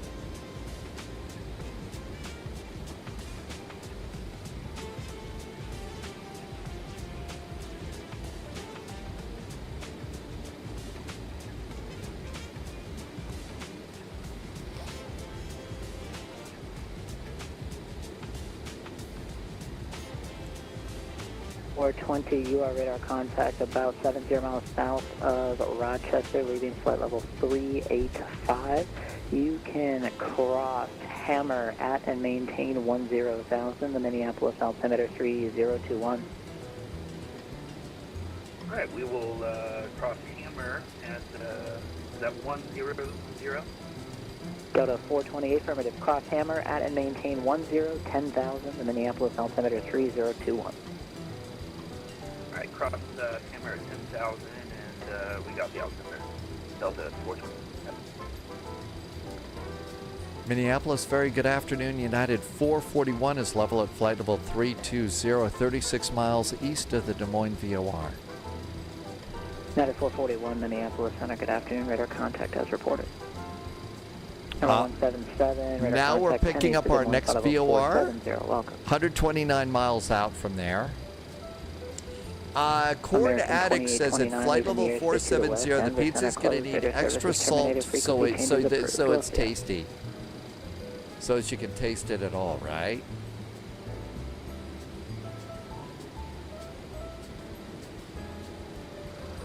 Minneapolis, United 568 with you, flight level 34. Got a definite crosswind here. Minneapolis Center, hello, IDUN.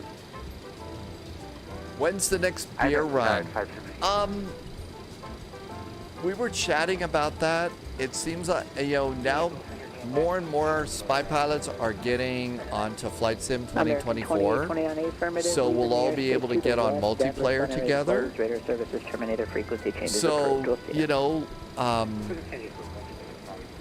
maybe next Sunday or something like that. United 568, radar contact 55 miles south of Nodon, flight level 340, welcome. Tim Dog, welcome in. We have our 727 on the way to Denver. You could also use tequila salt, maybe a rock salt. Corn Addict, I have not done an awful lot of X-Plane. X-Plane is still too heavy on my system, and I can't get on VATSIM. So, when they finally start getting around to doing... When they start getting around to doing the optimization updates and stuff like that, then I'll probably give it another shot. Right now, I'm also trying to get my DCS working a little better. Twin Smile Aviation, welcome in. Thanks for coming in, Twin Smile. Squawk is going to be 5264. Hold for release.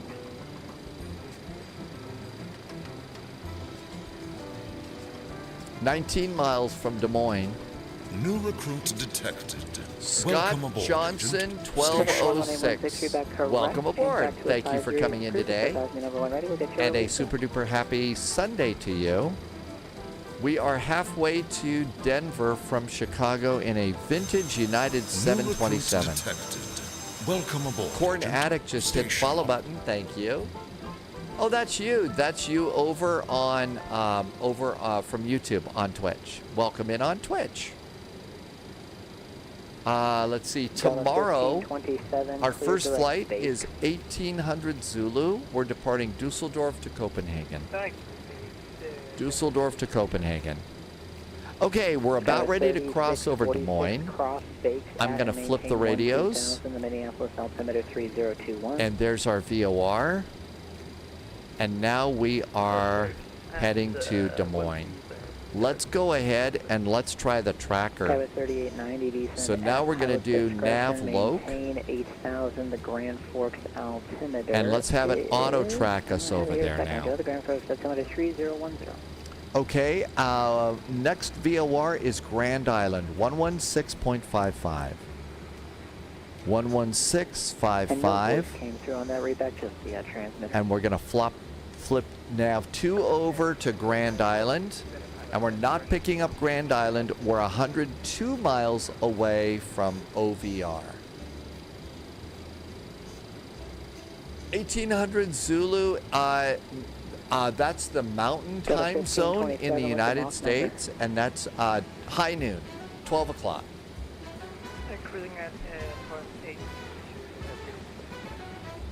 Delta 1527, roger. Your number 1, maintain Mach 82 or greater. Okay, so far so good. Denver, here we come. No, it's not like 4 a.m., but a week from this coming Saturday, I'll be starting at about 7 a.m. my time for Cross the Land. Cross the Land is on VATSIM, and that is going to be for me. I'm going to take a Lufty Cargo 777. We're departing München for Bahrain. I got to go find a decent Bahrain scenery. Departure time is 14:36 Zulu. So we're getting up kind of early for that flight. Kool-Aids, happy Sunday. Welcome aboard. Hope your weekend's going good. It's pretty good here. We remain out of trouble. 90 miles to our next VOR point.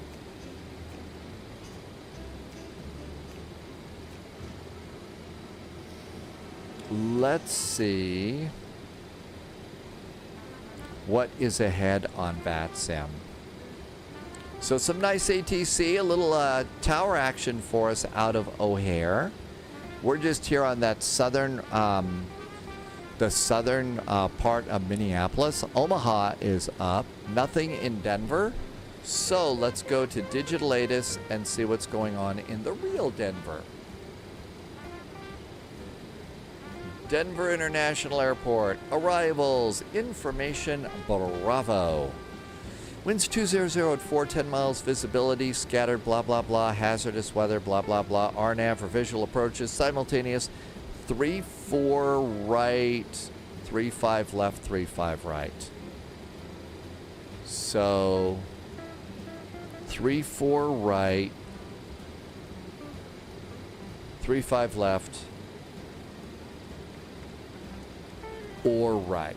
Okay, those are our choices for the real Denver. My guess is they're probably blasting them off.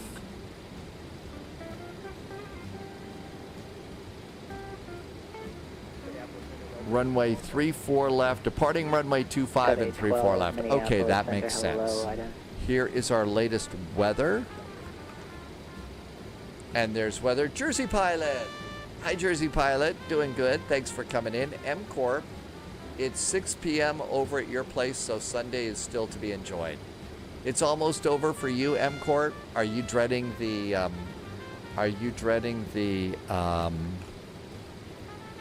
Monday? I guess that's tomorrow. If you don't have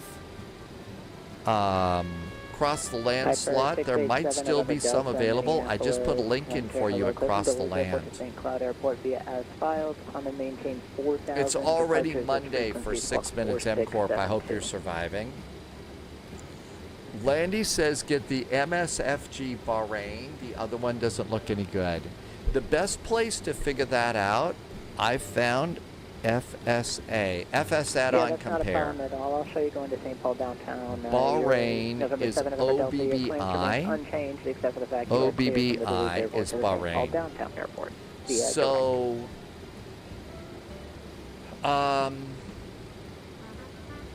Monday morning, modulation Garfield. Yes.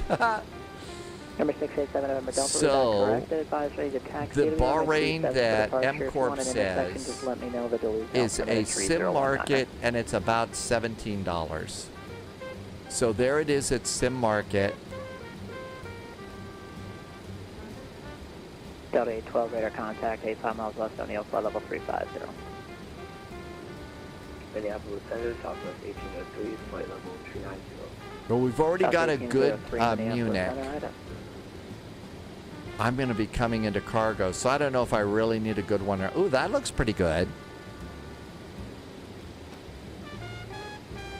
Okay, well, I'll go and snag this another day. FS add-on compare really is a great place to figure those things out. If you're looking for a scenery, it'll just show you all the places to go and who has the best price.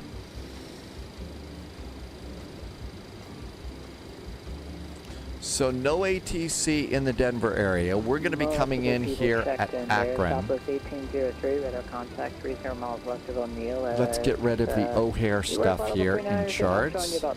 Now there's probably going to be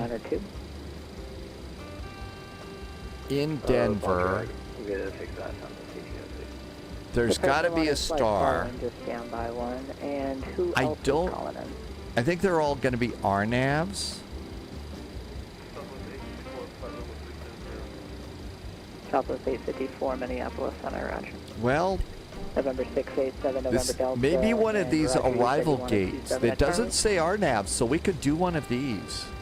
Thompson, that's going to be out west for the big Thompson Canyon. Lander. Taxi via Alpha, just advised, ready for departure. Okay, here's Lander.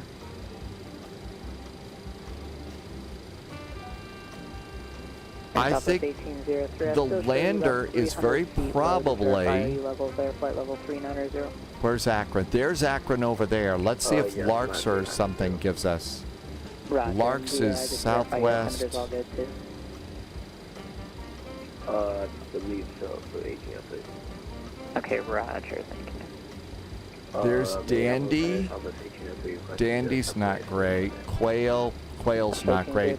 So really, I think it's going to be the Lander arrival. Our last waypoint is going to be Akron. Is Grand Island showing? Well, Hayes Center. So we're going to come Hayes Center, Akron. Unless ATC has us do this, you know, they might make us make a turn over here. Direct to the Mile High VOR. But we'll probably just vector ourselves. Runways that we could use. It's supposed to be 3-4 right and the 3-5s. My guess is since we're coming in here, it's going to probably be 3-5 left. Let's plan 3-5 left. So let's plan that runway. United 441, Minneapolis. United 441, good afternoon. 3-5 left. United 441, understand you're not RNAV capable. Are you able to navigate to any fixes direct to, or are you going to need to VOR to VOR? United 441, we're an old school 727. It's all VOR to VOR for us. Okay, United 441, roger that. I have routing that's going to take you further north, but it's what I need to do to put you on an arrival into Denver. Just advised, ready to copy. Oh God, we got to reroute. Okay, United 441 is ready to copy reroute. United 441, after Omaha, join Jet 151 to O'Neill, Oscar, November, Lima. Join J114 to Yankee, Yankee, Alpha, November, Kilo, India, and join the Lander 3 arrival.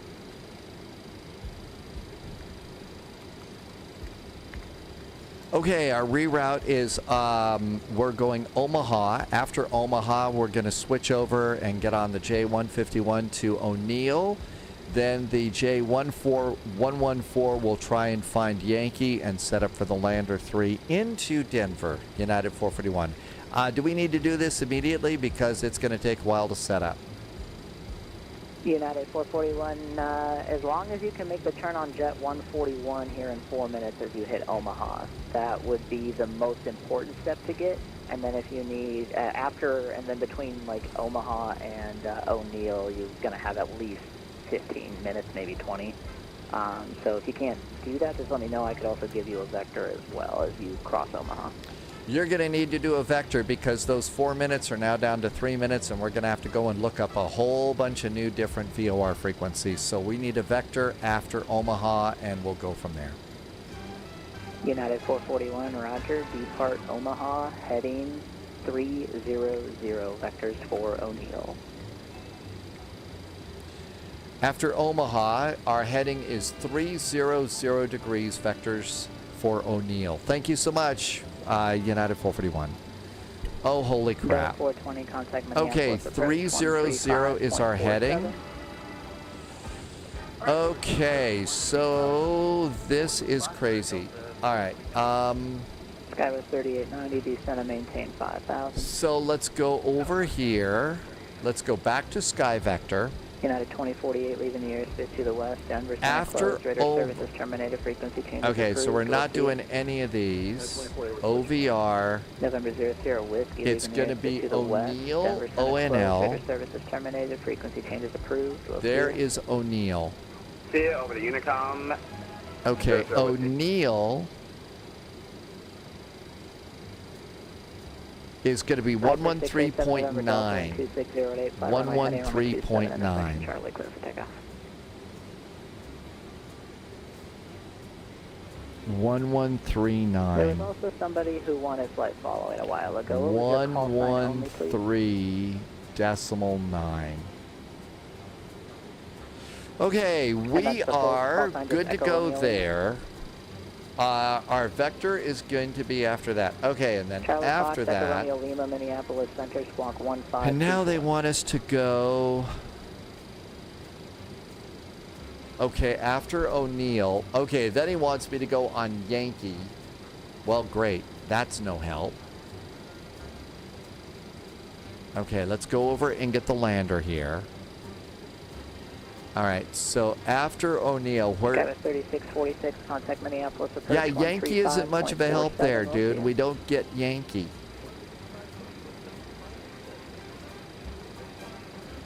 Y-A-N... Okay. Y-A-N-K-I. Y-A-N-K-I. After that, there's Yankee. That was So, very hard to after understand. Was that O'Neill... United 2960? And then after Yankee, it's Sydney, S... United 2960, SNY. Minneapolis Center, hello, ident. All right, so we got these here. Holy cats. All right, how we doing? 7 miles. 2981, flight level 340. Let's go and do heading hold. There's heading hold. And we are now... November 11816, release for departure, clearance forward, it's not off in 10 minutes, it's not off in 10 minutes. It's Heading select. Not later than 15 minutes of intentions. All right, 300. Right, 16, three back, correct? Now then, we're going to have to Advisory, we'll talk to you cheat. soon. I know that's shocking, right? United 2960, radar contact, Let's about 77 edit miles this. south of Rochester, flight level 360. Delta 2981, you're also radar contact, about 77 miles south of Rochester, flight level 340. Turn left, heading 290. 290 on the heading inspectors for the sequence. Last 290 vectors for sequence, Delta 2981. Guidance Charlie Fox, Echo Romeo Lima, radar contact. And 85 miles south of LANDR3. LANDR3. LANDR3. And let's see if that helps us. There's our reroute. Okay, so we can do this way.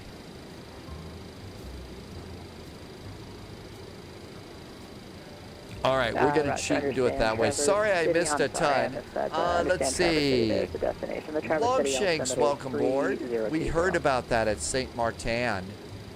Kevno, yep, we're making a change. Timmy Can, welcome aboard. VOR to VOR flying. Do you get Red Sox instead of Yankees? Haha. And Cats, probably the last flight. Yeah, this one's a little bit longer than usual, and we just got a huge reroute. I mean, instead of direct into Denver, now we're going to go way up north. So that probably added another 45 minutes to our flight. Hope we got enough fuel. I only boarded 15 extra minutes, so we're going to die. United 2960, cross Hammer at and maintain 1010,000, the Minneapolis altimeter 3021.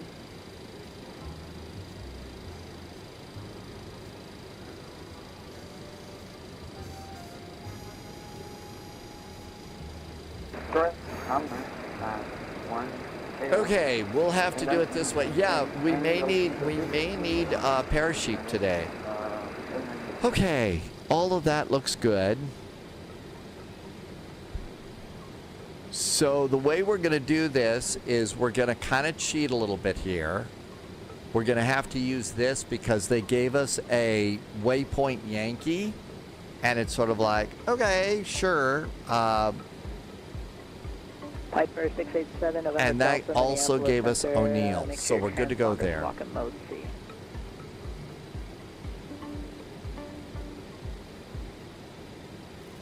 All right, well, this is now Delta useless. 2981, fly heading 310.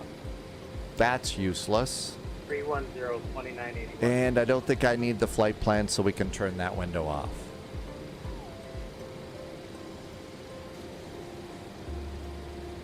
Now Piper we're just 7 November Delta, no worries, radar contact. waiting 5 miles left until of we Lewis pick Airport, up 4000, O'Neill. clear Let direction me to Paul Airport, climb and maintain 8000. let me check O'Neill's frequency. 113.9. Let's make sure we got that right.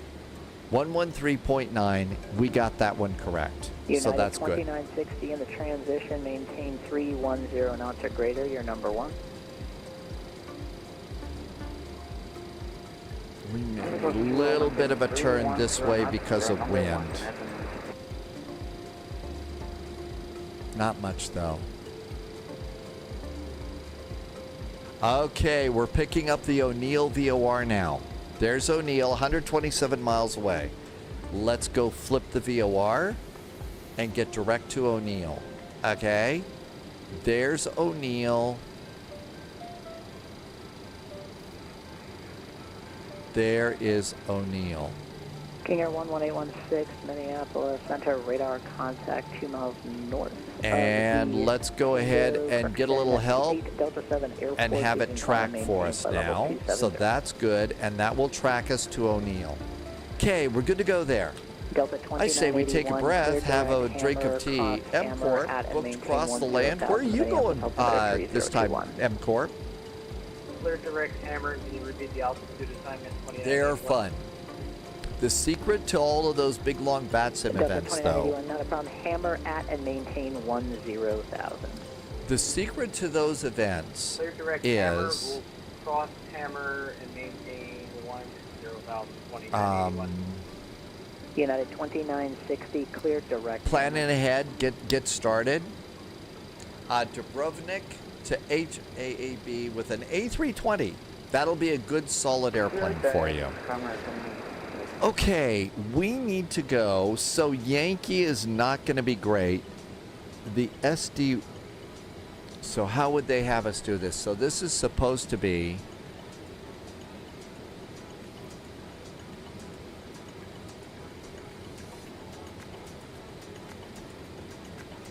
Okay, so we depart O'Neill. It's 107 miles, and we depart O'Neill at on the 229 degree radial. 229 gets us to Yankee for 107 miles. That should be Yankee. When we're on the 357 degree radial from Hayes Center, that's Yankee, and then we turn into Sydney. Okay. We'll try that. This is why you learn airplanes not on VATSIM and not when you're live streaming. So that you can at least get good with the airplane before you get reroutes and stuff like that. United 441, did you get it all plugged in all right? As best we can, we'll cheat and use Navigraph. Roger. The lander arrival should be a non-RNAV required star. You should be able to navigate off the VORs on that one. Yeah, we'll be able to do that. This is my second time in the new 727, so we are definitely getting an ATC workout. Gotcha, sounds good. If you need anything or need any vectors, just let me know. We're resorting to prayer, United 441. Fair enough. We'll just do prayer and go from there. So what we'll do is we're going to go, when we get close to O'Neill, we're going to go back to manual, get on the R229 radial, and that should get us to Yankee. That should get us to Yankee. We will see. After that... Skywest 3890 cross Grand Forks VOR at or above 5,000. Clear to localize a back course for my 17 right approach.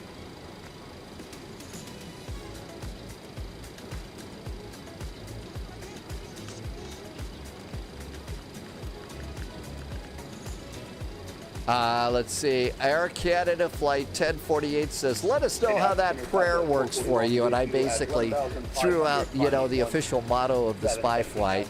Not great, not terrible. Southwest 441, Minneapolis Center. Hello, climb and maintain flight level 310. Oh my gosh, we got a Southwest 441 flying today. Hey Reese, welcome aboard. It's been a while. Hope you've been good. Thank you for coming in today. We do have a weather radar. We actually do have one. I have no idea. It's an old tube type thing. I got no clue what to do with this. Reese just got back from a holiday. You're a little depressed being back on a holiday. Hey, Reese, welcome on home. It's always a bummer being home from your holiday, but you know what? Hope you're doing good. Thank you for coming by. We're trying a very old airplane today. Needless to say, I will not be taking this airplane on Vectors to Copenhagen tomorrow. We'll probably be in our Air Berlin A319, being very sporty. You have a great day. Hey, Melvin. Good to see you. Melvin Leroy is here. Good evening. Afternoon.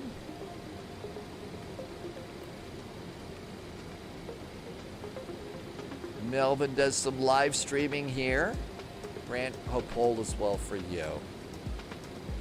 On the plus side, Reese was flying back. You got to fly in Emirates Business. How was your Emirates Business class flight? Was that all it's cracked up to be? Super duper nice?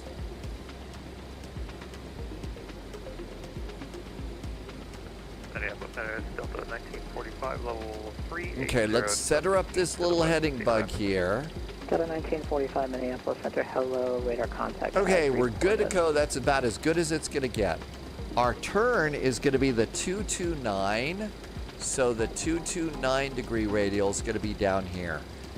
So when we get about 10 miles out, we'll take control and make the turn. And that should get us to Yankee. Maybe I should have just come back here to first class and had them pour adult beverages for us.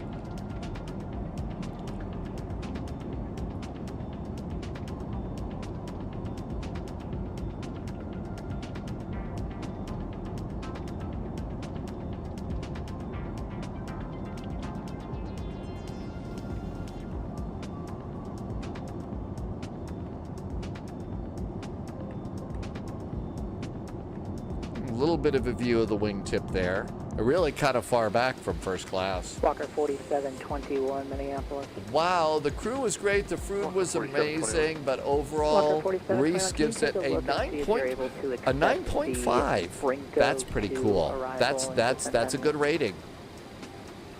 Raincoat 2, okay, I'll take a look. Thank you. United 377 leaving the airspace to the south. Kansas City Center is closed. Radar services. Terminator frequency changes approved. Take care.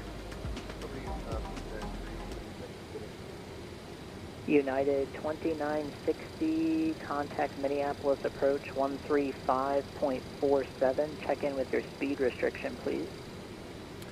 Adult beverages, fun Kool-Aid. That is a good way to put it. Thank you very much. Minneapolis Center, United 2113 Heavy, Salt Lake 20 miles south. Now we'll also use the Hayes Center VOR too, and we'll try and make that work. Fighty says, when rating business and first class, always remember that as a whole experience, that the whole experience may change with a different crew. I don't know, really? Can you get a cranky crew that doesn't give you quite the business class experience? Because, I mean, you're paying a lot of money for that, right? It's a hit and miss kind of thing. 81, contact Minneapolis approach 135.47. Check in with your speed restriction. Thank you for the help. Okay, so far so good. We are 60 miles from our big turn. 1945, cross Hammer at and maintain 10,000, the Minneapolis altimeter 3021. Let's see what's going on up ahead. Southwest 1803, Minneapolis. Okay, so you see how far the turn is here to get us into Denver. If they don't have coffee first, 31, Minneapolis Center. or mimosas or something, or coffee and Baileys would be better.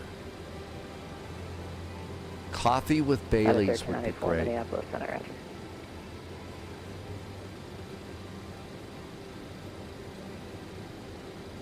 Okay, we don't need this anymore because we've got that logged into, and now is the perfect time to start turning off Windows.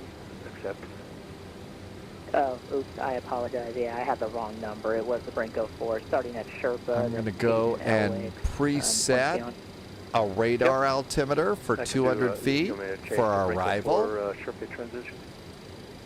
No baro settings on this one. Now we can cheat a little bit more here. Romeo Echo. Oh my goodness. At this time, it's clear Sherpa. Sierra. And now we can go and we can pop in the map here. I would assume Bronco 4 arrival. So here we are coming up to O'Neill, so we can kind of use this to cheat. Technically, the real airplanes don't get to do that, but you could do this. So we'll do that. Does say 107 miles, but the heading is 235 degrees to get to Yankee, and then it's 105 miles to SNY and 251. So you can go, that's when you've got these little layers like this, you know, you can layer in your actual approach, and you can see how you're flying. So in a situation like this, we can see that we are where we're supposed to be. Andre says the weather radar works.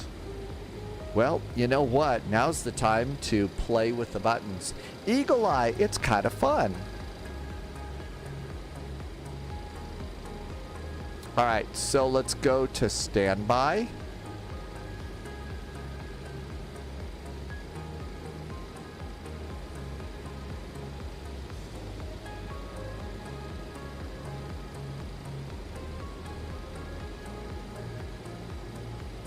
I can't click any of these buttons. None of them move on my airplane. Nothing in the weather radar moves. None of those buttons move. Unless I've had a WASM crash and nothing's clicking. Can I change this? Yep, I can change that. Oh, you were asking. I don't. Well, we just answered the question. Nope, doesn't work. I don't know that they actually had a blue ice dump button. AMG, probably going to wrap it up after this. Usually a longer flight in an old bird out of this kind of takes it out of you. Sunjammer tested out Atmos. That's a new add-on for weather for Microsoft Flight Simulator. And Sunjammer says it is a bit hit and miss at the moment. And I would trust that. Sunjammer always has really good evaluations of stuff that's going on. You know, how things are working. Thank you for testing it out, Sunjammer. Have a nice evening. Have a great evening. Good Monday. Dusseldorf to Copenhagen if you have time for Vectors to Copenhagen tomorrow. Hi, Abgeek Fozzie. Beethoven's here. AMG says pizza and beer. Okay, 28 miles, getting a little bit closer to O'Neill. Frequency changes approved. We'll see you. Over there, Valley Station. Yeah. Go to 1527, cross Bakes at and maintain 12,000. The Minneapolis altimeter is 3021 in the transition normal speed. Cross Bakes at 1,000. 24 miles. United 161 cross Bakes at and maintain. Avgeek Fozzie is getting an S1 on Wednesday. Really? So what kind of cake have you ordered for celebrating getting your S1?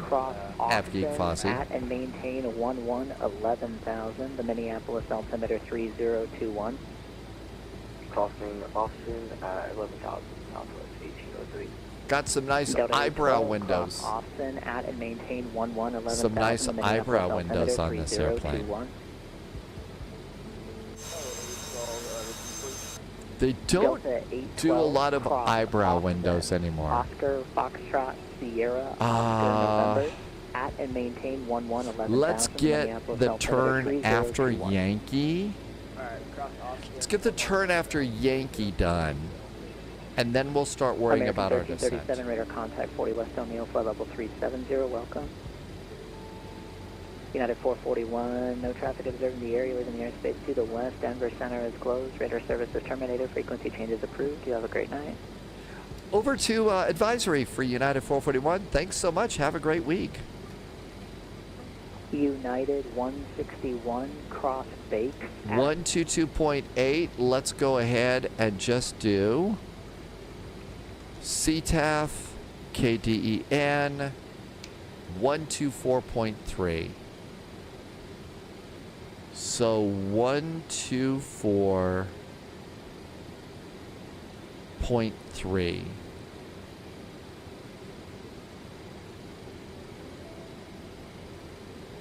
Okay, we're good to go there. Now then, there is O'Neill. We're about 10 miles away. So let's go and take control. Turns, heading select. There we go. There's our heading select. And according to this, it's going to be a heading of 235 degrees to Yankee. So we want to exit on the 235 degree radial.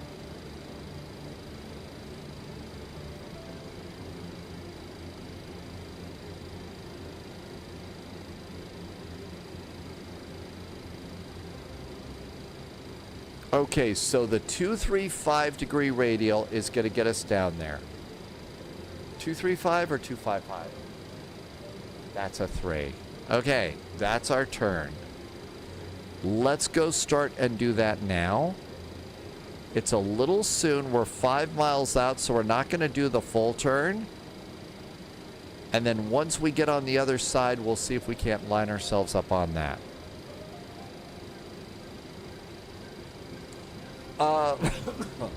Jersey Pilot likes the Shorts 360 because it's got little mini eyebrow windows in it. Really? And let's continue the turn. I probably waited a little too long.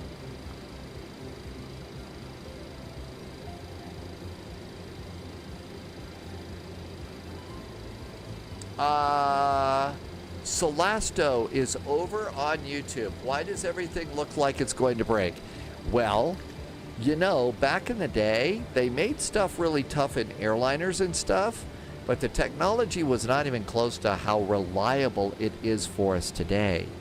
So some of it was pretty fragile, and you had to have, like, you know, they had the 3 engines back there for a reason.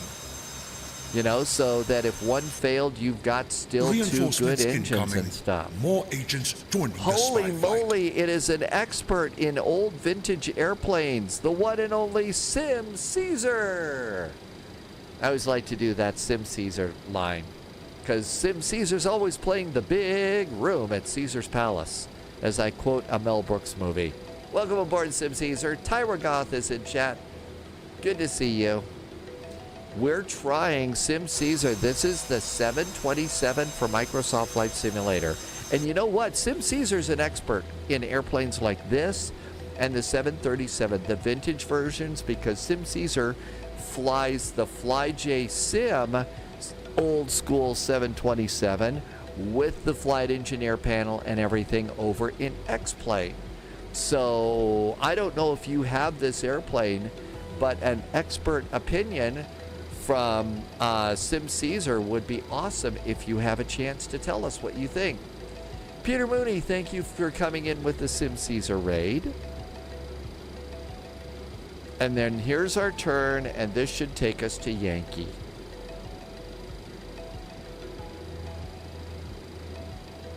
And we're Bits 18 miles intercepted. out. Intel secured. Every bit helps. AMG Thanks, just did Agent. some cheers. Thank you for the cheers, AMG. You've been so cheerful lately. Thank you for the extra support, AMG. And very nice jet fuel in the flight plan. All right. We need to turn a little more here because we've got some wins. Okay, Sim Caesars, I have this one. I like the FlyJ Sim better, but X-Plane 11 has been crashing on you. Oh, really? So you're starting to fly this one more often. How do you feel about the startup? And I know you've been live streaming. You probably need to go to the Sim Caesar lavatory and food court and everything else. Is the startup procedure on this one in Microsoft Flight Simulator, do you like that? Is that a good representation of the airplane and stuff? Can I use my notes from the FlyJ Sim airplane and stay out of trouble?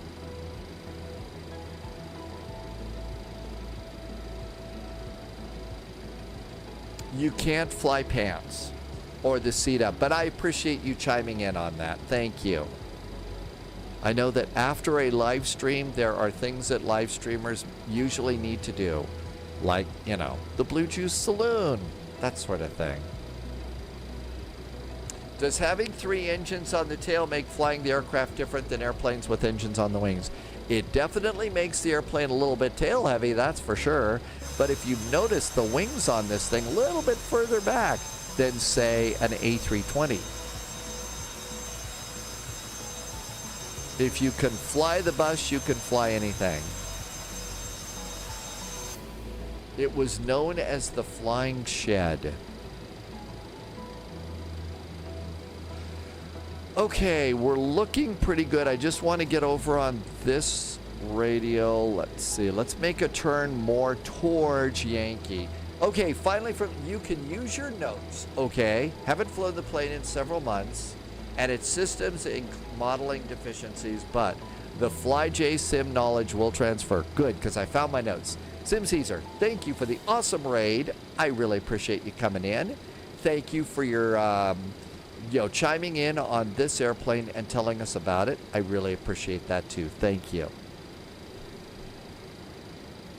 Okay, this looks really good. Now then, we need to go and get this. So we're going to kind of keep this arrow behind us here because we have to make a turn at Yankee. And the only way we know when to make the turn at Yankee is by checking in at Hayes Center. No, wait a minute. That is...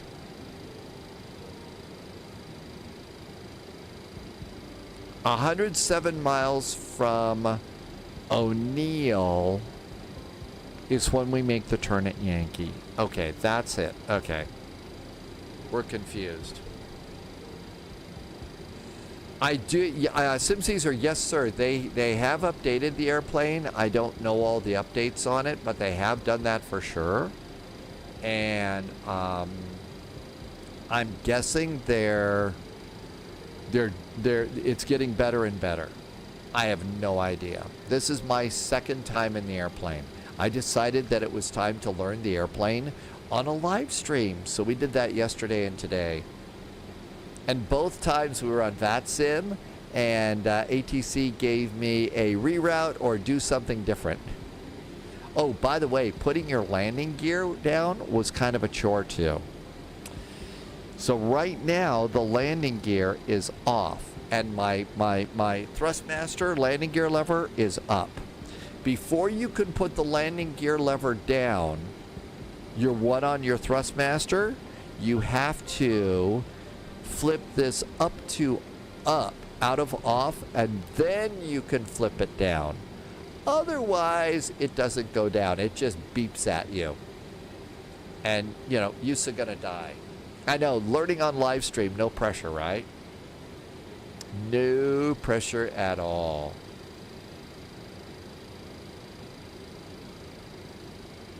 Okay, this is looking good. We are 56 miles out. When we are 107 miles, that should be Yankee. We'll see. Either that, either brave or just lacking common sense, Cold Nebo. I'll let you decide on that one. Hayes Center is 117.7. Let's go set up Hayes Center now. Okay, so 117.7. And I want to set that one and make that active up here. 117.7. All right, so that's good to go over there. This is going to stay here. We're 60 miles away. Also, we need to go on the 357 degree radial here.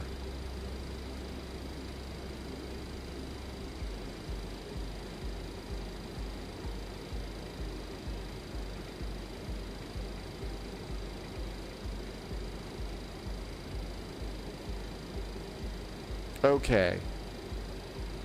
When this thing crosses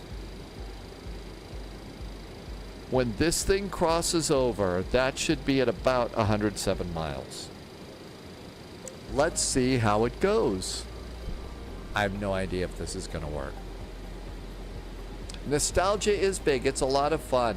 Able Center, is it fly by rope? More the seat of your pants, which could be problematic for some of the live streamers out there who claim that they don't wear pants. I'll leave that up to you.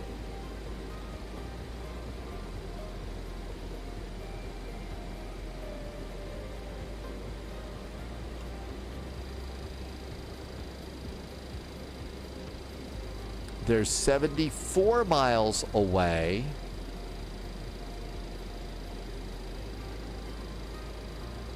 I think the wind is blowing us a little bit.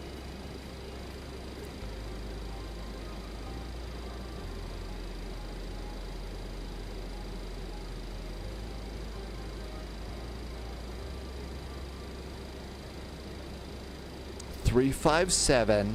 Okay, let's see if this works. I have no idea if that's going to work.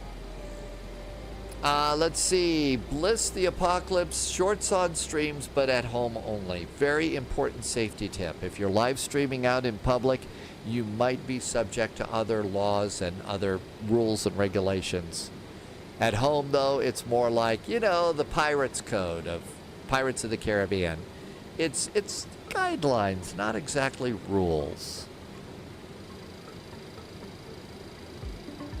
82 miles. And we're looking for 107. And the turn is going to be to 251 degrees. And that's going to be direct to that other VOR. And I do have to admit, I am cheating a bit here. I know, never admit to cheating. But here's Yankee. You can see I'm a little north of my flight path. But you can see that we're getting close to Yankee. And then we'll go to SNY. So, not big cheating, just a little bit, because I haven't done this in a long time. But if all goes according to plan, it's 89 miles from O'Neill at 107. Oh, look at it. It's moving. Oh my gosh, this ridiculous thing seems to be working. Let's see how this works for us. Yep, 357. 92 miles. It's slowly making its way over, and then we make our turn to a heading of 251 degrees. Sleeveless, you don't fly with the SIVA. You know what? You do whatever you do. I used to know how to speak SIVA. That is the old school navigation system down here. I used to speak SIVA, when we were playing around with the Concorde. So I got to learn SIVA all over again. And I used to have to convert latitudes and longitudes and all that. So we'll see. But once I get going with SIVA, that'll be helpful. Although I don't mind VOR to VOR navigation. The problem is there isn't a lot of VOR to VOR navigation in the world anymore. And ATC, it kind of gets in the way sometimes. So there you go. There's 101. Yeah, lots of math. And we love that. 102 miles from O'Neill. And it's centering up a little bit. Get ready to turn to a heading of 251 degrees.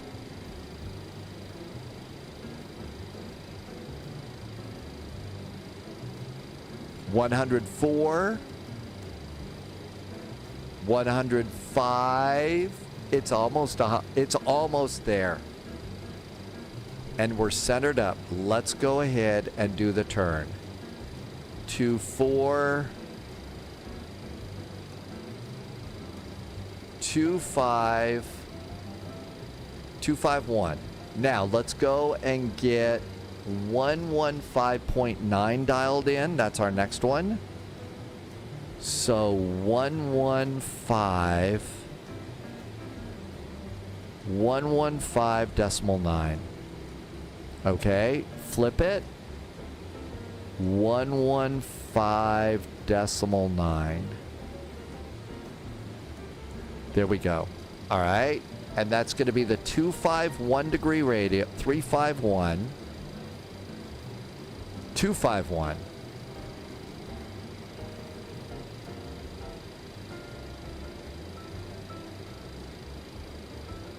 Okay, we're doing pretty good on that one. Okay, we're going to SNY from Yankee. Let's go ahead and get a little help. Let's have it automatically track for us. There we go. Track. It's not.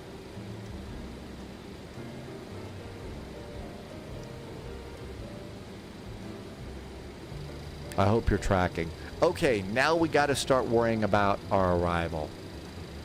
After Sydney, we're going outbound on the 214. And that's basically outbound. What about altitudes? Okay, at Lander, it's 17,000 feet. So we got to be at 17,000 feet. Okay, let's do, oh boy, we get to do some math here. So Lander, well, first of all, Lander is 17,000 feet. Let's come over here. Let's get our paper flight bag and 17,000 feet.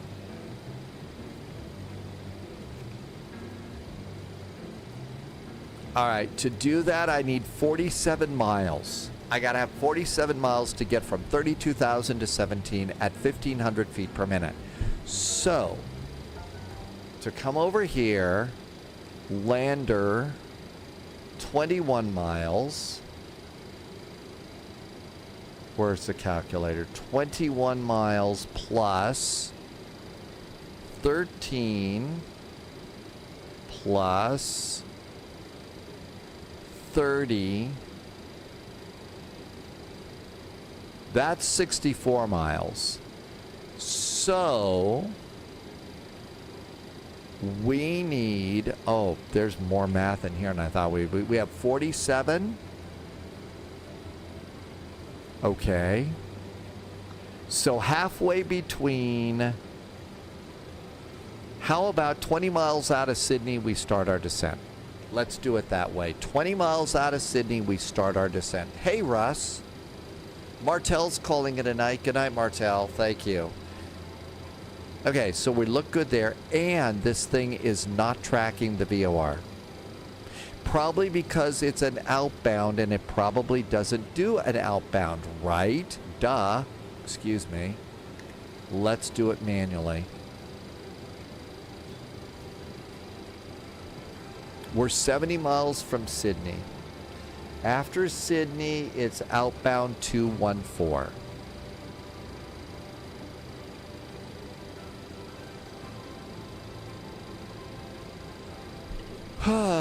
The SIVA can hold 10 waypoints. With GNSS departures and arrivals, you will use up all your waypoints on it. Oh yeah. When we were doing the Concorde flights, we would be able to put in the first 10, and then we spent most of our time on a Concorde flight balancing the fuel and putting in new SIVA waypoints because it could only hold 10. It could only hold 10. Very annoying.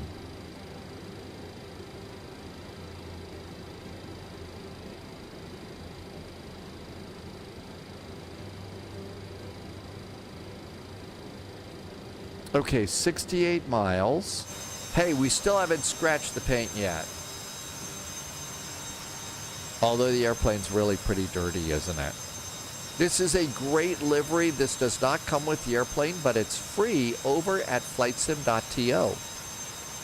So flightsim.to is where you can get it. Not even close. We need to do a Concorde flight. So there is a developer. It's Flight Sim Labs. Flight Sim Labs is working on making a Concorde. That's the one that's what we're waiting for in Microsoft Flight Simulator 2024. When we get the Concorde out, that's going to be great. Amargosa, I think this is the one that most flight simmers agree is their favorite United livery, with the Battleship Gray.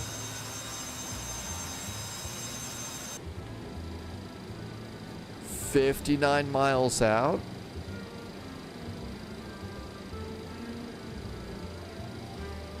Okay, so our altitude is going to be 17,000. I'm going to go ahead. There's no ATC.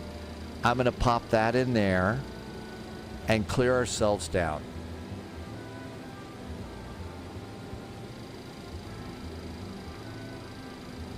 Let's see how we're doing. I'm a little bit south of this, so the winds are kind of blowing us around here. And that would reflect that, so let's do a bit of a turn.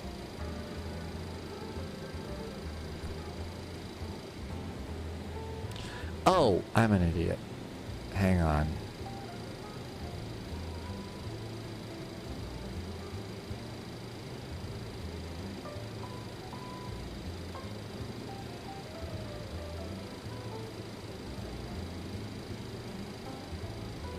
Now it'll track for us.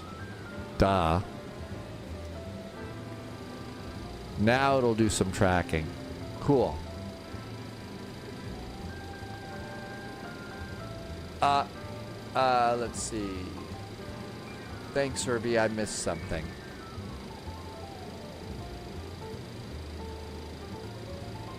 Okay.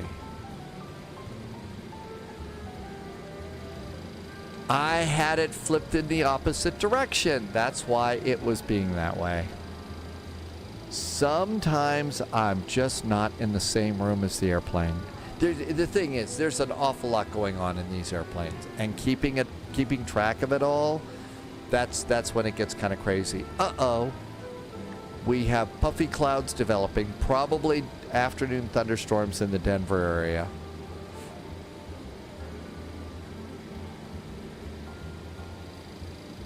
Are you talking about over on Twitch or YouTube, Irby? Canadian Bear 4. Is that a timeout? Hang on. Well, it was only for 1 second, so Canadian Bear should be good.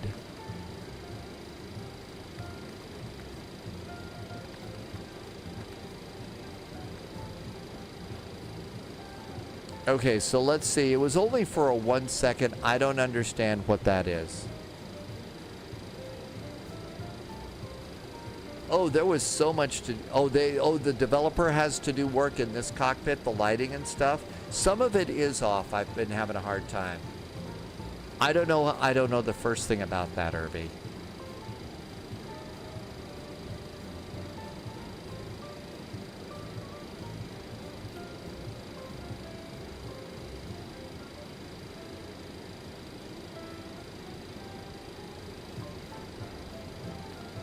Okay, I see Canadian Bear.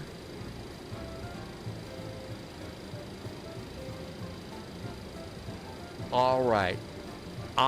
You know what? I think I did it.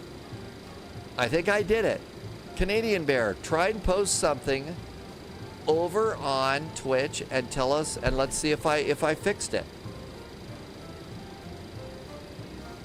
I might be that good. Probably not.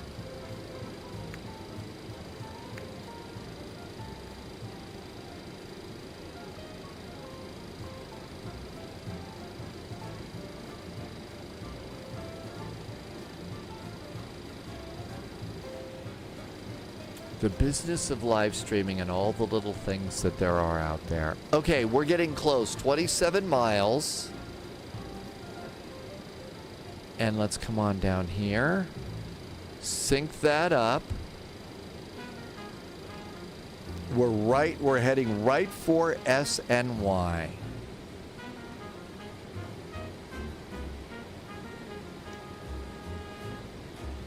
Now let's get ready for our turn 214.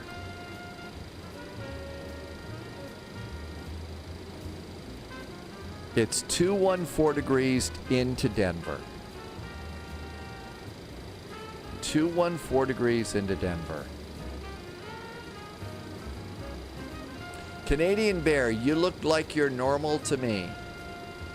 It looks like those are your first words, Canadian Bear, and it looks normal to me. So I think you're okay. I right-clicked on something. I probably shouldn't have done that. Okay, looking pretty good. And after that, we decided we were going to wait about 10 to 20 miles, and then we will start our descent to 17,000 feet. Now then, we really should get a Denver weather. I don't see any Denver ATC, so go to airports. Denver weather. Here is the latest weather. If you're flying with me, hi Old Slow, welcome aboard. All right, so winds remain variable at 10 miles visibility, altimeter 3014.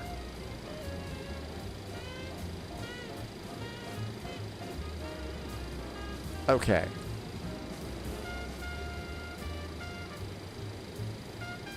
And it's 10 miles away.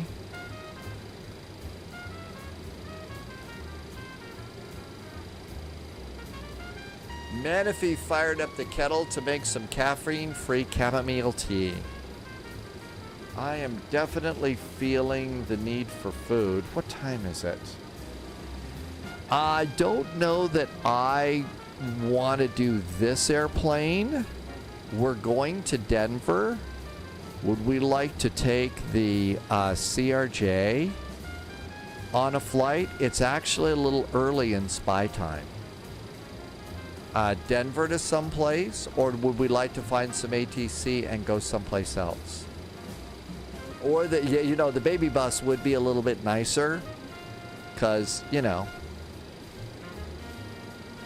after flying this one, let's just go and look and see. Doesn't need to be a long one. Jackson Hole is up. We could go Denver to Jackson Hole. Irby has lasagna. Oh, wow. There is actually an awful lot going on here. We got SeaTac. Got a little... Bozeman is up. We could depart Bozeman. Go down to Salt Lake.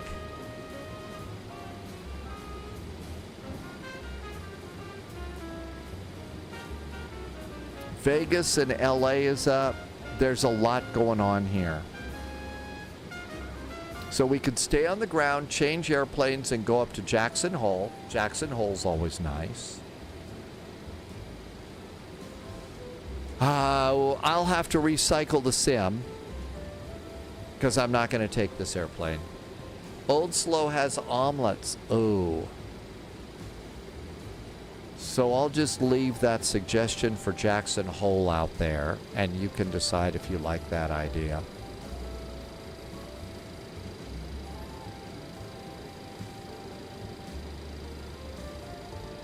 All right, let's bug. How about 250, 60, 70, 80, 93?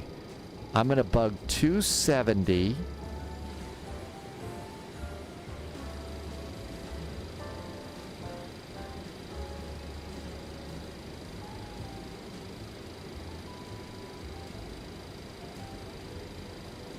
And we're actually a little bit off that course. Let's try and get on that right now. There's 14 miles. All right, let's start reducing our speed, and we're going to go to 17,000. Throttling back. And here comes our speed down.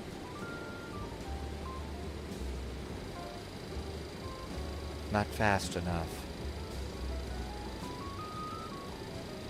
There we go. There's 300 knots. Now we're getting better on our course.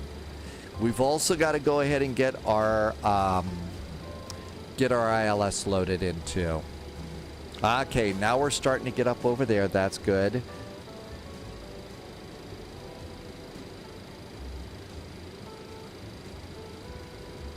Okay, let's go ahead and do IAS hold.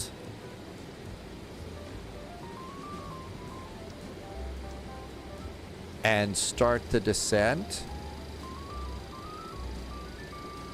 We also need to reduce our speed eventually to 250 by the time we get there. Okay, there's our descent. No smoking and seat belts.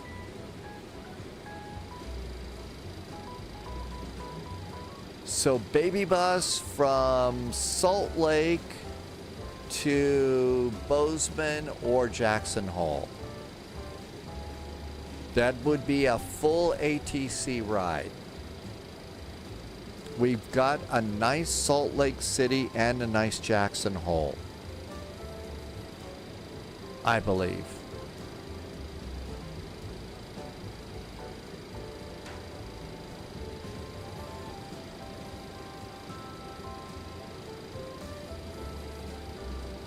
So let's see. KSLC, Salt Lake City. I've actually loaded that in over here now, I think. So it's always there. No.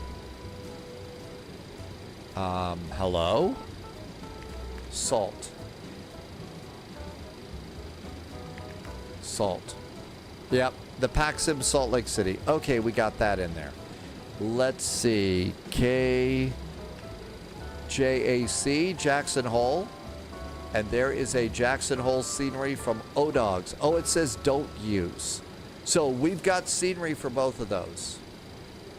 We got scenery for both of those. Let me put together.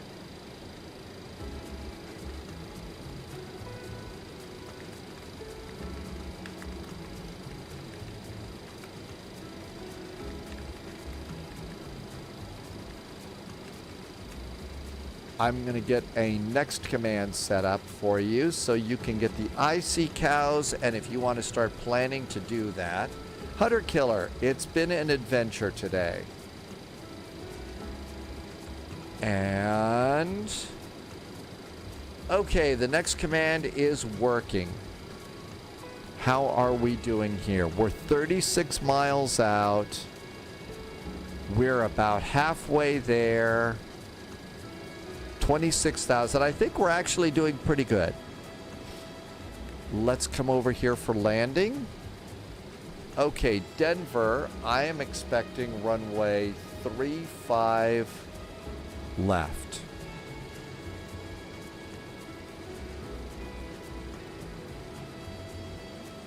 Hello? Oh. Denver weather, 27 degrees. That's not even close to right.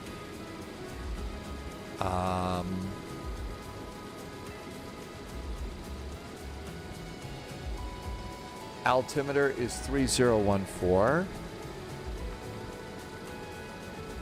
The wind in Denver is nothing at nothing.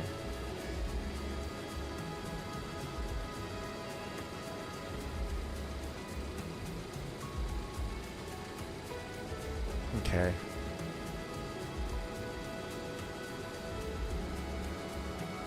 I'm going to do flaps 30.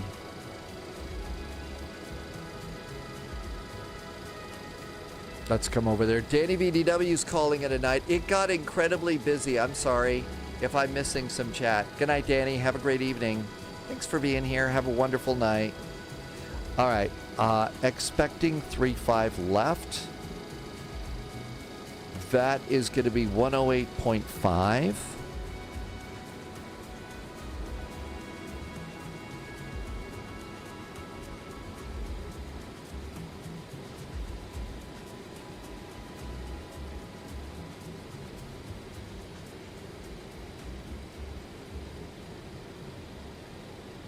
And let's flip that one over there. That'll give us DME to the ILS. Okay, we're looking good here. Heading's coming over here. And that looks great too. Doing pretty good on this. Coming up on lander, we're going to be just a little bit high, but not bad. 3014 on the altimeters. 3014.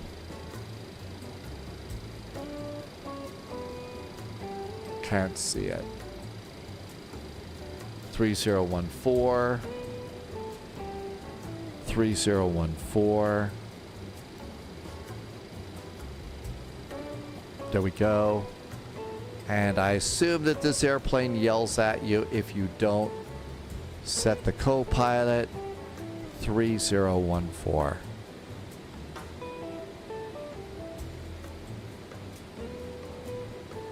There we go. And we need to start slowing our speed to 250 knots here. So our descent is actually rather good.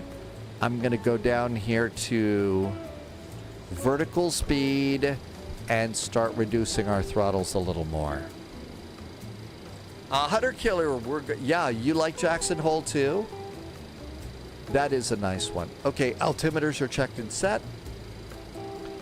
Denver traffic, United 441's a 727 at lander on the northeast gate, setting up for the ILS runway 35 left and over to CTAF. Happy landings, Denver. CTAF. There we go, 124.3, there's Denver. Okay, looking good. 18,000 feet, we're almost to lander. We're actually in really good shape here. So looking good there. After fillet, we'll just basically go 180 and vector ourselves about. And that should be good. We are going to Jackson Hole next. We're doing Salt Lake because there's ATC there, and we're going to continue to Jackson Hole. Most would consider that a religious experience because it's Jackson Hole and it's holy. Yep, you knew there was going to be a silly joke. Okay, there we are. There's our altitude, 17,000 feet. Our speed should start coming down now. And there it is, and we're supposed to hold 250 knots here. A little bit off to the side. There's 250. Let's increase the throttles a bit to hold 250.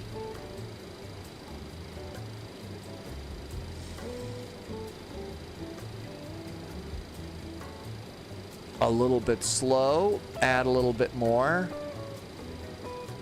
Because it's supposed to be 250. Why are we flying to Jackson Hole? Because there's full ATC and it's a little bit early for us to call the spy flight a day. We got time for another short flight.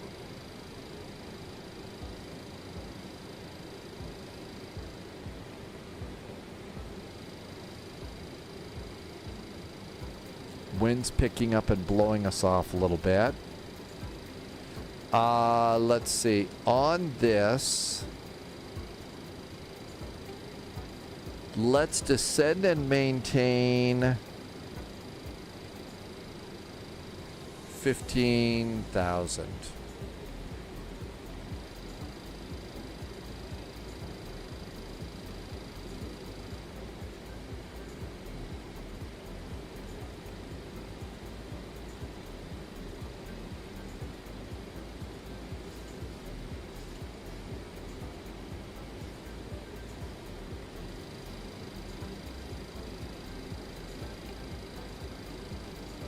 $15,000 there. We are 70 miles away from that VOR.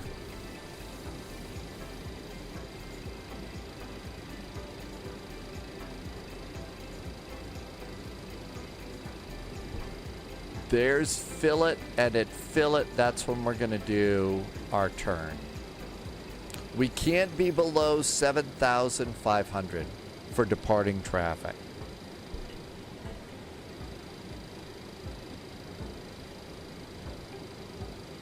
Is there a first class meal? No, but there's going to be one after the flight today, that's for sure. Okay, looking good there. It's Denver. Landing lights can go on a little bit sooner. Auto brakes, let's go auto brakes minimum, because we're gonna need maybe medium, I guess. Auto brakes medium.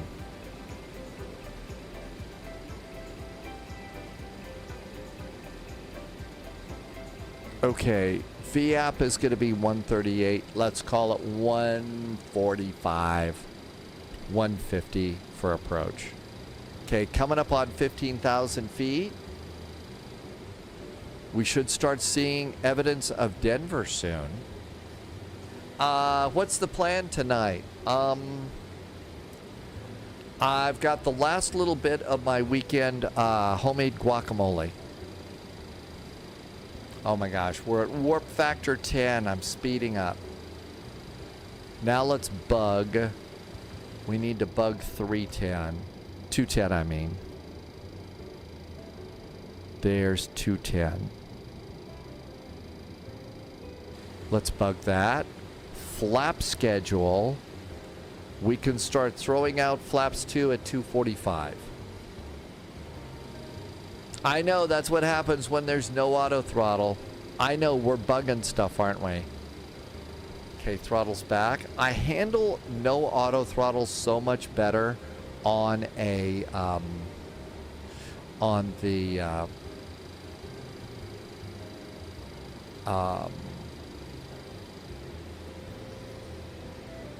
CRJ.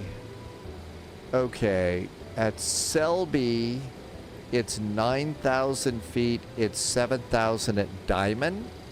So after we pass the departure runway, let's let it go down to 7. And we should be able to make a tight turn into Denver. It's not as slippery. Yeah, no. I control that one so much better. You're right, Wolfie. Because it's lighter and new.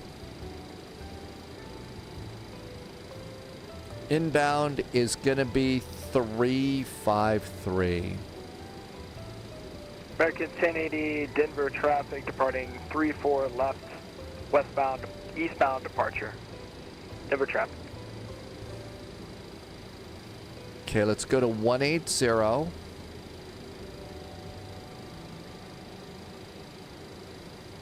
Inbound for the ILS is 353.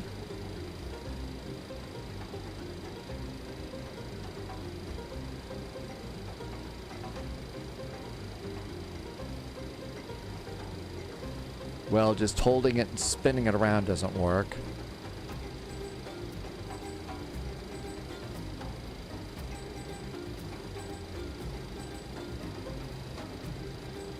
353. All right, let's go ahead and just grab our ILS now. We'll pick it up soon. In fact, there it is. We're 12 miles out. Yay. All right, how we doing here? Turn was a little bit soon, but not too bad. Now we're too slow, but that's okay. I don't mind. Let's get the throttles back up, but I'd like to do flaps 2.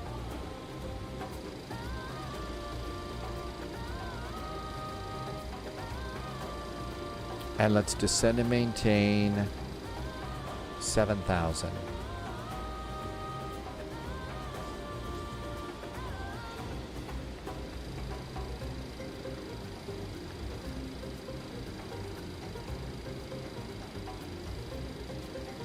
Okay, looking good. Let's do a little bit of our own air traffic control here just to see how we're doing. Okay, so here we all are over here. I think we're good to go. We're really good. There's the runway. There we are. No need to panic. Is Sim Caesar always speeding in this airplane? You're not doing a very good job of descending there, airplane.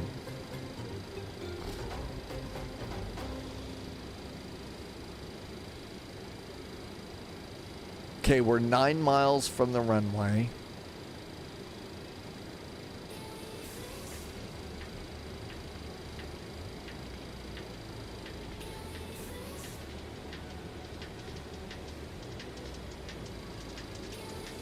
Okay, that's a little bit better. We've just crossed over in front of the one departing runway, although they weren't departing on 8, but they were departing on 25.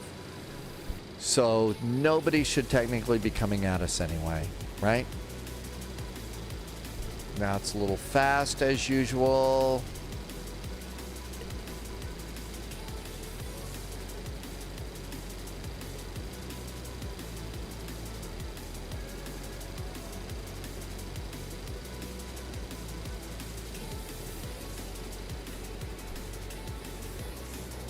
Okay, everything else is good up here. Auto brakes are set. We know what our speed is. I think it's just land the plane.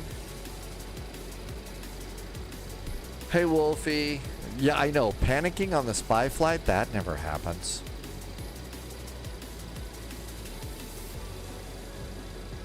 Premium panic.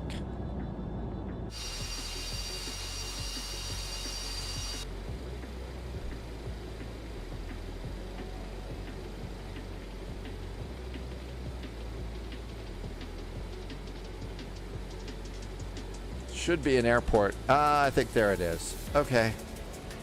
That's got to be I-70. Just going over I-70. Okay, good. I know where we are. Super duper. All right, we're a little high. That's okay. Glide slope below us. We'll catch up to that. We're a little fast. Premium panicking. That should be a new thing on the spy flight.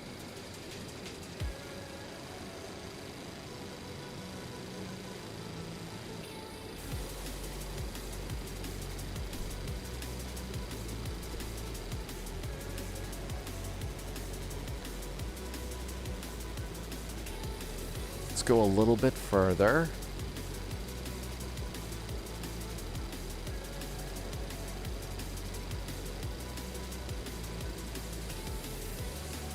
$10,000 feet. We got all of our lights. Okay, now this is what screwed me up last time.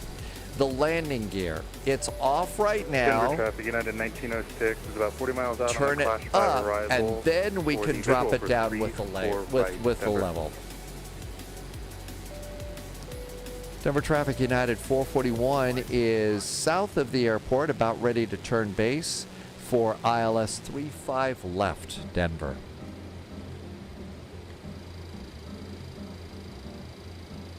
Here comes our glide slope. Very nice. Let's make our turn.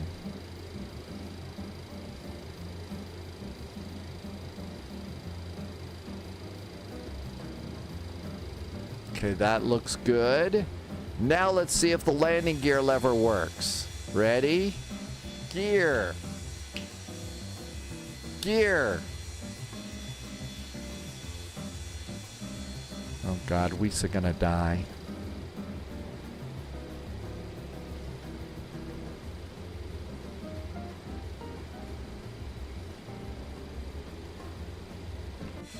Hey! Okay, yeah, the lever doesn't mean anything. Okay, that looks good. Speed's a little fast, that's okay.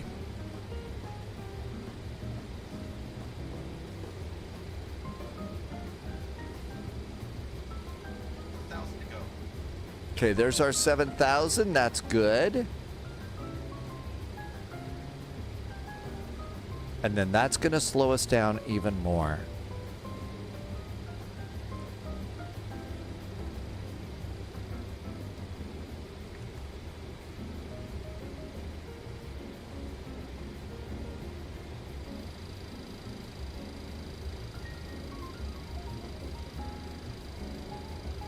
There comes our speed. Good airplane. Stop our descent. Good airplane. Very good. Okay.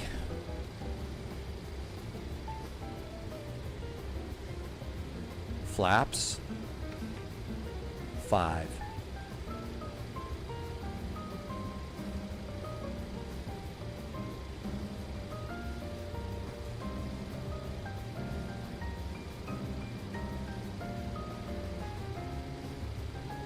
Thanks, Andre. We'll see. Yeah, the lever is a lie. There's something really messed up with that. Let's also get taxi lights on. Taxi light is on.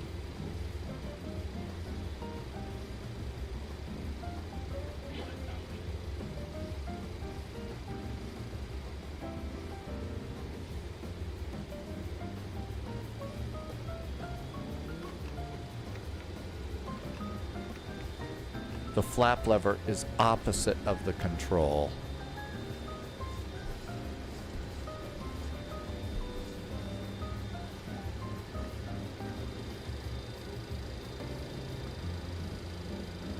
Denver traffic United 441 is now 12-mile finals. Landing runway 35 left, Denver.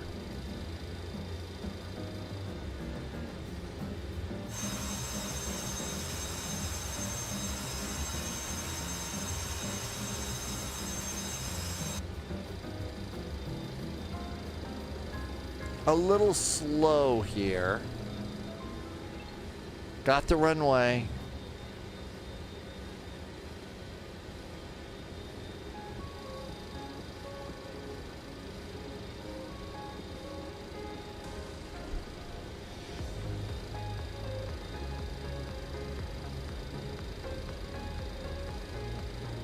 Pretty good. Doesn't get much better than that. I've got the right side, I got the left side. I can see the glide slope.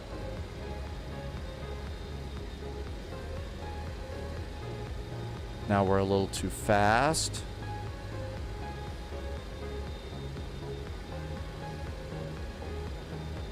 Sphinx is doing Garderman today.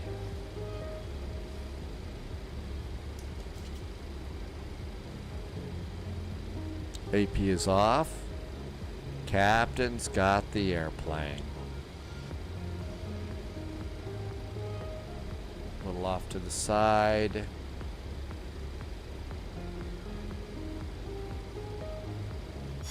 Oh no, it was an IRL flight for Sphinx Music. Lining up, taking off on lane 34 left. Denver.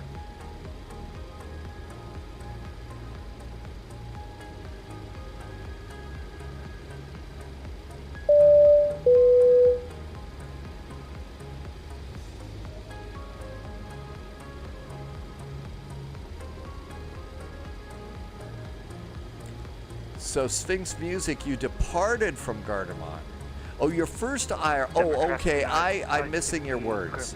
Your first IRL flight was out of Garderman in a 727. So you know all about this airplane.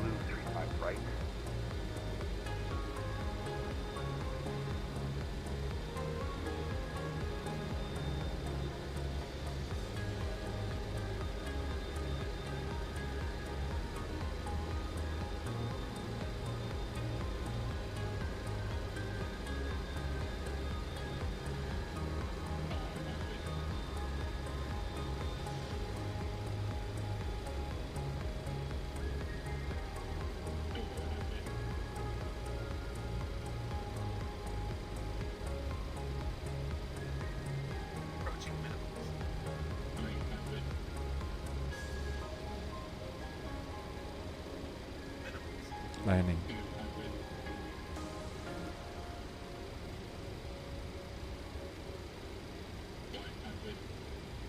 Wide slope. 50, 40, 30, 20, 10. Reverse. Denver traffic, November 920 with passing to the ramp by Delta 8, Delta with the traffic holding 3-4 right with Charlie to Golf off the ramp.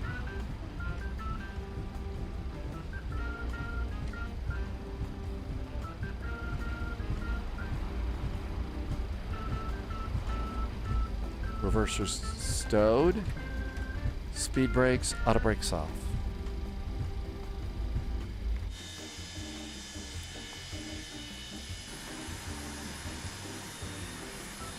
And the nose wheel tiller burns me in the end.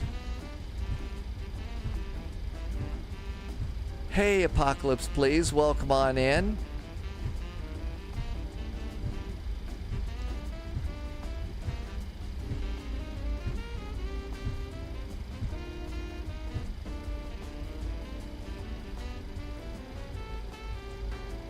Denver traffic, United 441 is clear of runway 35 left. Taxi to United land. Happy landings, Denver. Okay. Little bit of power. Landing lights. November 9200 with the front main 3-4 Strobes.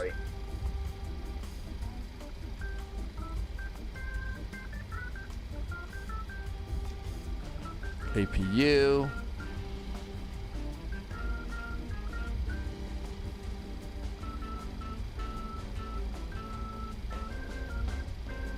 Now we have to go next to the car park rental, the car rental lot.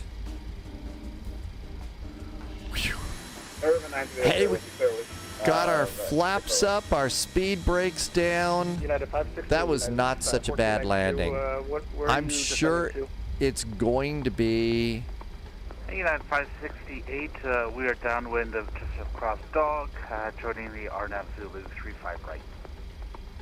And there's United Land, the new theme park from Disney. I think we'll just miss up.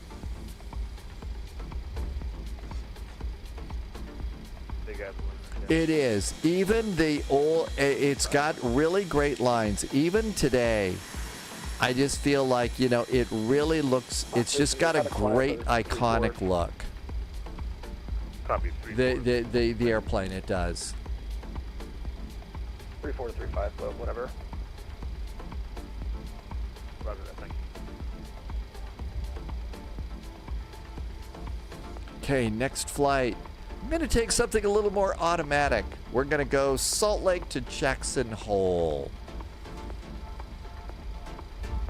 Denver traffic, United 568, overhead Dog, on the RNAV Zulu 35 right.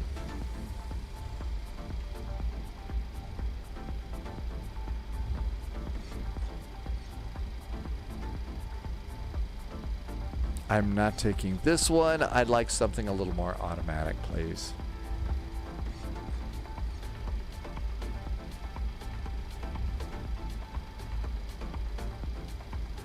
Denver traffic, United 1906, 10-mile final for the visual 3-4 right, Denver.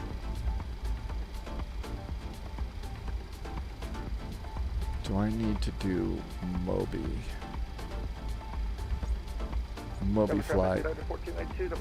I got all the Phoenix stuff set up for Moby. Perfect. I thought I saw more airplanes down here. I was looking down here to see if there was an airplane. Oh, well, there's one all the way at the end.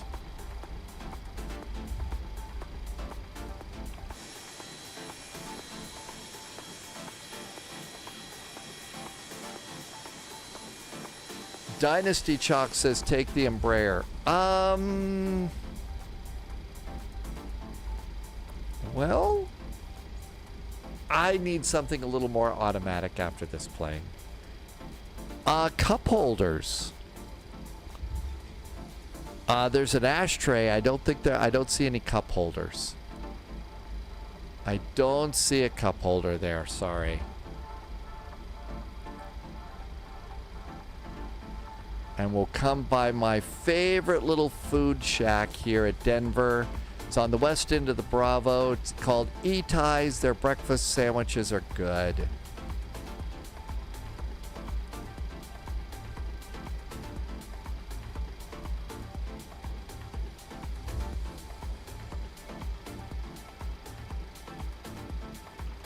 Taxi light off. Looks like it's been raining here in Denver.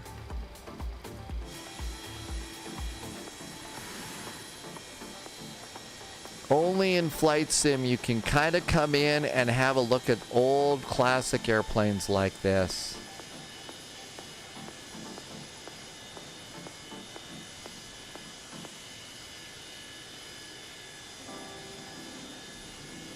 There we go.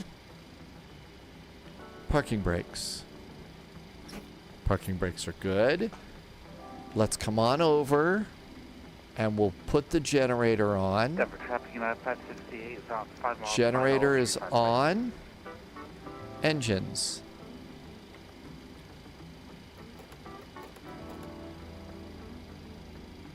And we'll stop squawking.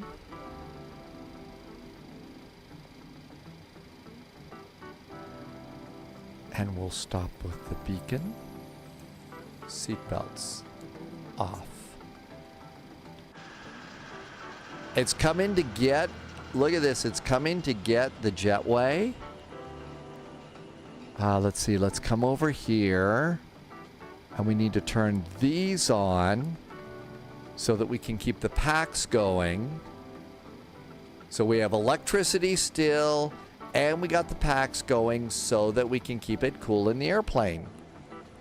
And look at that. It called the jetway and it's unloading the airplane. How about that? That's pretty cool too. GSX just automatically called it all for us. Just called it all. Let's see. Do we see passengers getting ready to do their thing? Yeah, there's the flight attendant. So there come our passengers. They're starting to deboard. Wow. I think the passengers are a little big for the airplane. I think they're a little bit big for the plane. I think we made it. I'm amazed that we made it. Holy cats, what a cool plane. Denver traffic, United 1906 has vacated runway 34 right at Foxtrot. Let's go to Salt Lake. Let's go to Jackson Hole via Salt Lake. Probably a little more fun. The landing rate. We ought to have a look at that. The landing rate, according to Volanta. Review your flight. Okay, are we ready? Let's look at the good news first of all. The good news was...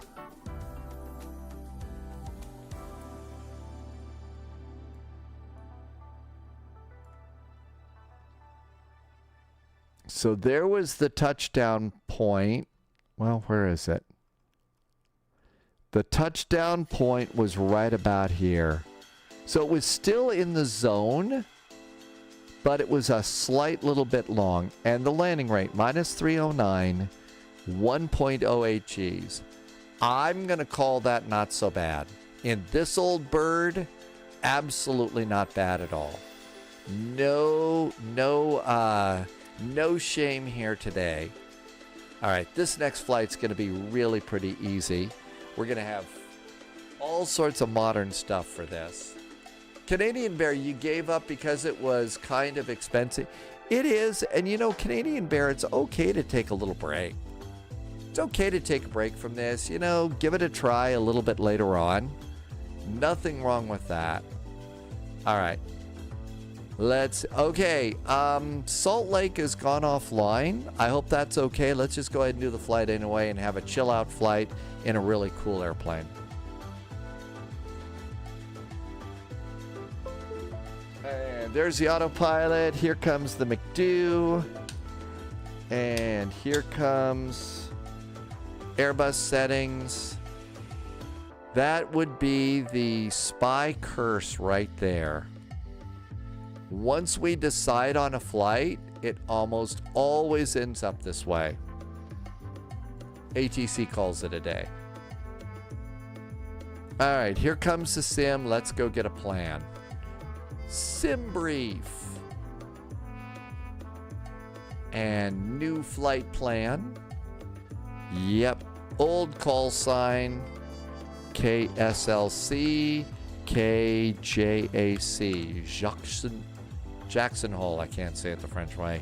Gonna take my favorite, the baby bus. This is the one that, yeah, I need a little chill out after that. All right, we're gonna take the Tulip. So we're still a little vintage there. Salt Lake City, departing runway. I'm gonna guess they're gonna kick us over to 3-4 left. Jackson Hole landing on runway 19. That's about normal for us. So the Rugged 3 departure over to Moss. Yeah, that's it. That's good. That'll work. No ATC, but you never know. Let's just board 15 minutes of extra. Oh my God, we're all gonna die fuel. Here comes that. Everything else is good. The airplane also has really good startup sounds too. It's got really nice ones. Okay, did we close the flight plans and everything? Yep, we sure did. Save a PDF over to the desktop just in case. You never know. Good to go. Let's pre-file on VATSIM. SimBrief, in its wisdom, says 330. I think 330 is going to work just fine. Rugged 3, Holter, Elk, Moss. Filed. We are filed. No chickening out possible now. I'll put the flight plan data in chat on YouTube on Twitch for you. I know we get to use the McDo. We get to use the McDo. We get to use the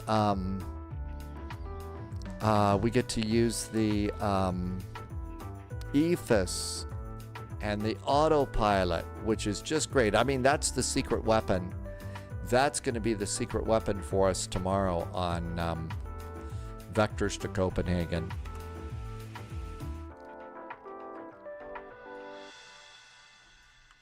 Okay. This is a baby bus.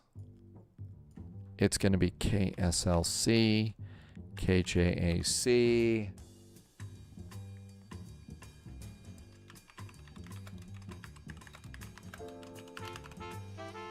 All right, I'm going to try and update the title, and we're done with all of that other stuff. And that's good. Don't need that page anymore. Moby Flight just took over, so that's working all right.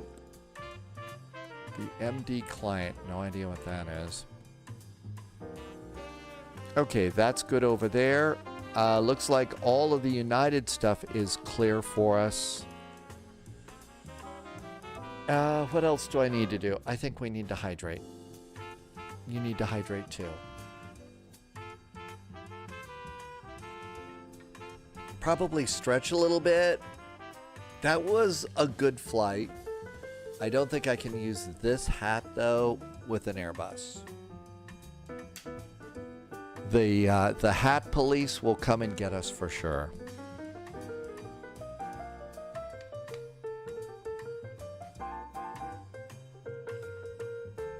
All right, we've loaded all of our sim objects. What else do I need to do? I did the title. I did the flight plan. I need to bump this up a line just because my brain is starting to fry a bit, and I don't want to say the wrong one. And this is nice. I also don't need our reroute.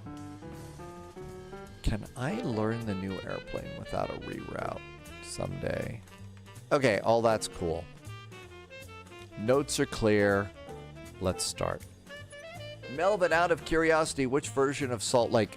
Oddly, I don't know what it is about this one, Melvin, but it's one of the few airport and developers that I always remember. I've got the one from PackSim. And it's been working out pretty good for me. So it's the pack sim scenery. I don't know why I can't remember the developers for practically every other airport we fly, but I don't know what it is, but pack sim just got, you know, super glued in the little gray cells here. All right, as much as I like that airplane, let's go to something that is not quite so humiliating. We're gonna get our cute little baby bus. It's got the right livery. Save and go back. Departure. KSLC, Salt Lake City. Man, I just saw our first flight today was in Tromsø. That seems like last week to me after that 727 flight. It really seems like last week to me. Okay, how about...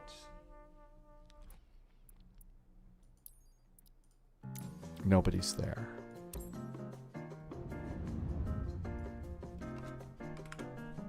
Got a gate. Just wait to load in. Man, they really just tore the heck out of the old terminal here.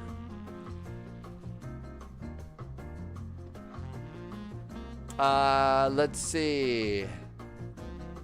It's Ken 2. Did I say that right? It's Ken 2. Welcome aboard. I'm gonna try. I hope I'm trying to do this out of respect and all. Konnichiwa to Tokyo. I hope you are doing well. Thank you for coming by today.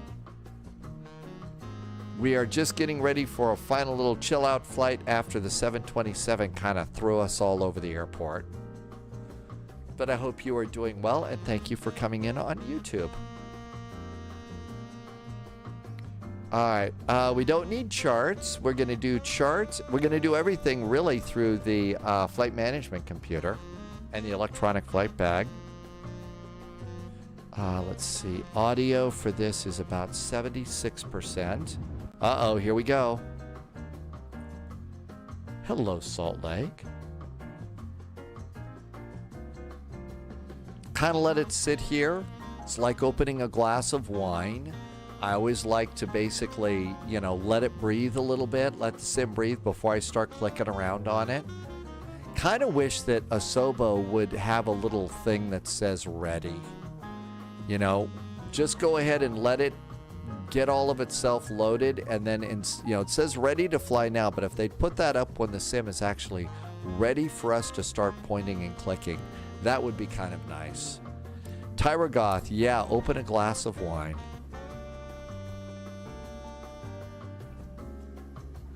There's our jetway.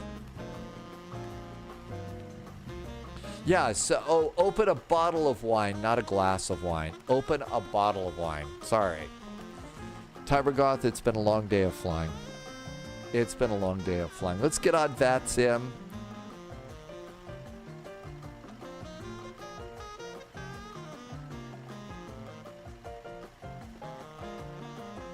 We are an A319. This is probably the airplane that I fly the best. Jersey Pilot, understand letting the wine breathe, but when the recipe says use leftover wine, I always wonder, as I know, who has leftover wine, right, Jersey Pilot? Who has leftover wine? Okay, let's get Volanta going. And Volanta should start up any second.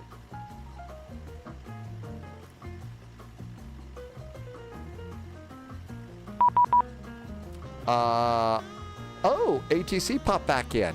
We got a PDC. We got a PDC. How about that? Expecting 3-4 left. Hey, I picked the right runway too. Okay, so when coming Red Bull Racing to Flight Simulator, I don't know. There's a couple of airplanes that the Red Bull pilots use that you can do. I'm not sure though. Especially when it comes to Giselle. Well, I'm sure there's plenty of Giselle wine over there.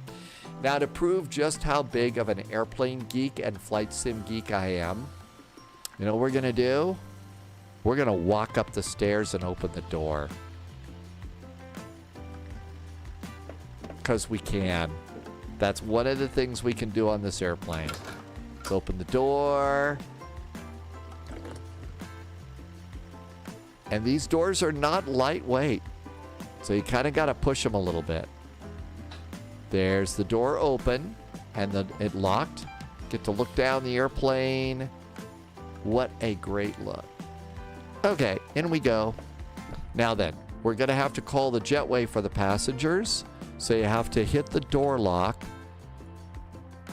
And we're going to shut it behind us. And then we can go and call the jetway.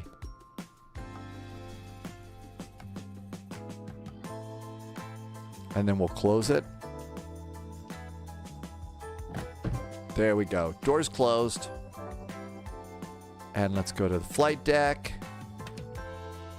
And yes, this is total flight sim geekiness here that we can do this. Hey, it's not like I'm ever going to be allowed to open an Airbus door, so there we go. And here we are in the pilot seat. Now we'll come over here. Let's go to Phoenix. Ground services. I'm going to remove the stairs. Make sure the doors are closed. It is. And now what we can do is through GSX, we can call our jetway. And here comes the jetway.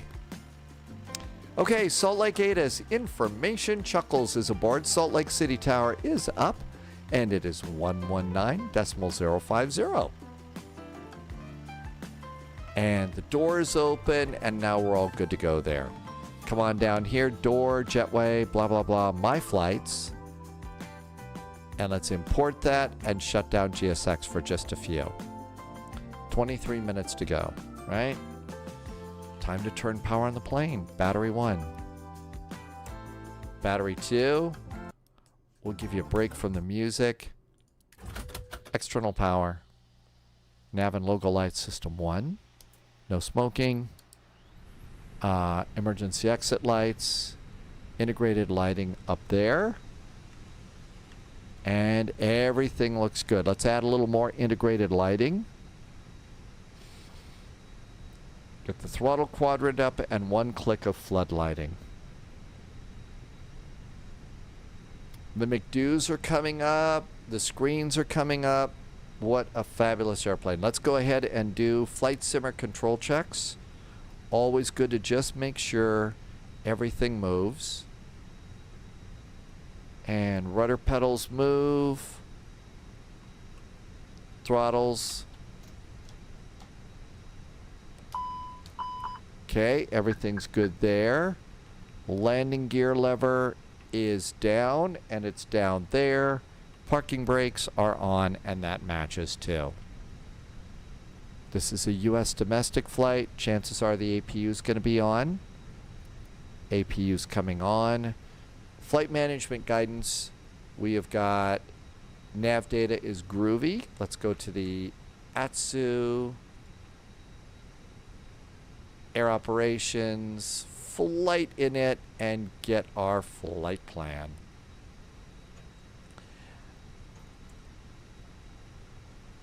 IRSs in just a second, Beethoven. It could be that my flow is a little bit off on this.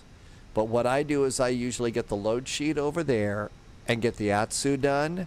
Come on up here, go to init and init request, and I usually get it over in this side. Now, Beethoven, it could be you just turn on the IRSs when you hit the power on the plane at the top, right? So I could be off on my IRS stuff. United Airlines, flight 441, and there's our flight number. And now in my workflow that I've been doing for a long time, this is when I'm going to come over and do the IRSs. Now again, that could be completely wrong. Crew supply of oxygen, that tells me I've done the IRSs. USMC vet, you removed 2020? Yeah, I did that about a month ago. And it seems to be working so far so good. Okay, I do not have any lights.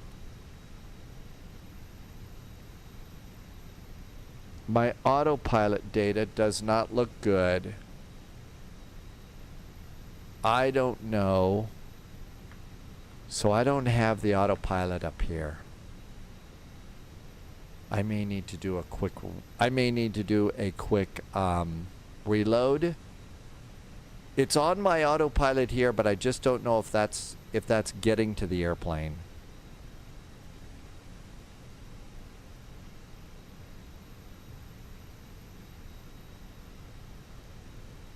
Well, we could live dangerously and try and fly with it like this. I better reload. Hang on. We're on VATSIM. We won't go through and do all the other stuff. We won't do all the other stuff. Walking in, we'll just go fast. But when something like that shows up, it's best to just get it started. Otherwise, you may not make it. So, KSLC, Salt Lake City. We were at Bravo 8.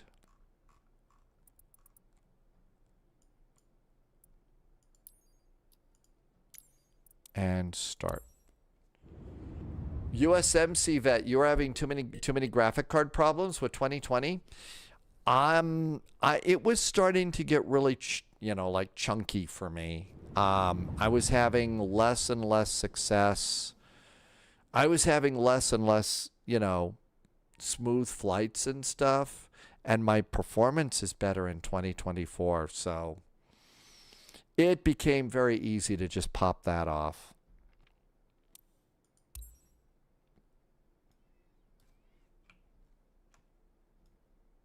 Okay, just let it load in just a touch here.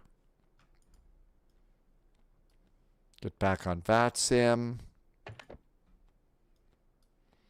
And we won't walk up the stairs. We've already done that. That was fun. Shift C.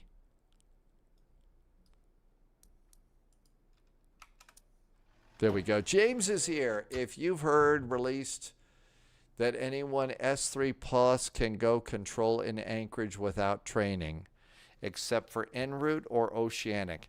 That's new. Really? That's very new, James. How do you feel about that? You do the controlling. Is that something you want to do? I'll just toggle the jetway that way. Import the flight plan. Looks good. Power. Power. External. Nav and logo.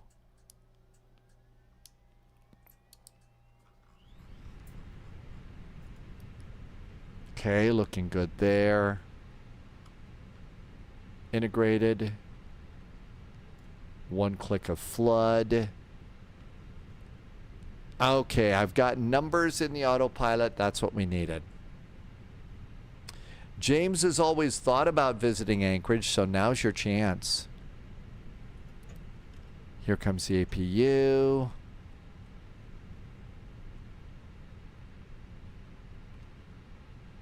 Just waiting for the ASUS flight management guidance.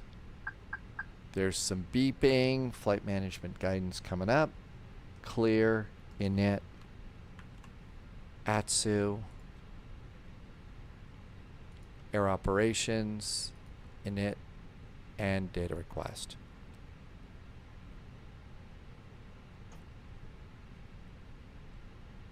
Good. Back. Received messages. Load sheets aboard. Slide over to the pilot side. Init request. Here comes the flight plan. Everything's connected. There's the flight plan. Flight number. Aboard. ADIRS 1, 2, 3. Crew supply of oxygen. APU's available. Turn the temperature down. It's probably a bit stuffy in there right now. And all that's good to go for a little bit. Okay, over here on the flight plan, cost index is going to be 15. Not burning up the skies there. Flight level 330. That was probably right. Come on down and do the wind. Here comes our wind. Wind data is coming aboard. There's our wind data. Init page B. Zero fuel weight. Preliminary for today is 145,759. 114,114.7. Our center of gravity, we'll probably need to round that, the final one. 28.6. 28.6 is our center of gravity. And in we go. Looking good. Let's get GSX to work for us. And Phoenix. Mass and balance. 107 passengers. Load. GSX. Refueling truck is on its way. Charts. Boarding requested. Please don't load aircraft until the fuel truck arrives and ask to do it. I need airport parking. And it's the rugged departure. Good. Coming into Jackson Hole. We're going to do Moss to runway 19. So we're not doing a star. ILS Yankee or Zulu?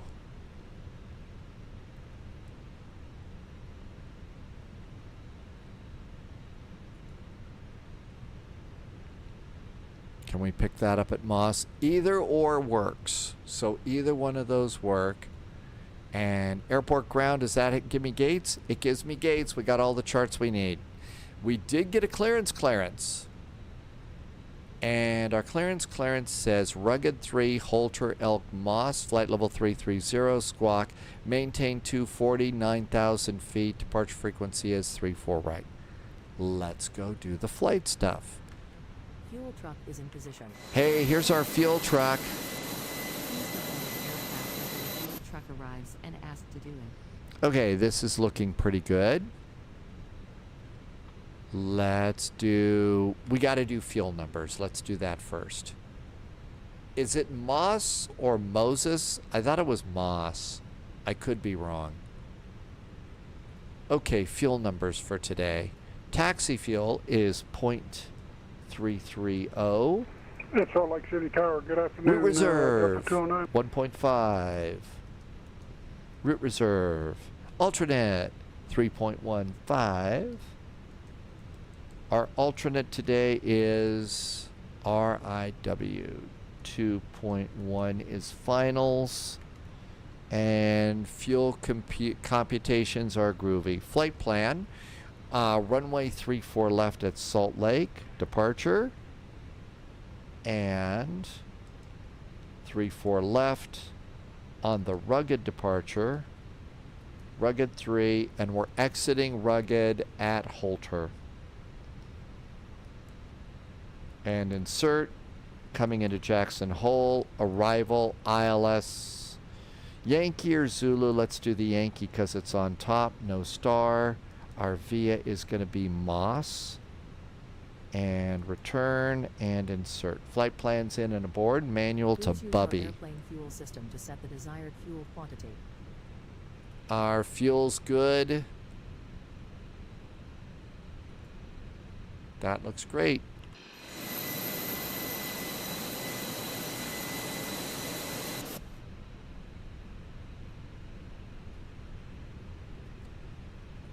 Not quite as retro as our 727, but the cabin in here is relatively nice. Doors open. And as usual, no pizza, no beer, but we do have an espresso machine. So Espresso Kate will approve. Let's see. Salt Lake ATIS. Information. Delta, the altimeter is 3007. That is a very good number for a spy flight. 3007. 3007 over here. There we go. Our initial climb clearance was 9,000 feet. Let's go and set that climb clearance now before we forget. It eliminates humiliation. Yep, no pizza in this one, Canada Bear. Feeling's pretty good.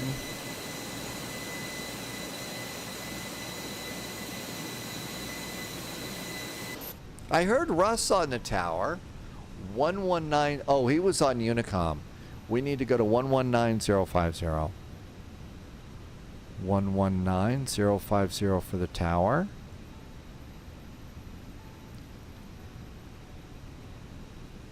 I got a squawk code. We're going to squawk 4354. 30 Hotel Papa, we are kind of established. Number 30 Hotel Roger, 0934 right, clear to land. 4354. Hey, I know how that pilot feels about being kind of established. We were kind of established on a few things in our flight coming in from Chicago today. Okay, all that looks really good.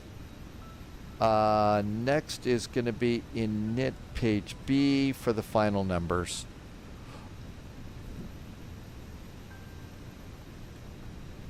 Let's speed it up a bit. Subscriber confirmed. Top clearance Okay, granted, there should be board passengers Loyalty now. noted. Paul MUFC just did a resub for 7 months. Hi, Paul. Paul, thanks for the resub. Thank you for coming in. Happy Sunday. Hope you had a good weekend. Right when able. Thank you for coming by today. Exiting right when able, 30 Hotel. Thanks, Paul, for the extra support, helping me to keep it going. I'll bet that's Russ over there in the Delta.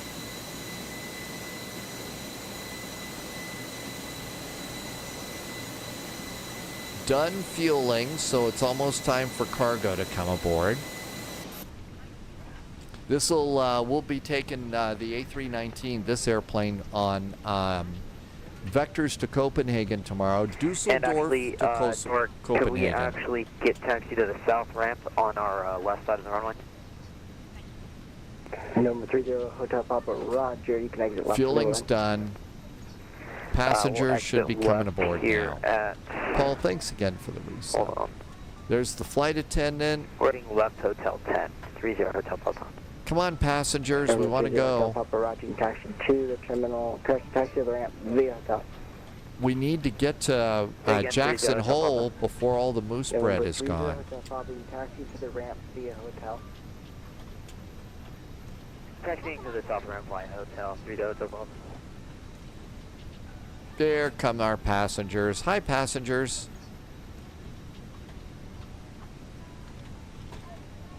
Boarding pass, please.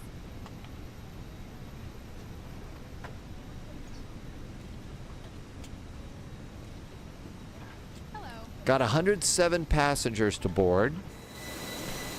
There goes the fuel truck. And now we'll expect our cargo to come in. There comes the cargo loaders.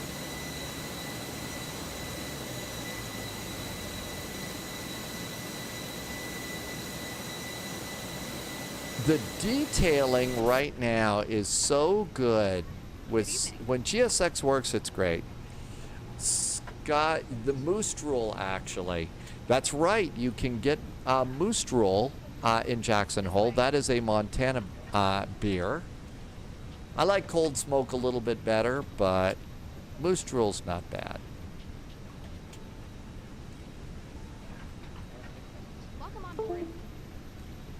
Look at that. Here comes our cargo. Here comes our baggage. It's coming on the right road.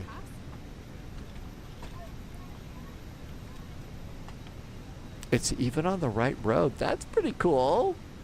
It's not just driving around some strange place. Okay, it's going to be RNAV to Bubby. We look good at that. That's great.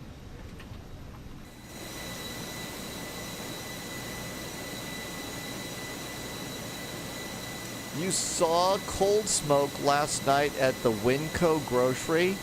So, Scott, It's good. If you're used to moose drool, though, I will tell you that cold smoke packs a much bigger punch, okay? Yeah, Atlas system, there is a beer that's brewed in Montana, and it's called moose drool. Moose drool. There you go. We love our beers in Montana.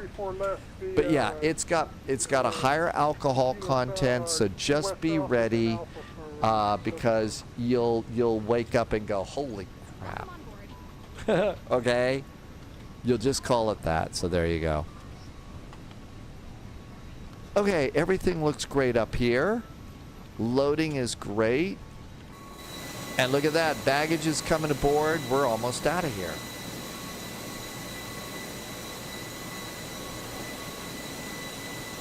I'll be flying my favorite airline that I've never been on tomorrow. It'll be a, we'll be doing a Air Berlin flight. So be sure and bring your Lind chocolate hearts with you.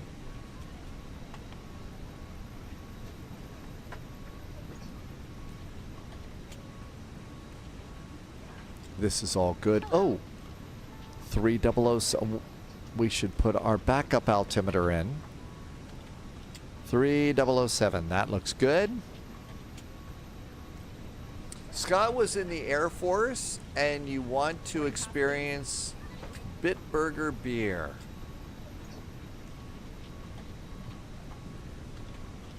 Bitburger beer. That rings a bell, but I'm not remembering it. Okay, let's accept that load sheet. Get ready for the next one.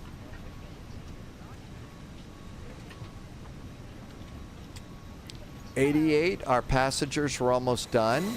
Cargo's coming aboard.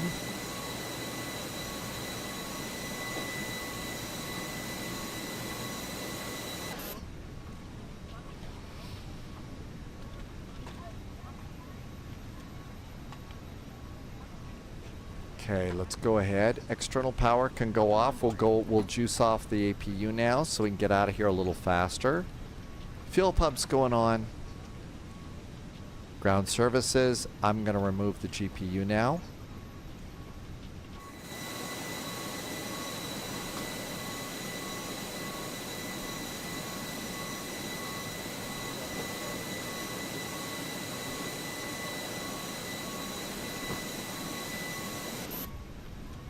Southwest 488, Salt Lake Tower, the winds are calm, runway 34 right, clear to land. Albuquerque Center, Kansas City, and LA are up if you decide you want to do a little more flying later on today. If you have not done vectors to Copenhagen, it's all about planning ahead.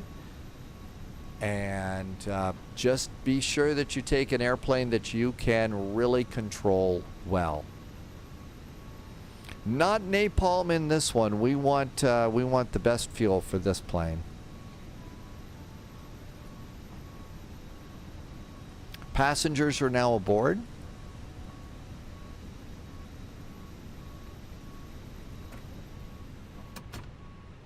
Delta 209er on departure. Fly heading of 340.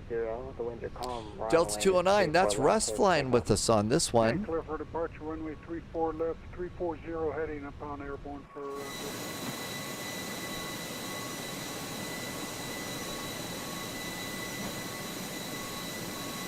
Well, we would like to use the dilithium crystals, but unfortunately these are IAE engines, and so we don't have a very big intermix chamber.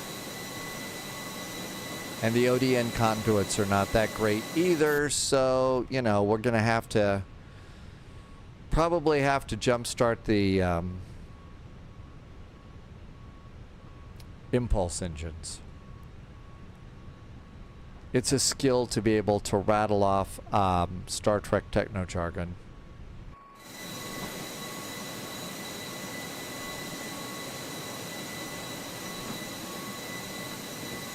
There's one person that flies with us a lot. JSG Droids airplanes always have has a cloaking device because JSG Droid's cloaking device. Sometimes he's forgotten by ATC.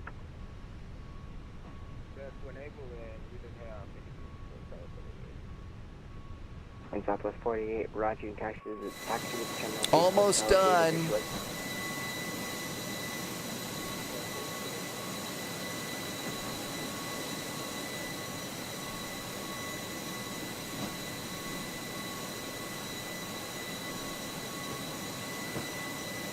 Beethoven says we will get weather on approach to Jackson Hole.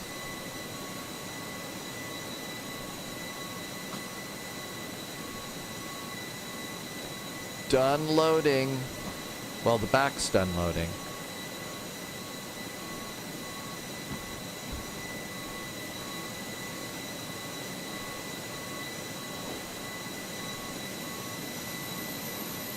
Three more bags up front.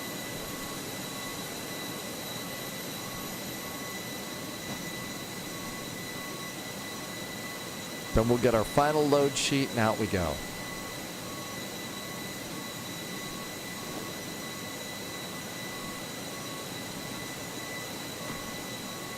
And Skyline 3298, status on And there we go. Florida. So I've gone and I'm using Microsoft Flight Simulator has 10 quick views, right? 10 quick views. And I've kind of reconfigured the way that and most of them they're attached to the number pad. Your number pad on your keyboard. I've changed it around so you don't have to do Alt or whatever you used to do to be able to move around like I do. Okay, appreciate the good work. And so I've kind of moved these things around a little bit so I can get to them quicker. But it's just the quick views, and I have standard ones like, you know, my number pad 0 is always straight ahead. Number pad 5 is always the upper panel. Number pad 1 is the autopilot. That way I can move around really quickly when I need to. All right, that looks good. I think we're ready to go. Final load sheet's aboard. Final load sheet says 114.8. 114.8, 114,000 pounds of zero fuel weight. 28.6, that number has not changed. So that is our final load sheet, and that goes in there. Current fuel in the tanks is 12,340 pounds.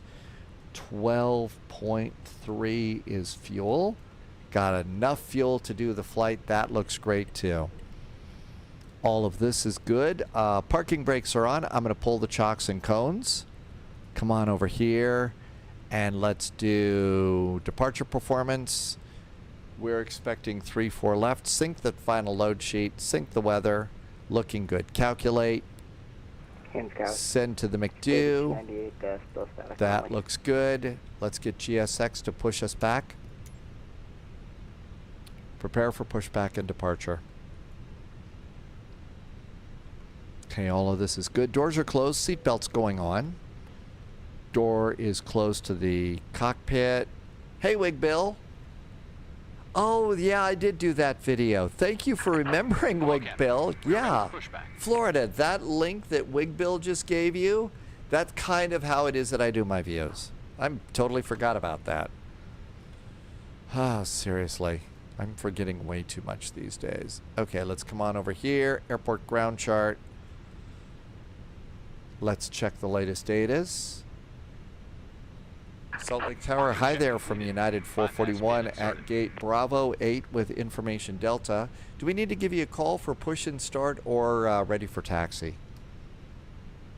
United 441, Salt Lake Tower, the ramp is uncontrolled. Call for taxi.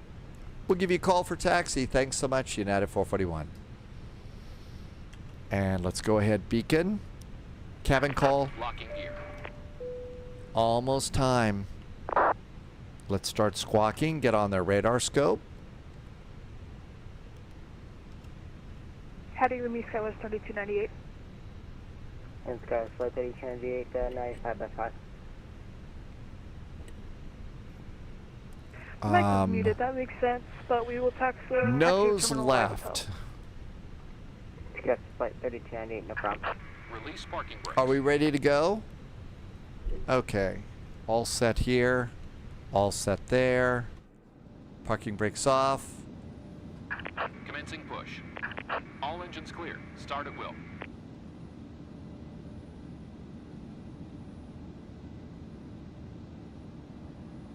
And away we go.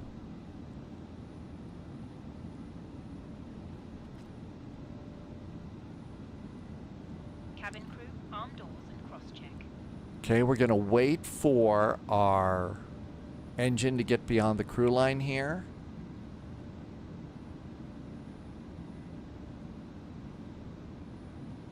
And there's the white line. Starter. Ignition goes to start. Starting engine 1.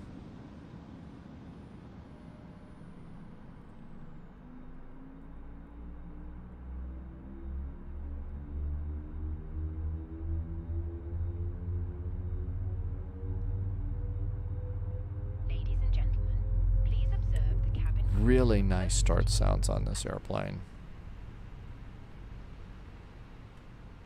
Engine 1 starts good. Oil pressure staying up there.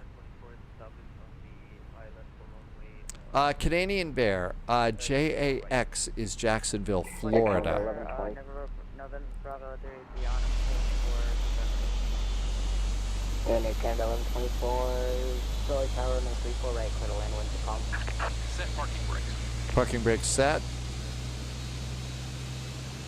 November Bravo 383, the wind to calm runway 34 right, clear to land, number 2, Flyin Air Canada 737. Roger,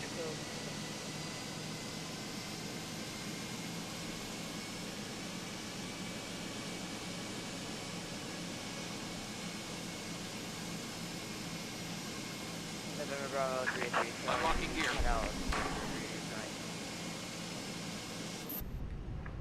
November Bravo 383, no problem. Good start on engine number 1. Starting 2. Engine number 2 starts. Right, number 2 in line. And that looks pretty good. Tow truck disconnected. Hey, Mike. Mike H is back in chat. No, this is Payware. Ride is clear. Mike, this one is from PACSIM. PACSIM. I don't know. That looks like a normal length to me, Scott. I don't know. And there is our crew chief. There's the gear pin. And let's get a wave. Thank you for the nice push. Happy landings. Engine number 2's coming up. Our scenery doesn't have like. Yeah, Captain Kirk's old Enterprise. Or like something. I don't know what it is here because I'm not familiar.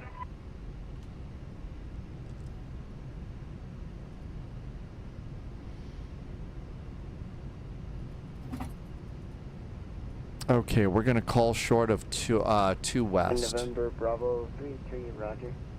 Okay, there's the generator switch that is available. Engine start back to normal. Done with the APU bleed. APU master. Disconnect a nose wheel. 3298. 3298, roger, taxi gate. You can taxi. And let's do control checks. Stick all the way forward, all the way back and release, all the way to the left, all the way to the right, release, back to normal, rudder right, rudder left, trim's going to be up 0.9. Trim is set, flaps are 1 for takeoff, flaps are 1, speed brakes are armed. Auto brakes are max. Taxi lights. Look left. Look right. Parking brake is off. And it's a baby bus, so it should do thrust idle taxi. Average EGLL, good morning to you. How is your evening in EGLL. Welcome aboard. Thank you for coming in.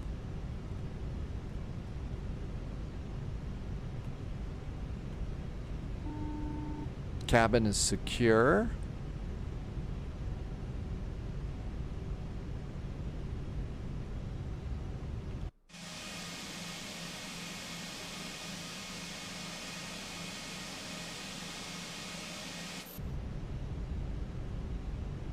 Salt Lake Tower, wheels up 375, radio check.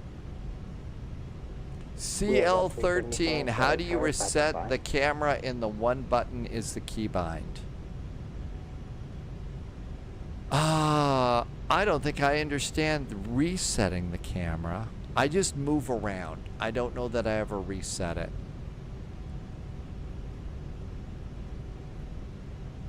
And this should be two west.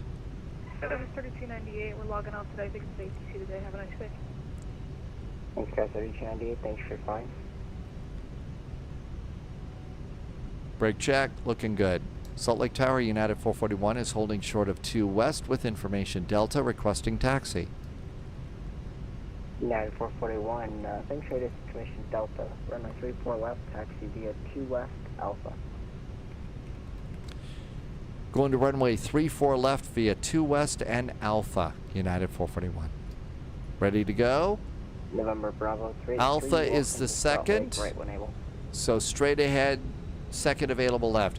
Average EGLL has a new desk in your bedroom. It's adjustable so you could stand. I have seen a few of those average EGLL. Those look really pretty cool. Out of the gate area.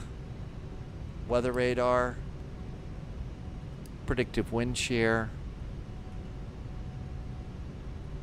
Takeoff config check. Config check is green. Away we go. That is taxiway Charlie. 3 Boca Salt Lake, look to park at the GA ramp.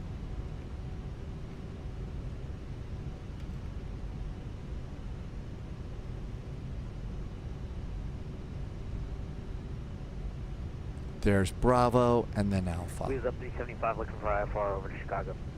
Woohoo, Chicago. Okay, look over here. Anybody coming? Nope. We're going this way. November Bravo 383, having D3 GA ramp.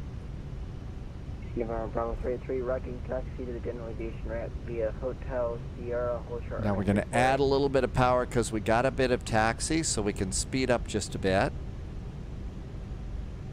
Taxi to the GA ramp via Hotel Charlie, hold short, runway 34 right, November Bravo 383. Sorry I didn't get you a good answer on that CL13 Thunder.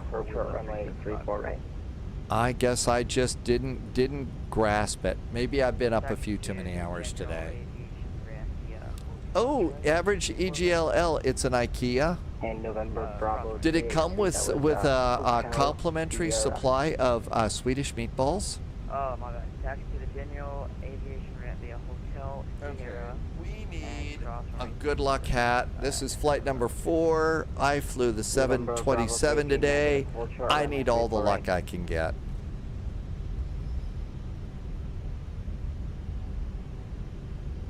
But this is just such a fabulous airplane.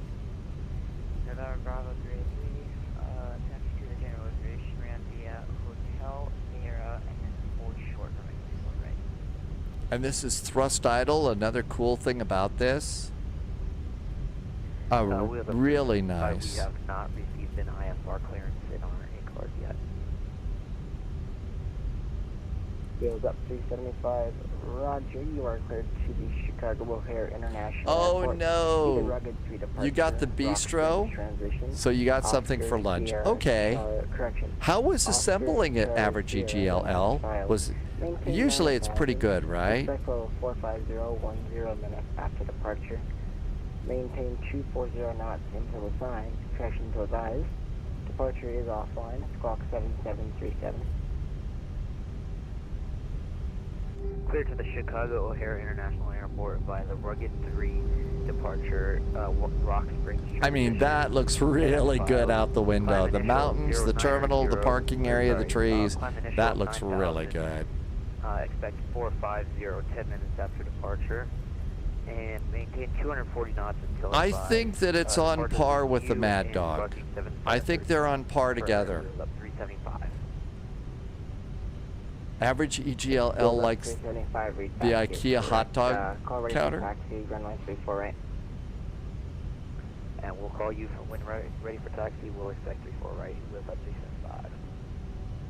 United 441 on departure, flatting up 340. The winds are calm. Runway 34 left, clear for takeoff. 34 left, clear for takeoff. After takeoff, we are heading 340, United 441. Strobes, landing light, final cabin call.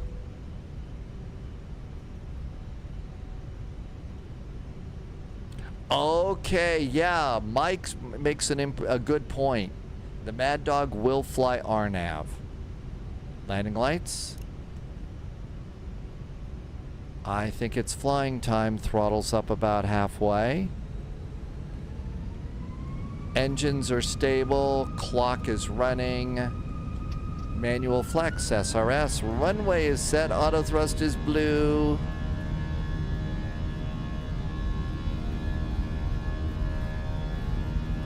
And wheels up 375 with taxi 4 right. Wheels up 375. Solid tower Delta 370, we are establishing the islet runway 34 right. Uh-oh, got a bump in the scenery on the runway. That's never good. 100 knots, steering with the rudder pedals. Clear to land Delta 310. In November Bravo 33, crash on line 34 right on. V1. Rotate.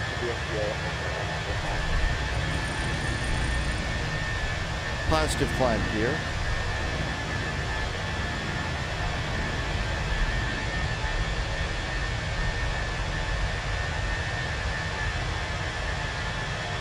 We have a 365 somebody cut it off. And we have a 375, no problem. Heading is 340 after takeoff. Yes, we'll 777. Flight directors are centered. Very nice. Over the swamp. Wheels up 375, runway 34 right, taxi to the hotel. Lever climb, thrust climb. 34 right via hotel, or wheels up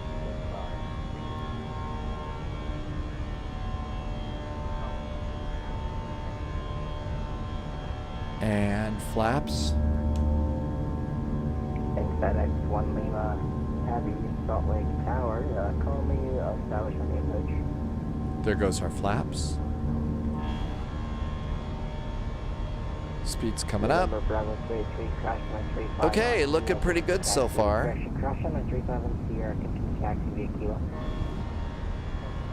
Never fails. If I'm waking up having a bad day or something, it's just always so nice. 441 leaving my airspace to the north. Salt Lake Center is offline. Change to Unicom 122.8 is approved. Have a good flight. Thanks for flying out. 122.8 for United 441. Thanks for some nice ATC. Have a good week. 122.8 Unicom. Let's go direct Bubby. Direct to Bubby and insert. Airplane's got us. Flight level 330. Clear ourselves all the way up. And let the airplane do its thing because it's so much smarter than the pilot.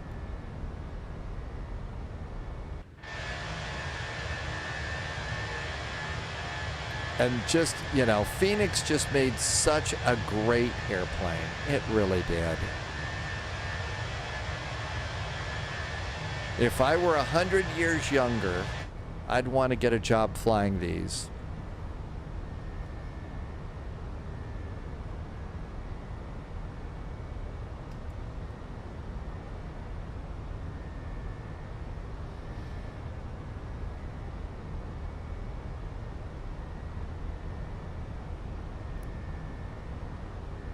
Passing 10,000 feet, landing lights. 10,000 foot cabin call. Cabin call's good. We're going to make 11,000 at Bubby just fine. I know, who's such a good airplane? Who's a smart airplane? This is such a nice one.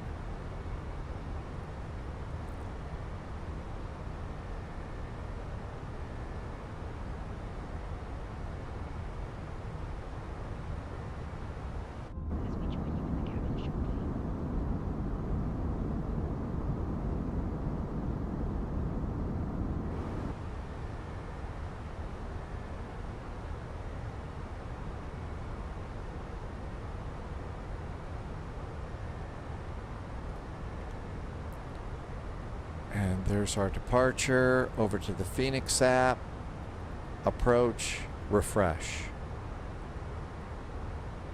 And we just have the Jackson Hole METAR. Winds are 220 at 12. 10 miles visibility. Clear skies, 21 degrees. The altimeter 3024. There is our arrival. Mike, yeah, when it came out, these were such amazing modern airplanes. They're still really pretty freaking modern.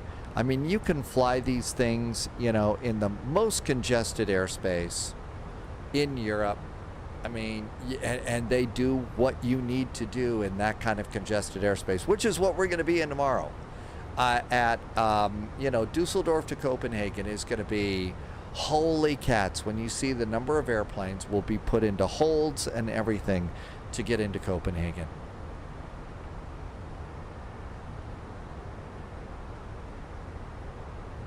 Okay, we are 211 miles out of Jackson Hole. Airplane says we're going to be landing at 0112 Zulu. The current time is 0037. If it's really late where you are and wanting to know when we're going to be done, we've got about 30 to 40 minutes more flying, and then it's getting tired. Twin Smile Aviation. What do I do when I'm not streaming? I plan the next stream. I look around to see if there's another airplane that I should be learning, like the 727 and stuff. I do I don't work out, I don't bench press iron, but I do kind of like, you know, I've got gray hair, so I do, you know, what somebody with gray hair kind of work out, you know, walk as many steps as I can. I live alone, so I try and make tasty food that's different. I do a lot of experimenting. Being laid off and, you know, shoved out of a career and all that other stuff, and live streaming, you don't have a ton of extra cash to go out and do stuff. So I work hard to make interesting things in the kitchen just to keep life interesting. And I've kind of got my eye on trying to figure out what's next, you know. I've been stuck in this town for quite a while. I would like to find a place to move on. I don't know where that is. So I spend some time looking around trying to decide, you know, what somebody with 40 years of broadcasting experience and a love of airplanes can go and do.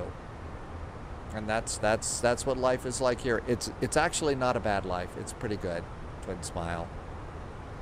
And what we can do right now with live streaming and with you know, a decent computer, a Stream Deck, an OBS Studio or Meld Studio, which is the one that I use.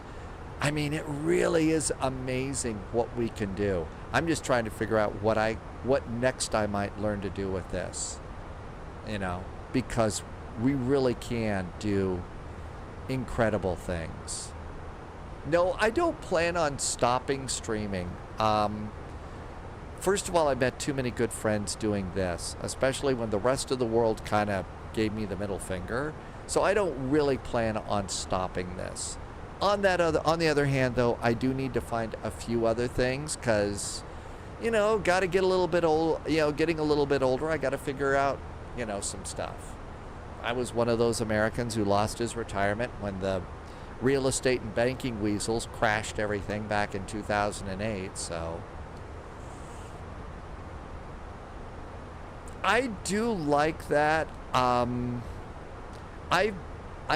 been to Florida. I don't know. I'm kind of I don't know. I'm looking all over the place. I'm looking all over the place. There are some incredible things that I'd like to see. You know, I spent most of my, career, trapped in a radio station and a TV station. I wasn't able to go to a lot of places. There are a lot of things that I would like to see. There's an incredible espionage museum in Berlin. Love to go in and learn about some things there. There's Duxworth, the UK airplane museum. That's amazing too. So there's lots of stuff I'd like to try and do.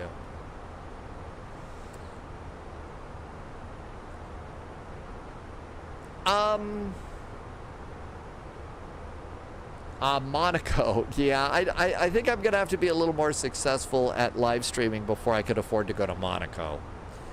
Average EGLL, I've really found OBS worked really well for Duxford. That's it. It's Duxford. Thanks, Average EGLL. Yeah, that's a really incredible airplane museum to see. I never had problems with the OBS Studio.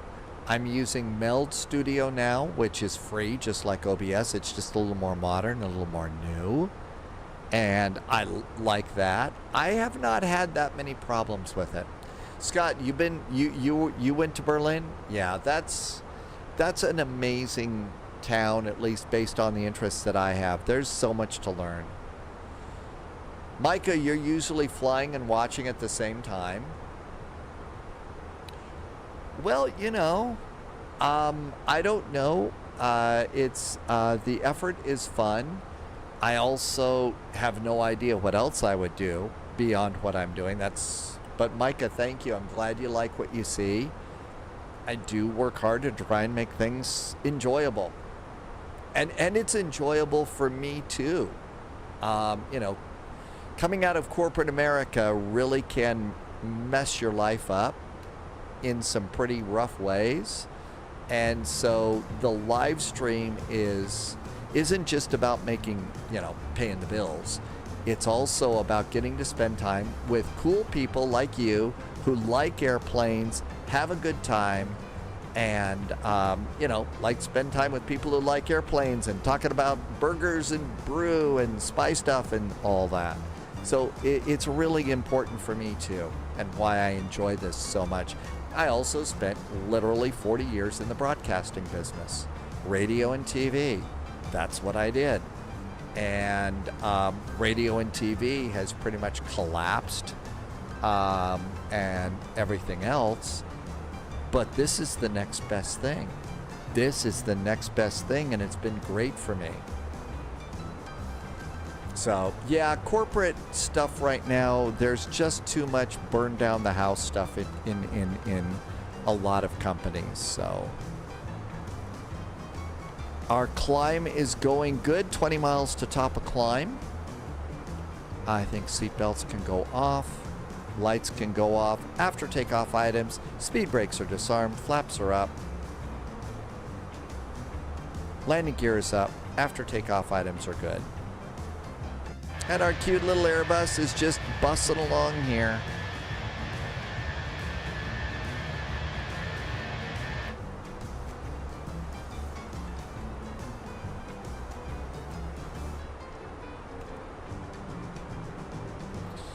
Looks like we'll have about 40 miles of cruise.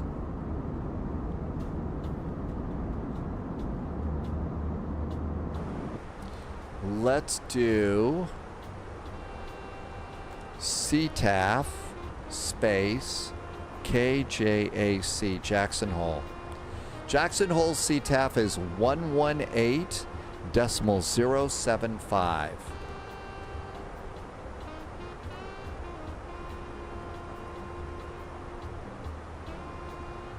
$118.075. Good to go there.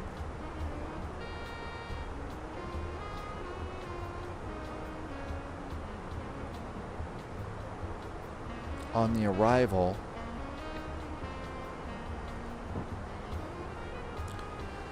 We decided on the Yankee, right? I think we plugged in the Yankee. So minimums are going to be 7,300 feet. We want to cross Moss at 12,800. So that'll be our first descent point there.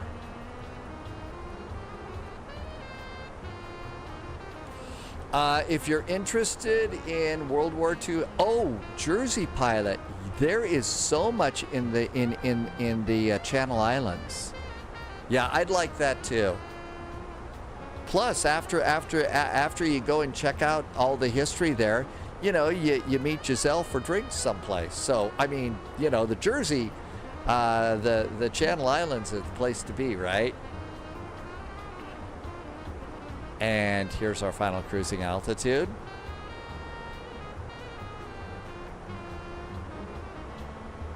The problem that a lot of those people are running into is they don't realize what it takes to go from a broadcasting TV company to online.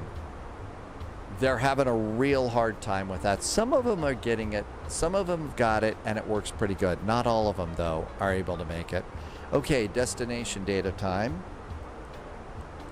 So Jackson Hole over here.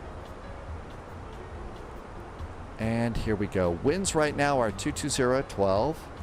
220 at 12 are the winds. Our temperature in Jackson Hole is 21 degrees. And the altimeter is 3024. It's the baby bus. I'm going to do config 3 for landing. I'm going to tell GPWS that we're doing config 3 for landing.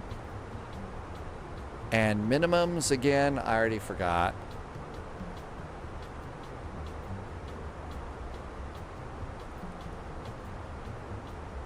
$7,300. That's the barrel box. And we decided 12,800 at Moss.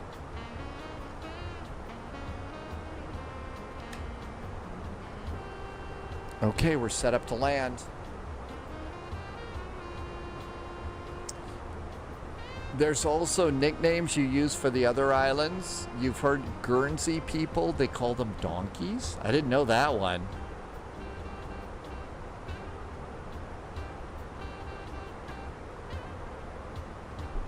Okay, all of that looks good. We are 40 miles from top of descent. Everything's happy up here. Everything's happy down there. Come back over here to performance. 37 miles and we're ready to go. Twin Smile Aviation. Quite frankly, that is absolutely my main goal. If you can come into this spy flight thing, you know, and leave with a smile, that's what I'm trying to do. You know, whether you're into aviation or not, if you can come in here and find a group of cool people and a vibe, you know, it's everything but the burgers and the beer. You know, when you think about your favorite place to go and meet friends at night. And for me, that is an important part of my day too. Without going too deep or too dramatic, my personal world is a little bit of, are you crazy? You know, the chaos between my ears is massive, to be honest, after my career. It really is. So being able to come in here and get to spend time with cool people also puts a smile on my face too. It reminds me what's important. So yeah, if you come in here and you're able to smile and feel a little bit better about the world, the big world, and your world, I think that that's the best thing in the world. And that's what I'm trying to do with this right now. You know, fly to fun airports, have a good time, but mostly a place that you can flip on and feel pretty good. Jersey people are more commonly known as Jersey beans. It comes from a local dish of Jersey bean crop. We also have a nickname of crapos, which is French for toads. Oh, really? I didn't know. I knew that it was Jersey pie. I knew dairy was big there. I didn't know that beans were big there on the Channel Islands.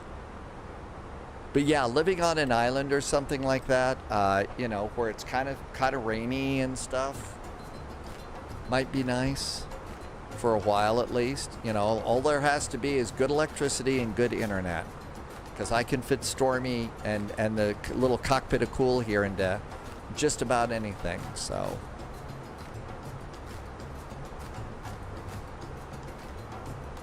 "16 miles from top of descent."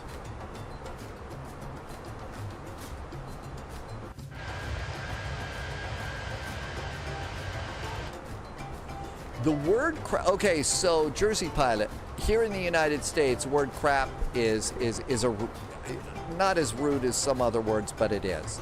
But it's a French thing, and it's close to French connections.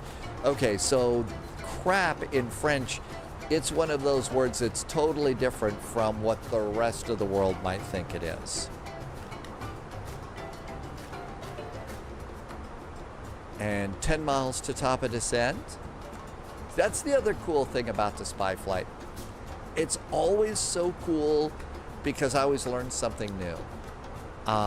Whether I learn something new about an airplane or what it's like to live at, you know, the Channel Islands, what it's like to live in the UK, Germany, Finland, yeah, Athens. I've got a really good friend from flight simming and live streaming. Sibi lives in Athens, Greece. And I get to learn all sorts of cool stuff about Athens too. Okay, 6 miles from top of descent. There's our top of descent hockey stick. Bring in the map, click.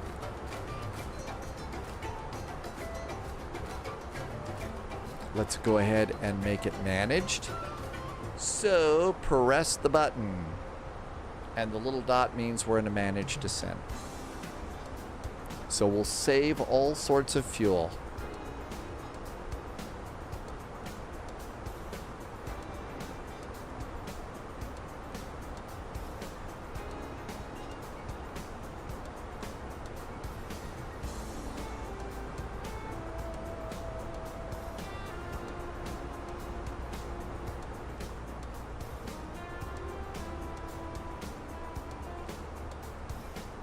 Everything's set. Ooh, let's go over here and do below. So TCAS is now below, ahead and below, so that's good.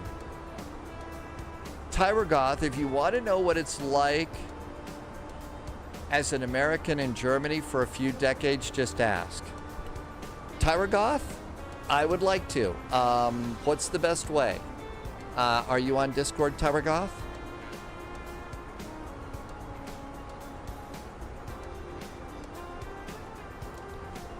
And if you are on Discord, are you Tyragoth? You are also on Discord. Is it Tyragoth? Can I message you over there and ask you some questions about Germany? I'd like to. Amazing ATC. Cool.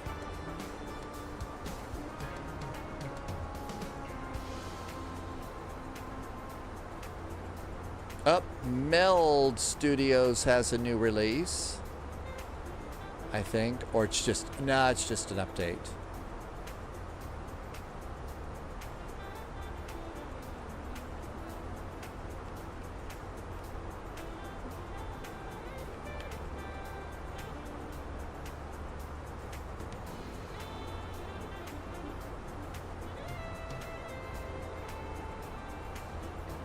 You'll have to tell me what name to use, Tyra.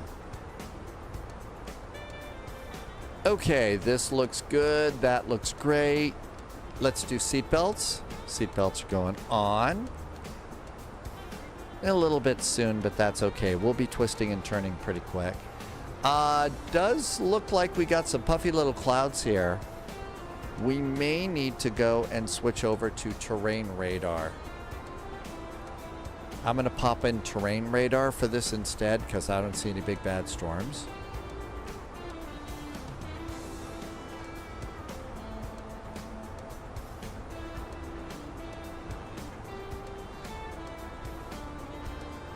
Might need to turn those down just a bit.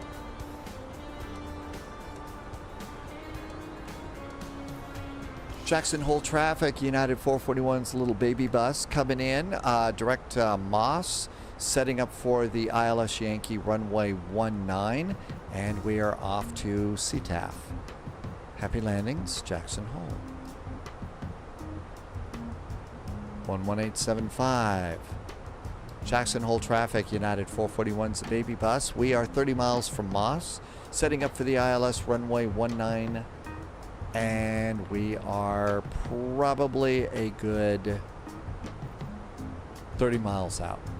Jackson Hole.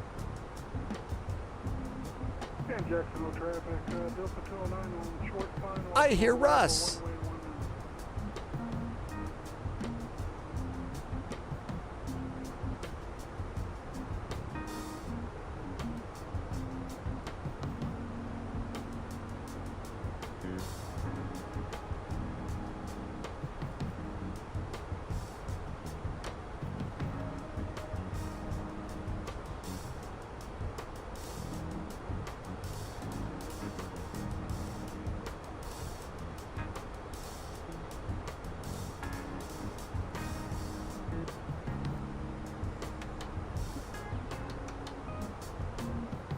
Looking good there.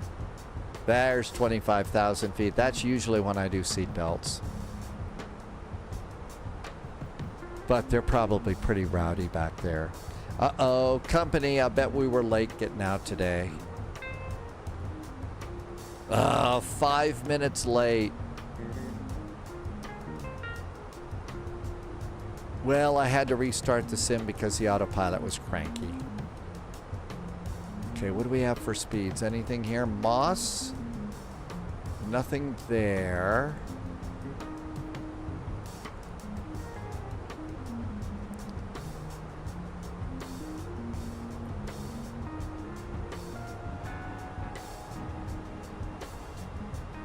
None really there. So speeds are basically on us on this one.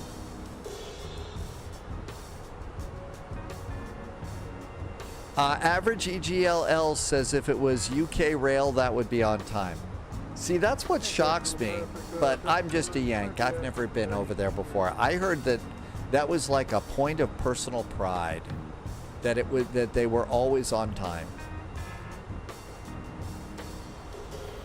Okay, bring in the map a click. I'm going to continue to let the airplane manage us down to 9,600. There we go, flight level 96. GL McQueen, is that also the same way for Deutsche Bahn? Okay, I messed that. Is Bahn interchangeable between highway and rail? Point of pride that we're also having our wallets burned every... Oh, by the train tickets? Yeah, I heard those were getting really crazy. Or have been for a while, which blows me away. It seems like it's such an economical way to move a lot of people really, really fast. And it's just, people are being gouged so hard.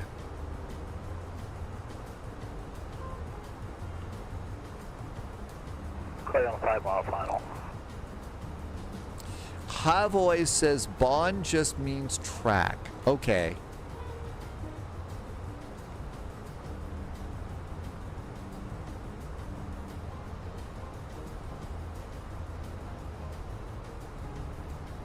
.210 on the speed. Landing lights. Cabin call.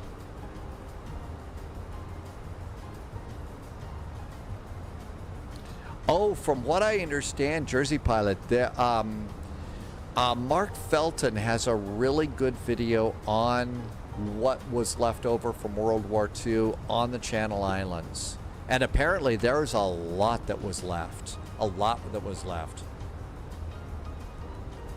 Yeah, I know. That's the thing that's so frustrating for people.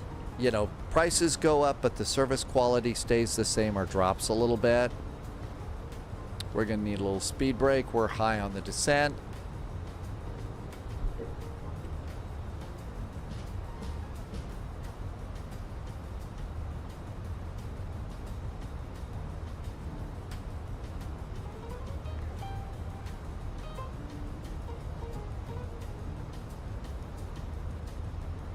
How bad are we? Now we're catching up. Flaps 1.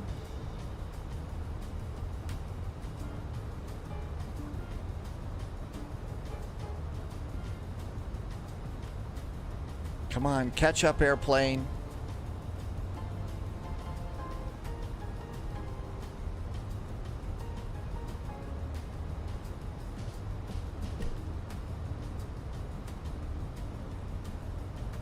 And there is the lake.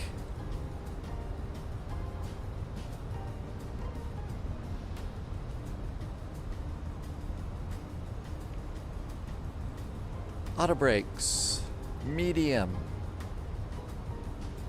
Yep, speed brakes are out. We're high. Not fast, but we're high. Yes, I know the speed brakes are out. It's because we're high, airplane. You should know that. Traffic for flight 686, about 15 south of the airport, descending at a flight level 225 for the ILS Zulu, runway 19 Jackson.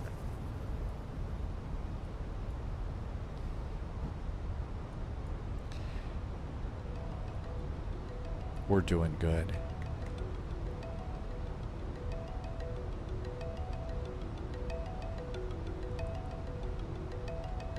Let's activate the LS. We will catch up with our descent a little bit before we get to Quirt. Let's see. Altimeter is 3024. 3024.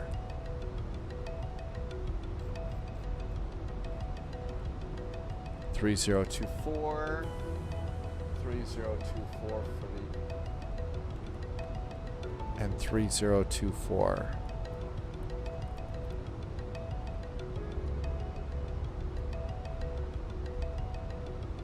There we go. Altimeter's checked and set.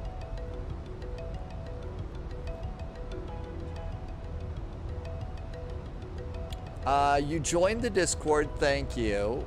Was looking for a room simply to wave, but you couldn't. I will look for you over there. Thank you, Tyragoth. Thank you for jumping through the hoop on that too. We've had to do the verification because some of the changes in law. I know it's getting late for you. I do have actually some questions. I'll send them your way, and thank you for letting me do that. I appreciate that. I've actually been wanting to do that for a while, so thank you for being there. Flaps 2. As much drag as we can get. Jackson Hole traffic, United 441's little baby bus approaching about 10 miles from Quirt, setting up for the ILS, runway 19. We're basically on the downwind. United 441. Actually, no, we just turned base. I know the difference. Thank you.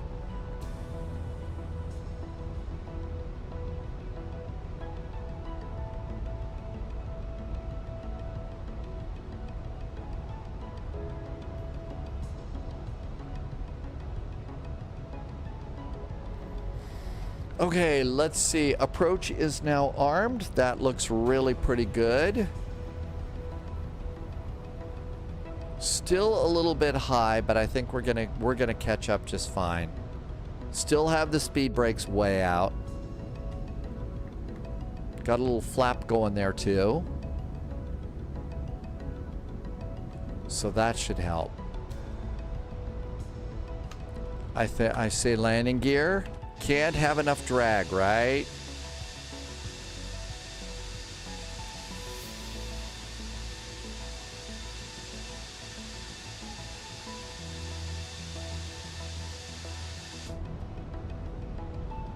And oh my gosh, how about the sunset over Jackson Hole tonight? Wow. That makes Flight Sim kind of worth it. Average EGLL says the seats on the Thames Link are like an ironing board. Does ground drag? No, it doesn't. Afraid not. Okay, last click of the map. I've got IJC. I already know that's the correct one. We are 18-mile finals.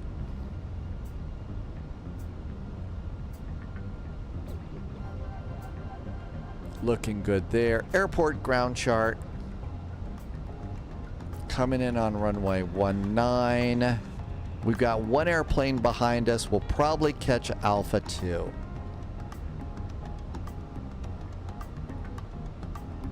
Yep, we're good.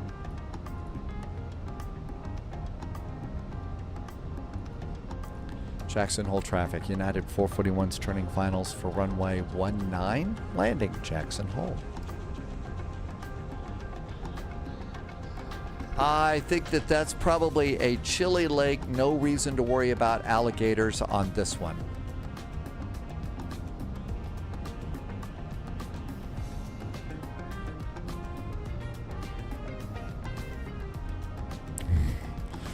The scenery in the sim just keeps getting better and better and better.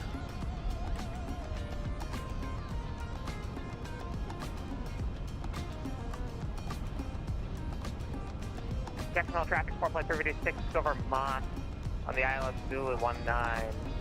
Taking direct to the Dunoir, DFLR, Jackson Hole. That's right. Dunoir is the name of that one. Let's arm the approach. It's getting late. We've had a day. No crime in letting the airplane do some of the work. Speed brakes down and armed. Speed brakes are armed. Auto brakes. All that's good. Gear down 3 green.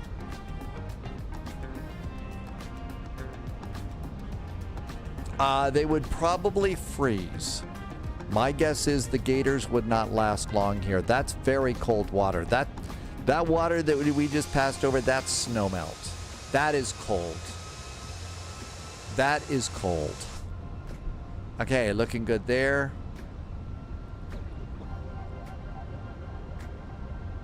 (10,000 feet).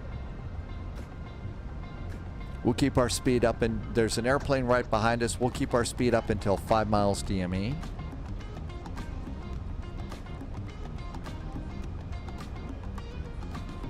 They have anti-ice for blood. Oh, do they? Got little engine anti-ice switches like we have up there.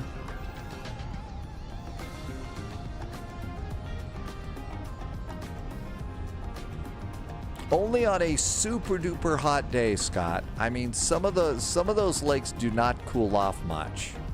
They don't warm up, I mean. Especially the deep ones. From what I understand, like there is a lake. Oh. It's a real deep lake, and it's always just frigid cold.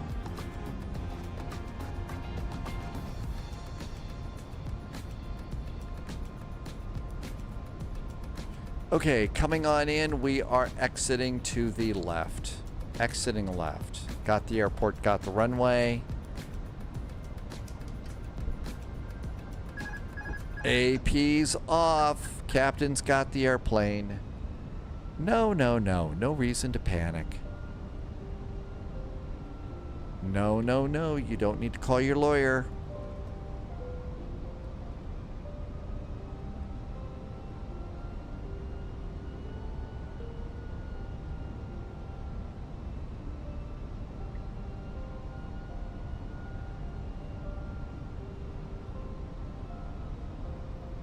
Five miles DME, manage speed, flaps 3. Oh, it's gonna yell at me. Oh, it didn't. ECAM checklist is green. We're good to land.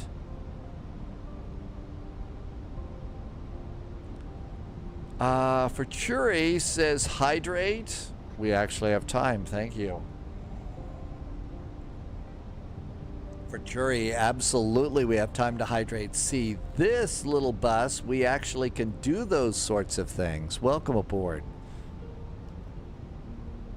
Little breeze from the right blowing us to the left.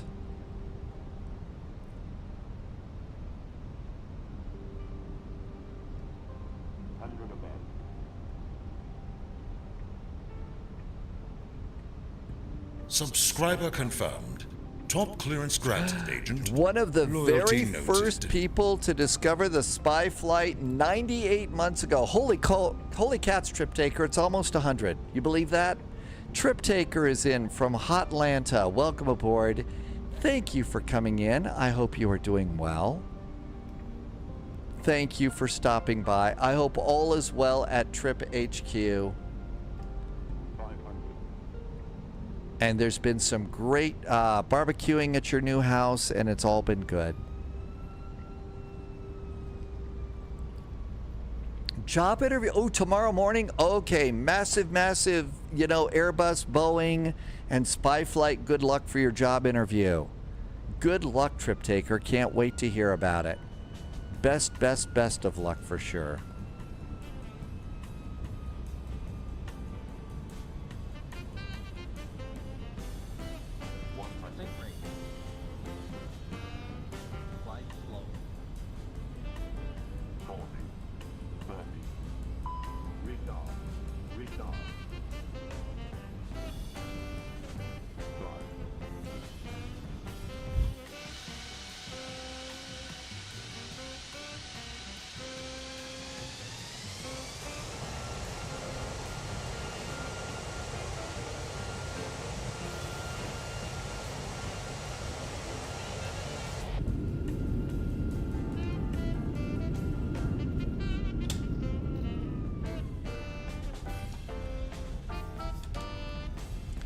Jackson Hole traffic, United 441 is clear of runway 19. Taxi to parking. Happy landings, Jackson Hole.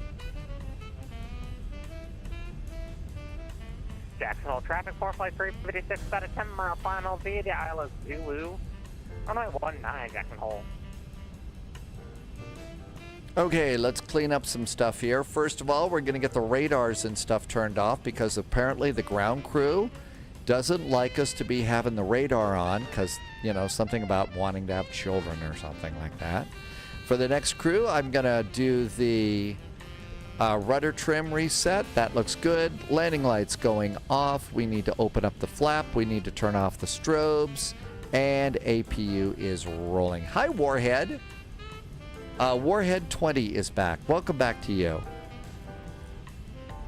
Let's see. And we've got a Delta down here.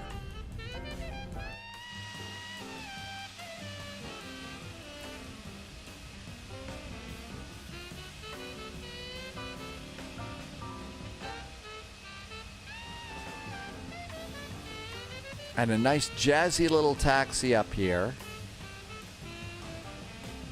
Yeah, the ionizing radiation does that, not the Oh, okay. That's probably why all the ground crew likes to say not great, not terrible, right? Something about 3.6 Runken. Landing light off. We don't want to blind them.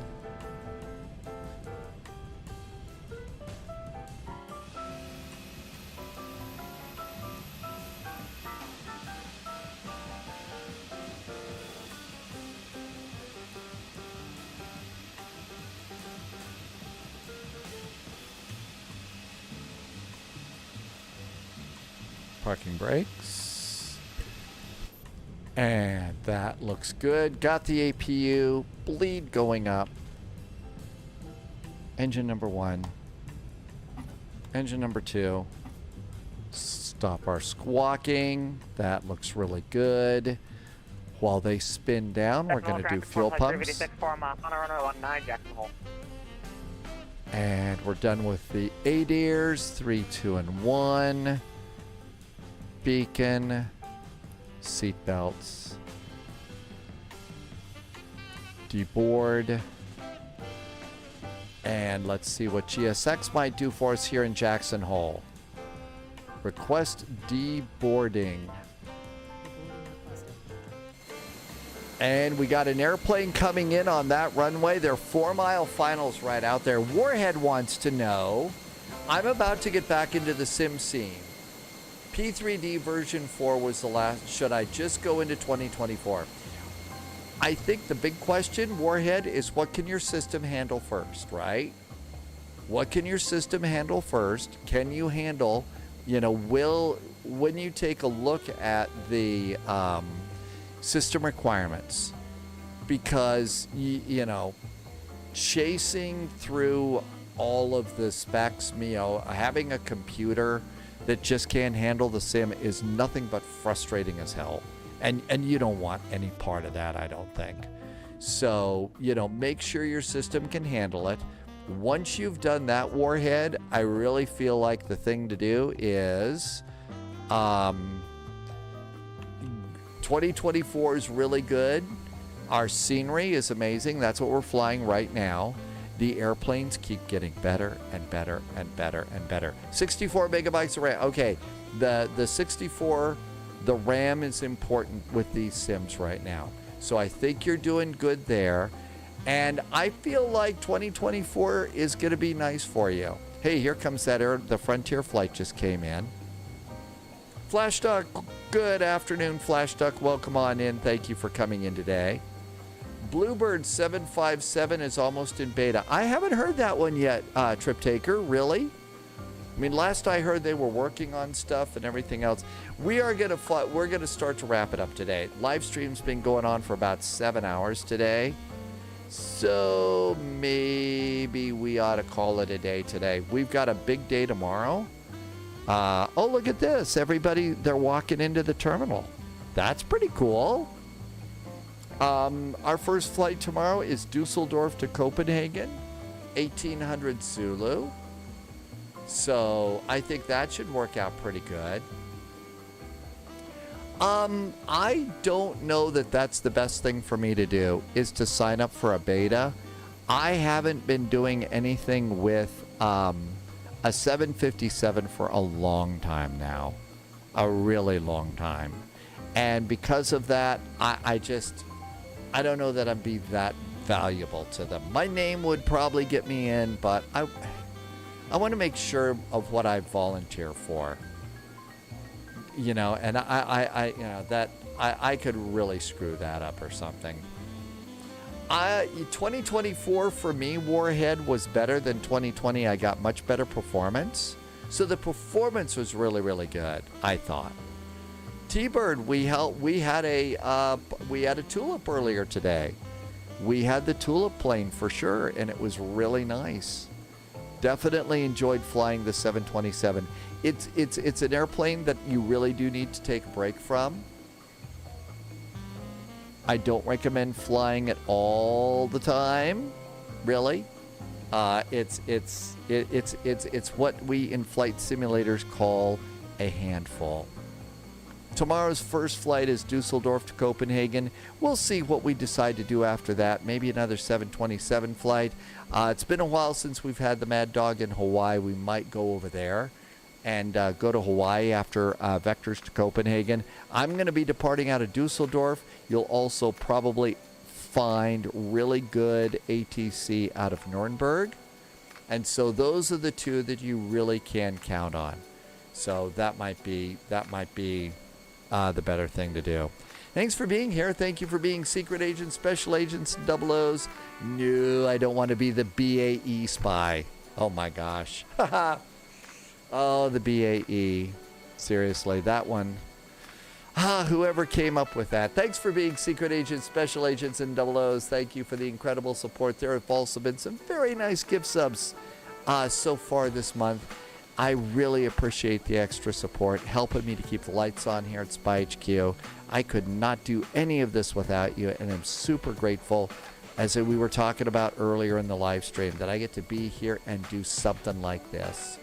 you know, get to play with amazing airplanes like this, get to see an awesome sunset like that. I'm super grateful. Thank you for all the things that you're doing for me so that I can keep doing this. I hope you had a really good weekend. Seems like the weekend just got started. It seems like it just got started. So, well, let's see. I'm trying to find somebody who is live streaming Flight Sim. And I don't see anybody who's doing any Flight Sim live streaming right now. I don't see anybody here. I don't see anybody. Am I like the last one today? Oh, okay, here's someone. Black Square Starship. Okay, here's somebody we've never seen before. Danger Zone DMO. Let's go and meet somebody new. What could possibly go on? Appreciate you being here. Thank you for coming on in. I am looking forward to seeing you. Do you want to deboard the crew? Yeah, sure. Okay. Thanks for being here. I hope you're having a really, really great Sunday night, Monday morning. Can't wait to see you tomorrow. Our departure time's the normal time, 1800 Zulu. I'll see you in Dusseldorf. We're off to Copenhagen. In the meantime, as always, I do like to say a big thank you for being here. And these days also, please, stay healthy, stay safe. Can't wait to see you in the friendly Sim Skies tomorrow. Say hi to Danger Zone DMO. Never met this live streamer before. No idea what we'll see. Have a great evening. Good night. Good afternoon. Good morning. And cheers.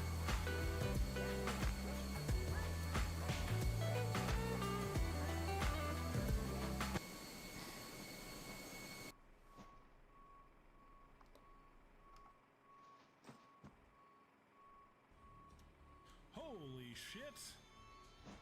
757 spy rating with a party of 114. Damn.